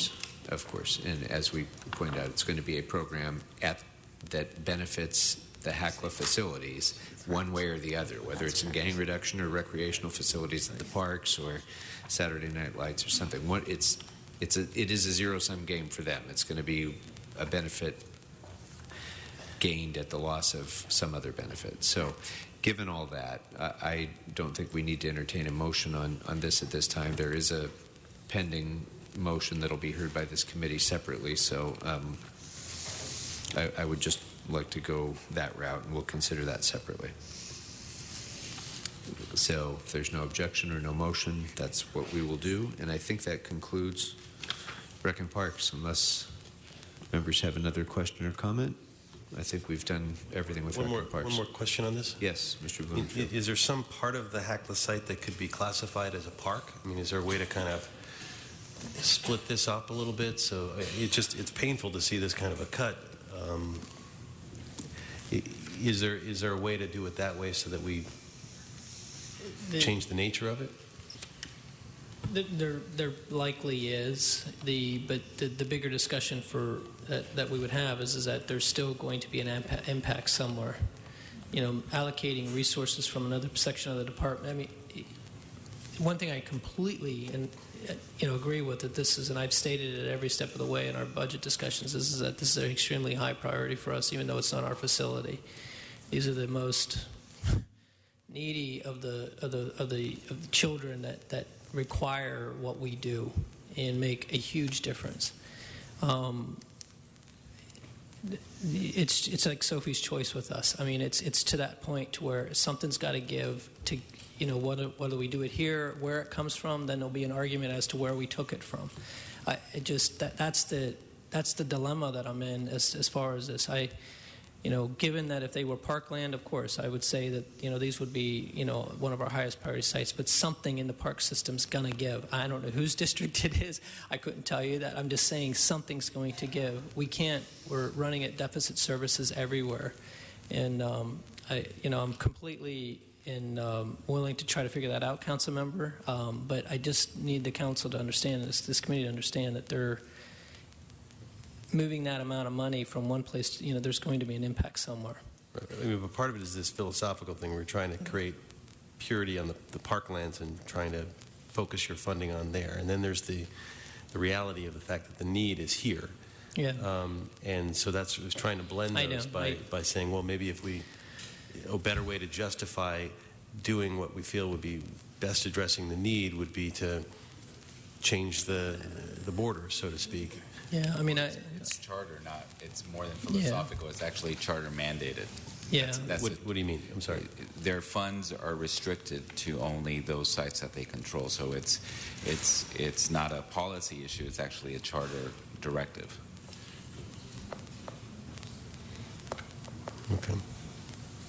Okay.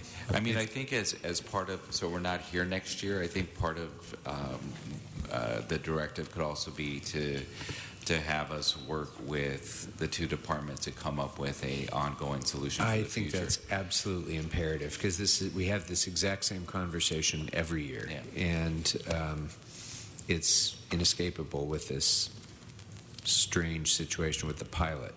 So I'd really like to see a more sustainable, long-term policy determination that's made for how to do this in a way that's not going to keep dipping into Rec and Parks budget, frankly, but still meets the needs of the HACLA communities.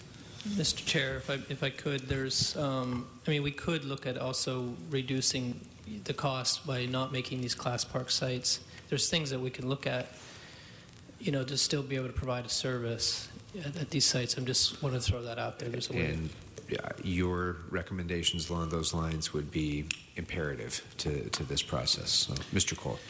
And just so it's clear, we're not always a potted plant. The administration takes this very seriously. We've been working on this for the last couple of months. We haven't given up on trying to figure out ways to make this work, including potentially raising money as we are doing for Summer Night Lights. This is an important concern. It's important to that council member. It's important to the people in that community. It's important to the department. It's important to the Housing Authority. And it's important to the administration, as it is obviously important to this committee. Thank you. Okay, very good. So before we move on, thank you very much. Before we move on to transportation, we now should have before us all of the reports. Although I don't have an updated table of contents yet, Mr. Hale. I have no table of contents yet. So we're going to take, 10 minutes? Yeah, 10, 15 minutes. Okay, so let's take a 10-minute recess so that we can distribute new tables of contents and make sure that everyone has all their reports. And after that, we should be able to blow through and finish the alphabetical list and then go back again to the beginning of the alphabet to finish the reports that we didn't have when we went through the first time. So and then we'll be done. So we're going to be in recess for 10 minutes. So is this new?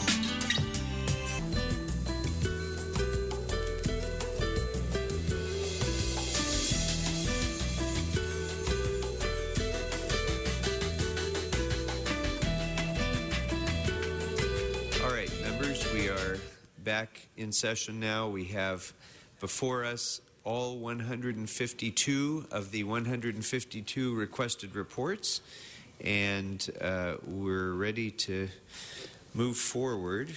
You should have a new table of contents that's been distributed. It's time-stamped 4:20 p.m. And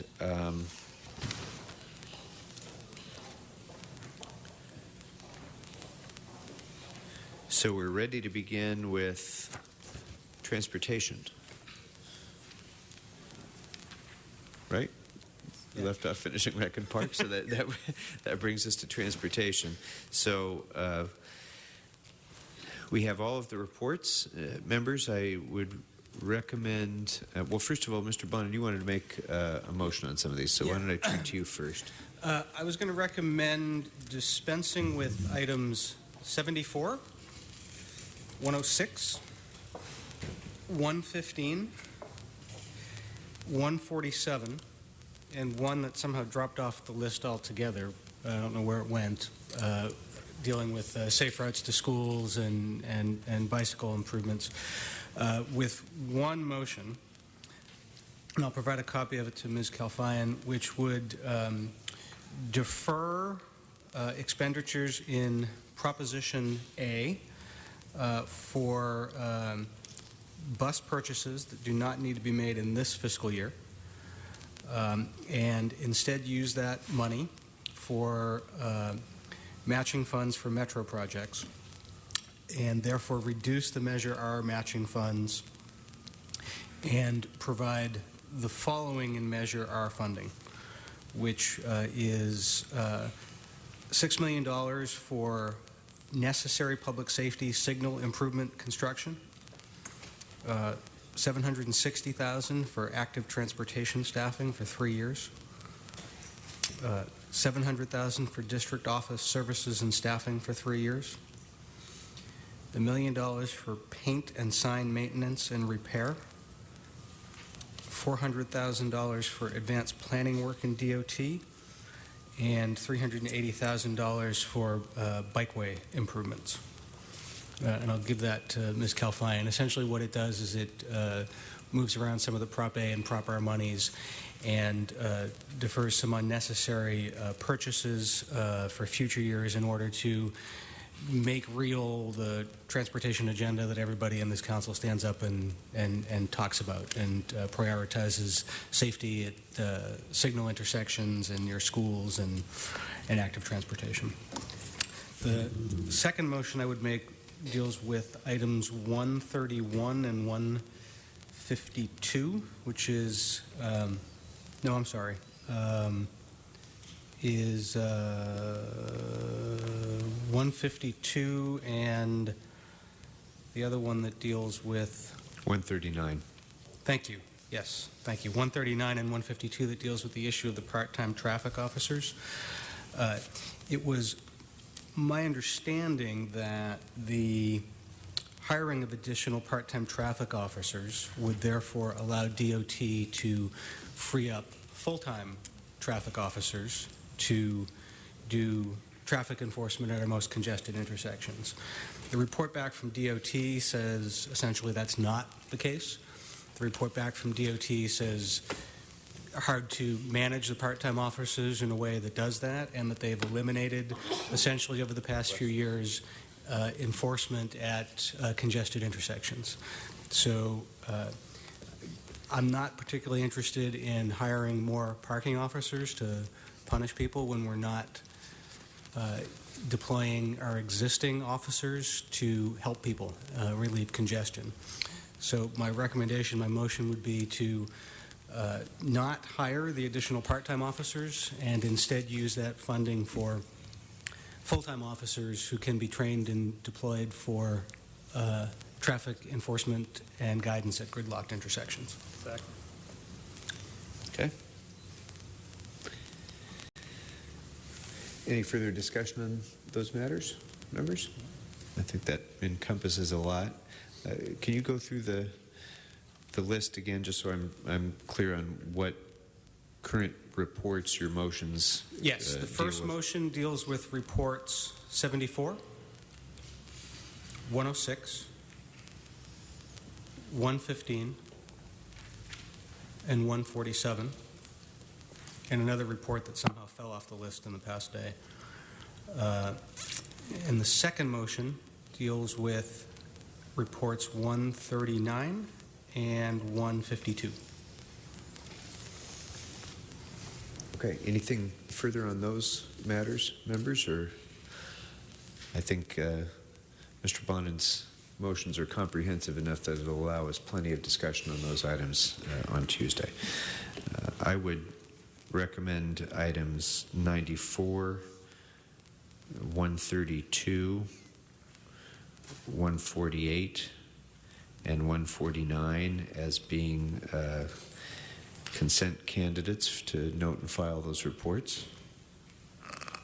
Mr. Englander? I would ask that 148 actually simply be sent to the Public Works Committee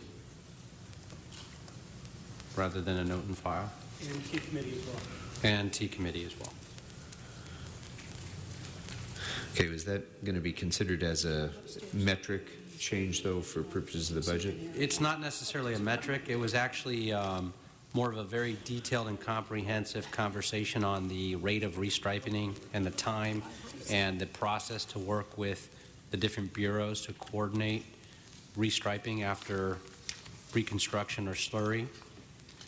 And I think it just merits a much deeper conversation. And there's no budgetary impact, but rather than receive and file it, we'll do it as a budget motion, as we have in the past, or convert it to a special study, if you will, to send to those various committees. That would be fine to refer it to those two committees. I think it is worth consideration in this committee whether restriping rates ought to be considered as a performance metric, and we can save that for, as we have with the other metric discussions. We'll just add that to the list of potential future metrics. Other than that, I'm happy to refer those to the committees indicated. Anything else, members, among those? So if there's no objection, or yes, Mr. Krutz. I just wanted to ask Mr. Bonin if he thought that 131 was also covered under his motions on funding for preferential parking districts. It wasn't, although my understanding on Report 131 said that there would be no general fund impact for that one. Okay, so that one's not necessary then. Okay, thank you. So can we then dispose of item 131 as a consent item to note and file the report, members? Seeing no objection, that will be our action. And so then that leaves with my other recommendations were 94, 132, and 149. And if there's no objection, we will note and file those. So the remaining reports are 146, 150, and 151.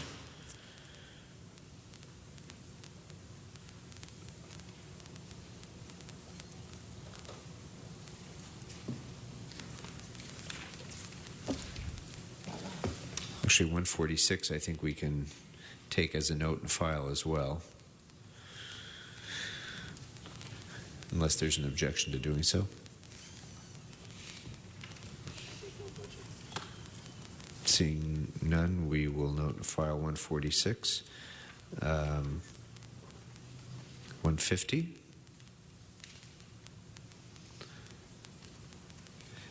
Actually, with 150, I think I just wanted to ask the CAO for some commentary on the department's request. There's a request for switching funding from Measure R to Proposition C for one position.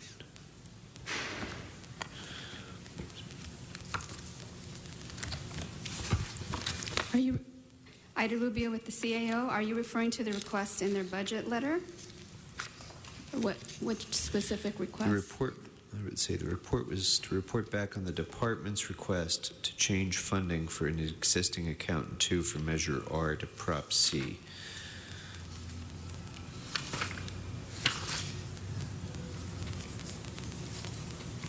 So, sorry, I'm just receiving this now, so maybe if you could just give what the CAO's position is on this. Okay. I believe we'd be okay with that funding swap. The position is currently vacant, and what they're saying is that the position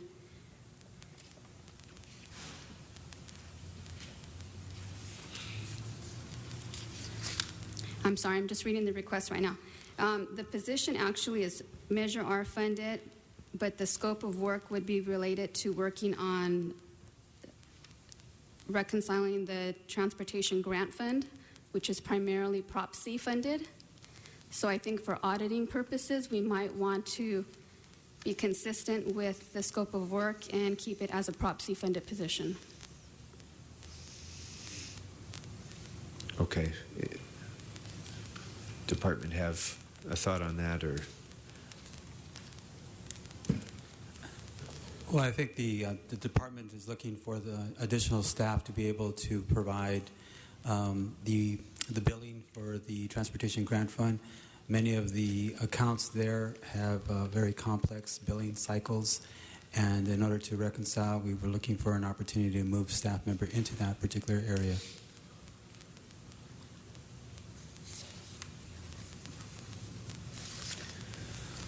Mr. Bonin, any thoughts on this?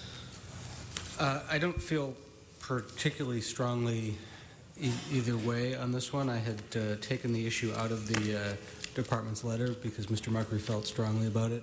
But this is the first I'm hearing the CAO's objections from it. Part of it is that we didn't have time to fully review it, but I think the issue is whether it survives an audit. So it depends on what the work's going to be done. If it raises any question whether the work is eligible for based on the funding source, then I think that's an issue. I'd recommend that we keep the funding source as it is, pending further review from the CAO. Which could be done at any time outside of the normal budget process. So thank you. With that, we will note and file that report then. And that leaves 151. That one, I asked for that one as well. As I understood the department's concern, the issue with the special events was one not of seeking additional funding for the department, but it was sort of a cash flow issue, that they were getting reimbursed, but they weren't getting reimbursed quickly enough. And the report back basically said, here's what the department has to say about it, but I think we needed further guidance from CAO on that, if it actually is indeed a cash flow issue.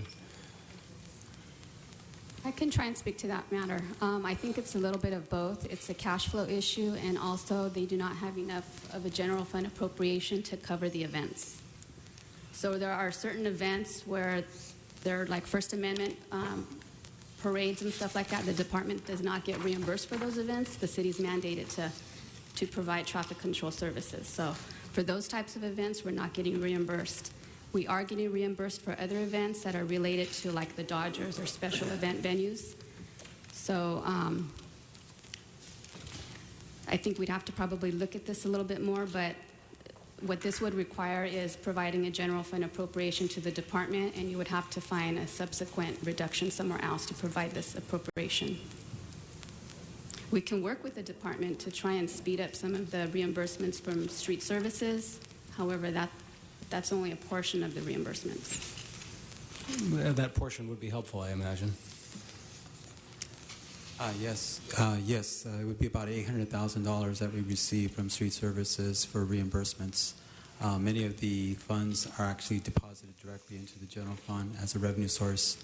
However, they're not returned to the department to assist in the overtime that's expected for special events support.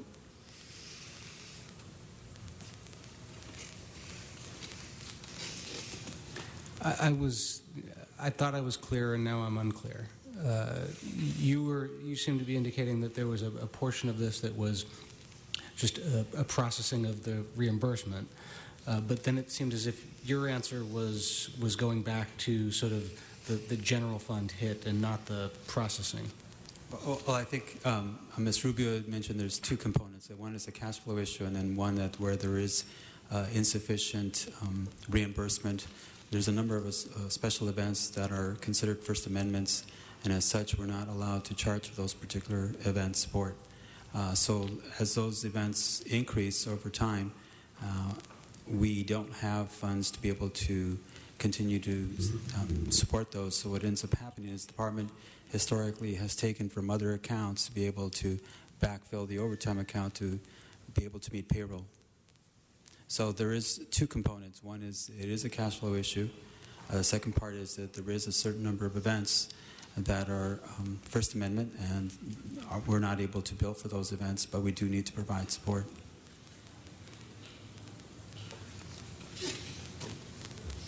Have those been increasing over time? I mean, you said as they increase. Mr. Blumenfield?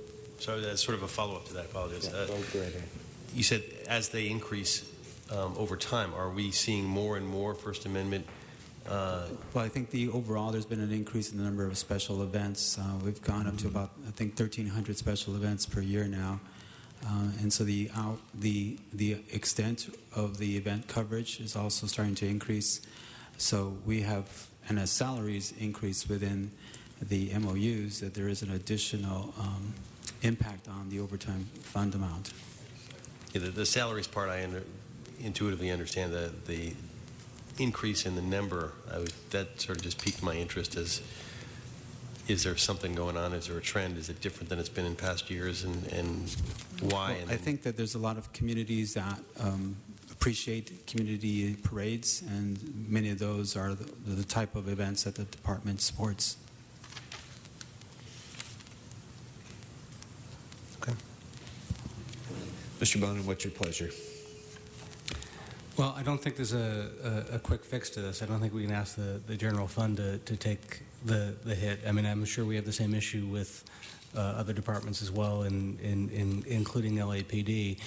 For the part of this which is a cash flow issue, though, it would be worthwhile for CAO to report back on what we can do to ease the cash flow issue so that DOT doesn't have a problem with its other issues. So We can do that. Can we just provide the instruction for the CAO to work with the department to bring that report back to Budget and Finance outside of the budget context? So we won't need to be dealing with that on Tuesday, but it's an issue for further consideration. Okay, great. Thank you. I think that completes transportation, members, unless there's anything else. Great. Thank you very much. Thank you. That brings us then to the unappropriated balance. Mr. Englander. Number 138. I'd like to number 138. I'd like to move that money out of the UB and immediately to the appropriate departments.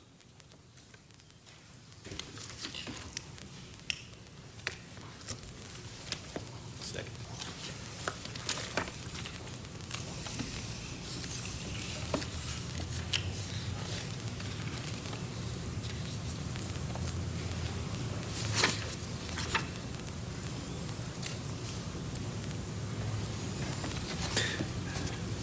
Okay, well, my view is we have the money set aside. I think that there's some significant policy discussion that still has to be had as to how that money gets spent and when. So I don't see that there's a need to do that immediately.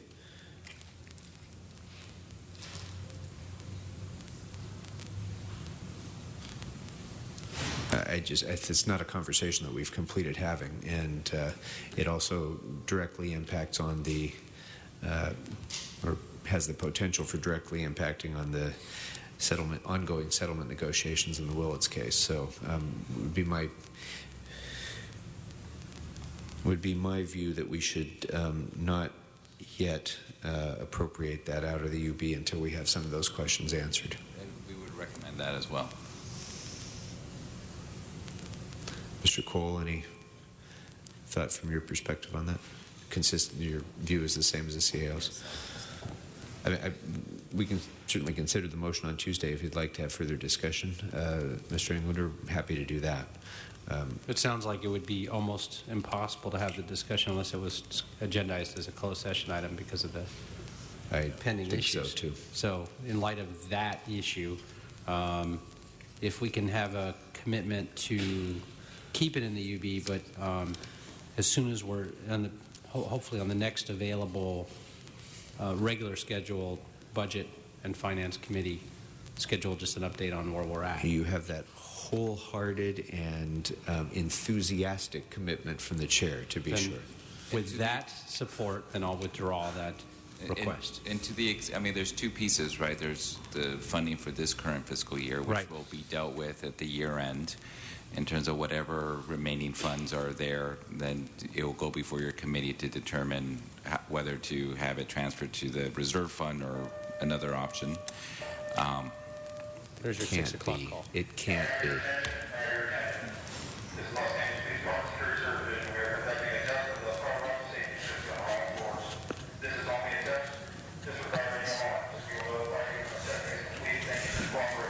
I also make a motion to discontinue the fire line safety testing. I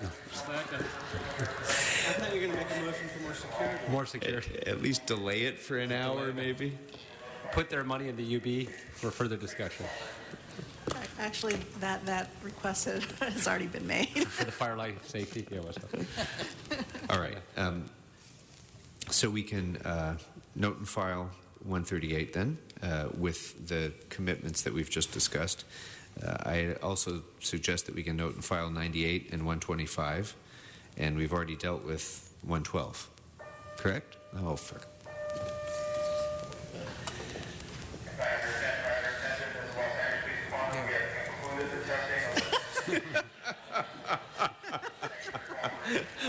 Nice.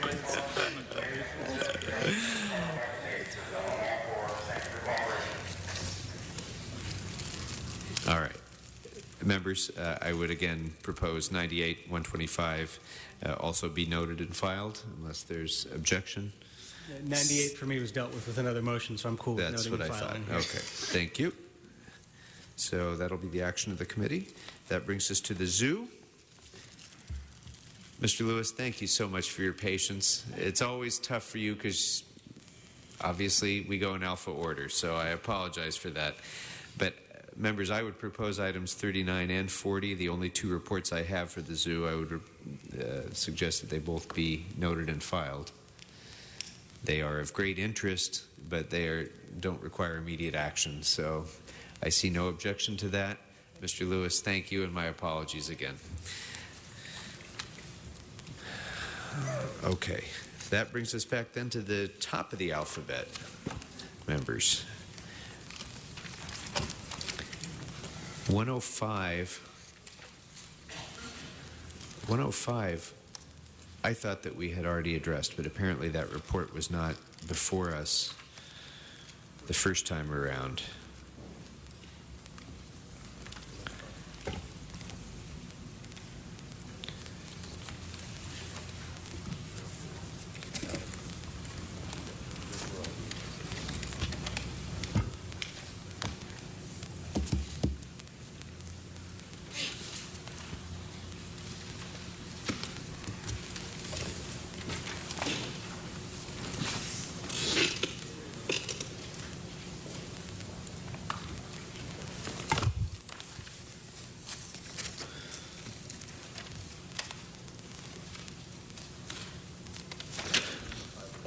Sorry, members, where was this generated from? Was this, Mr. Bonin, was it yours? Mr. Kretz? I might have asked for it just to get some context in terms of what the negative impact would be on the other programs if we funded this one.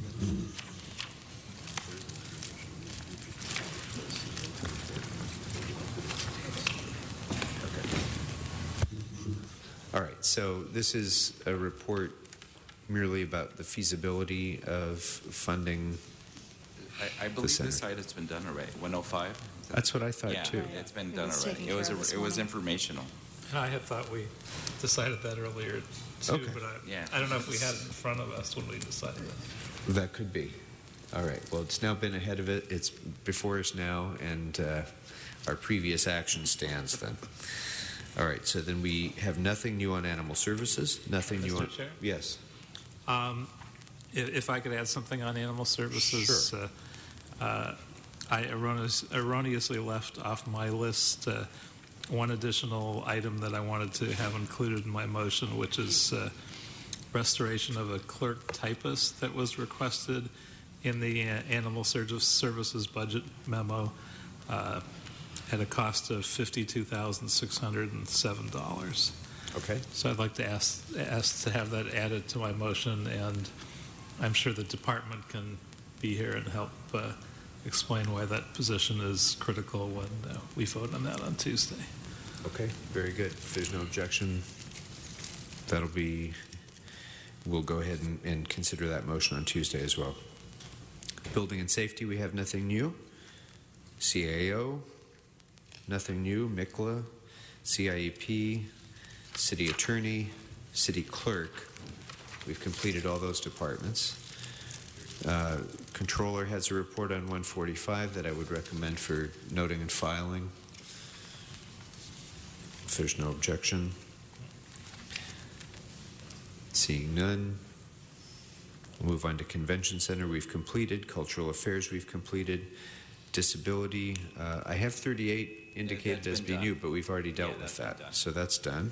So we have nothing further on disability. On item number 140 for Economic and Workforce Development, this is a report on the costs and benefits of 5 positions for Asset Management and Lending Unit. For simplicity, I think I'll go ahead and just make the motion on those 5 positions. It's been moved and seconded, so we'll go ahead and hear that then on our wish list on Tuesday as well. Thank you, Ms. Perry. Appreciate you staying. So that completes Economic and Workforce Development. El Pueblo, we've finished. Emergency Management, we've finished. Ethics, we've finished. That brings us to Finance Treasurer. We have new reports 143 and 144. And I would recommend that we note and file both of those reports unless there's any motion or objection to doing so. That will be our action. That brings us to Fire, and item 118 obviously is a significant issue that I would suggest that for the moment we just refer to public safety.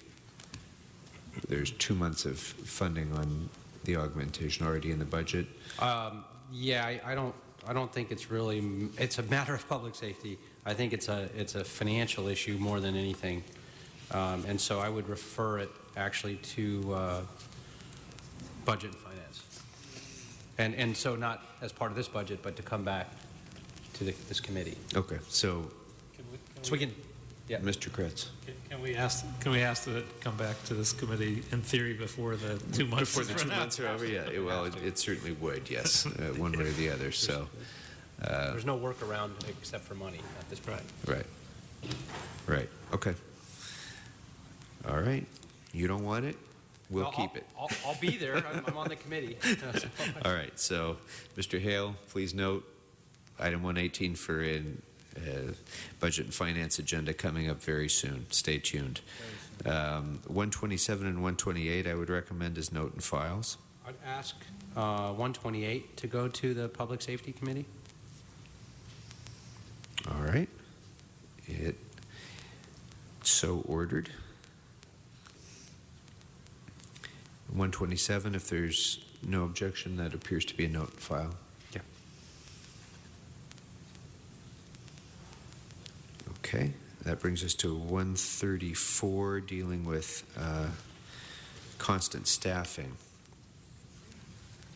It looks, Mr. Chair? Yes, Mr. Kretz. It looks like an item that we should bifurcate, I would think, because the costs and benefits of constant staffing seem like an item that we probably won't deal with before the budget, but the expansion of hiring schedules, I think, is something that we do want to discuss considering the funding for. So actually, yeah, the title should probably have been reversed, because the import of this was the committee wanted to understand the costs and benefits of expanding the number of classes and the size of the classes, and then as a benefit of that, I wanted consideration of whether doing so would alleviate some of the cost of constant staffing overtime. And I think that was the point of this. But yes, you're right, Mr. Kretz.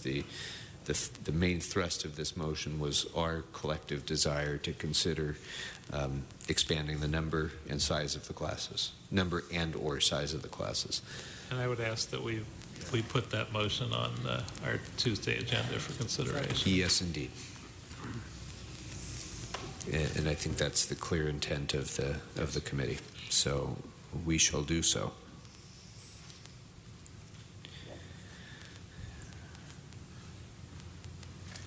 (128) we're referring to public safety. And I think that completes the fire department's reports, members, unless there's anything further. Well, for the moment, wait till Tuesday.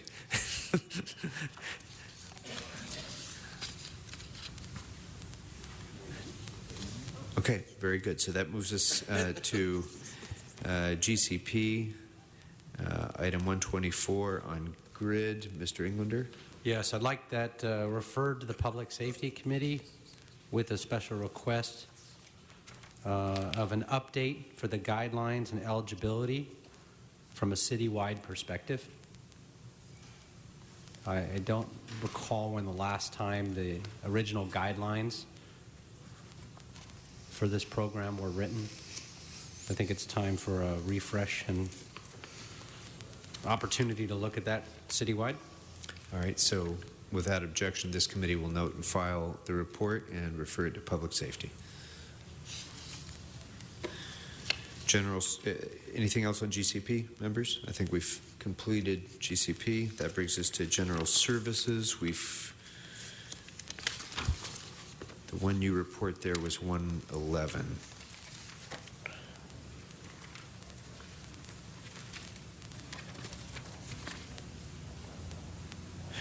Yeah, this was a request for unfunded positions with regard for the heavy-duty equipment mechanics.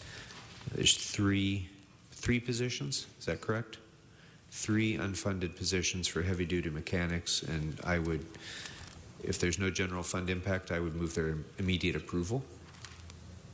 Second. Any objections, members?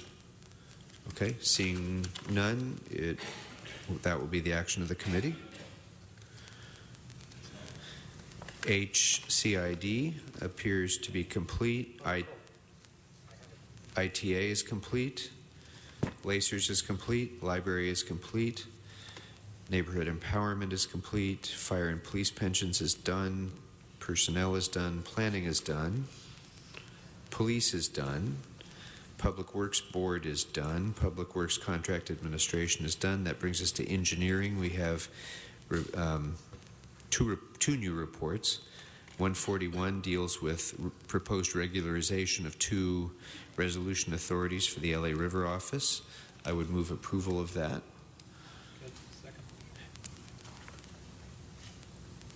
This, Mr. Santana, this has no impact, no general fund impact in this budget year, but if it's regularized, it would have a potential impact in future budget years. Is That's that right? correct. So right now, as proposed, half of it would come out of the sewer construction maintenance fund, and the other half would come out of the storm water pollution fund. So there would be no impact next year.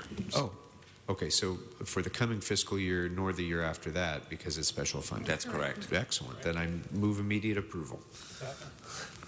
And if there's no objection, that will be the action of the committee. Now, 142 is a deletion of positions. Wait. Yeah, report on 2 vacancy deletions for survey support. So that was an informational That is correct. report, I think, with no impact. So, yeah, so I think we can note and file that if there's no objection.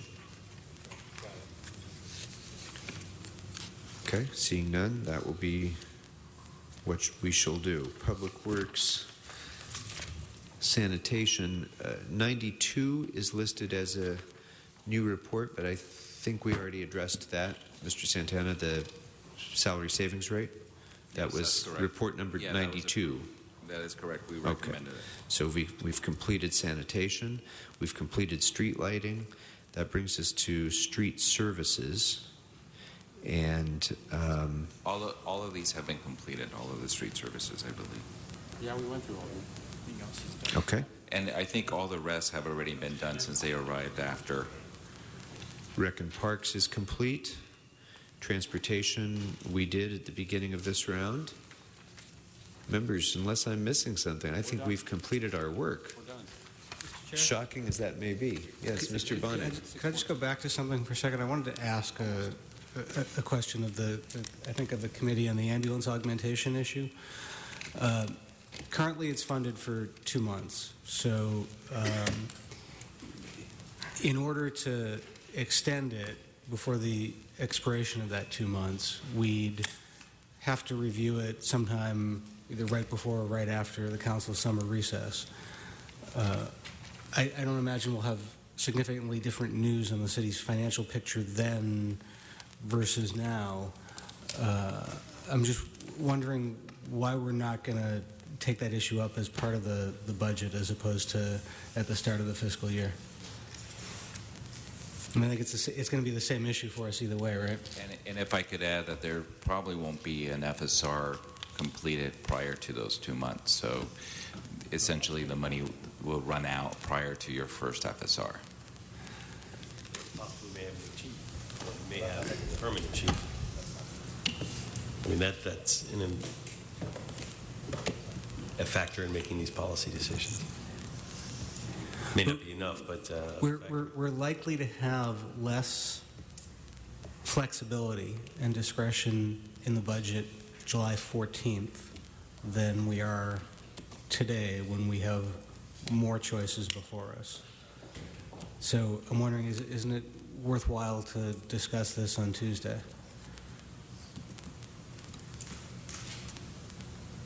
Mr. Kretz? I think that makes sense, and if that's a motion, I will second it.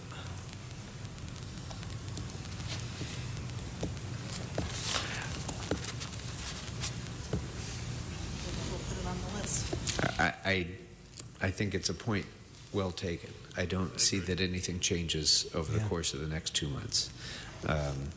Unfortunately, we've had to wrestle with this situation now for a year because deployment decisions were made by the department that were not funded, and they were made at the expense of fire engine company resources, and that was unacceptable to the council. And so it put the department of essentially deficit spending for this program, and it's not a sustainable position to be in.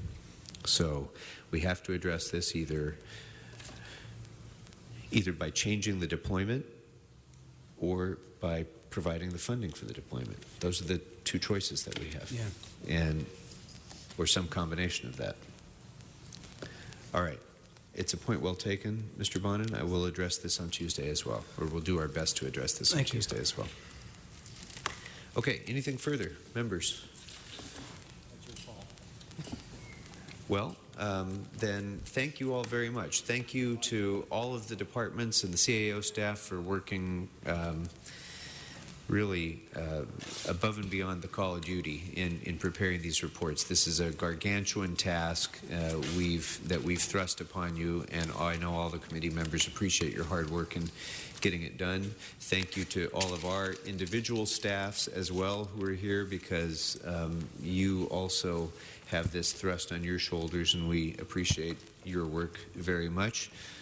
Members, until Tuesday, we are in recess. Thank you very much.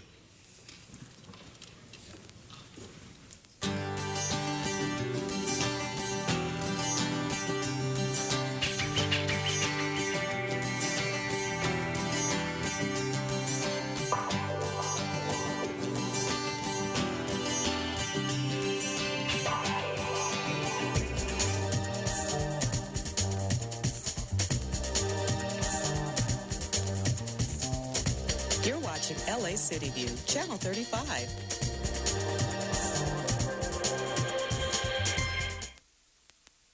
We now join our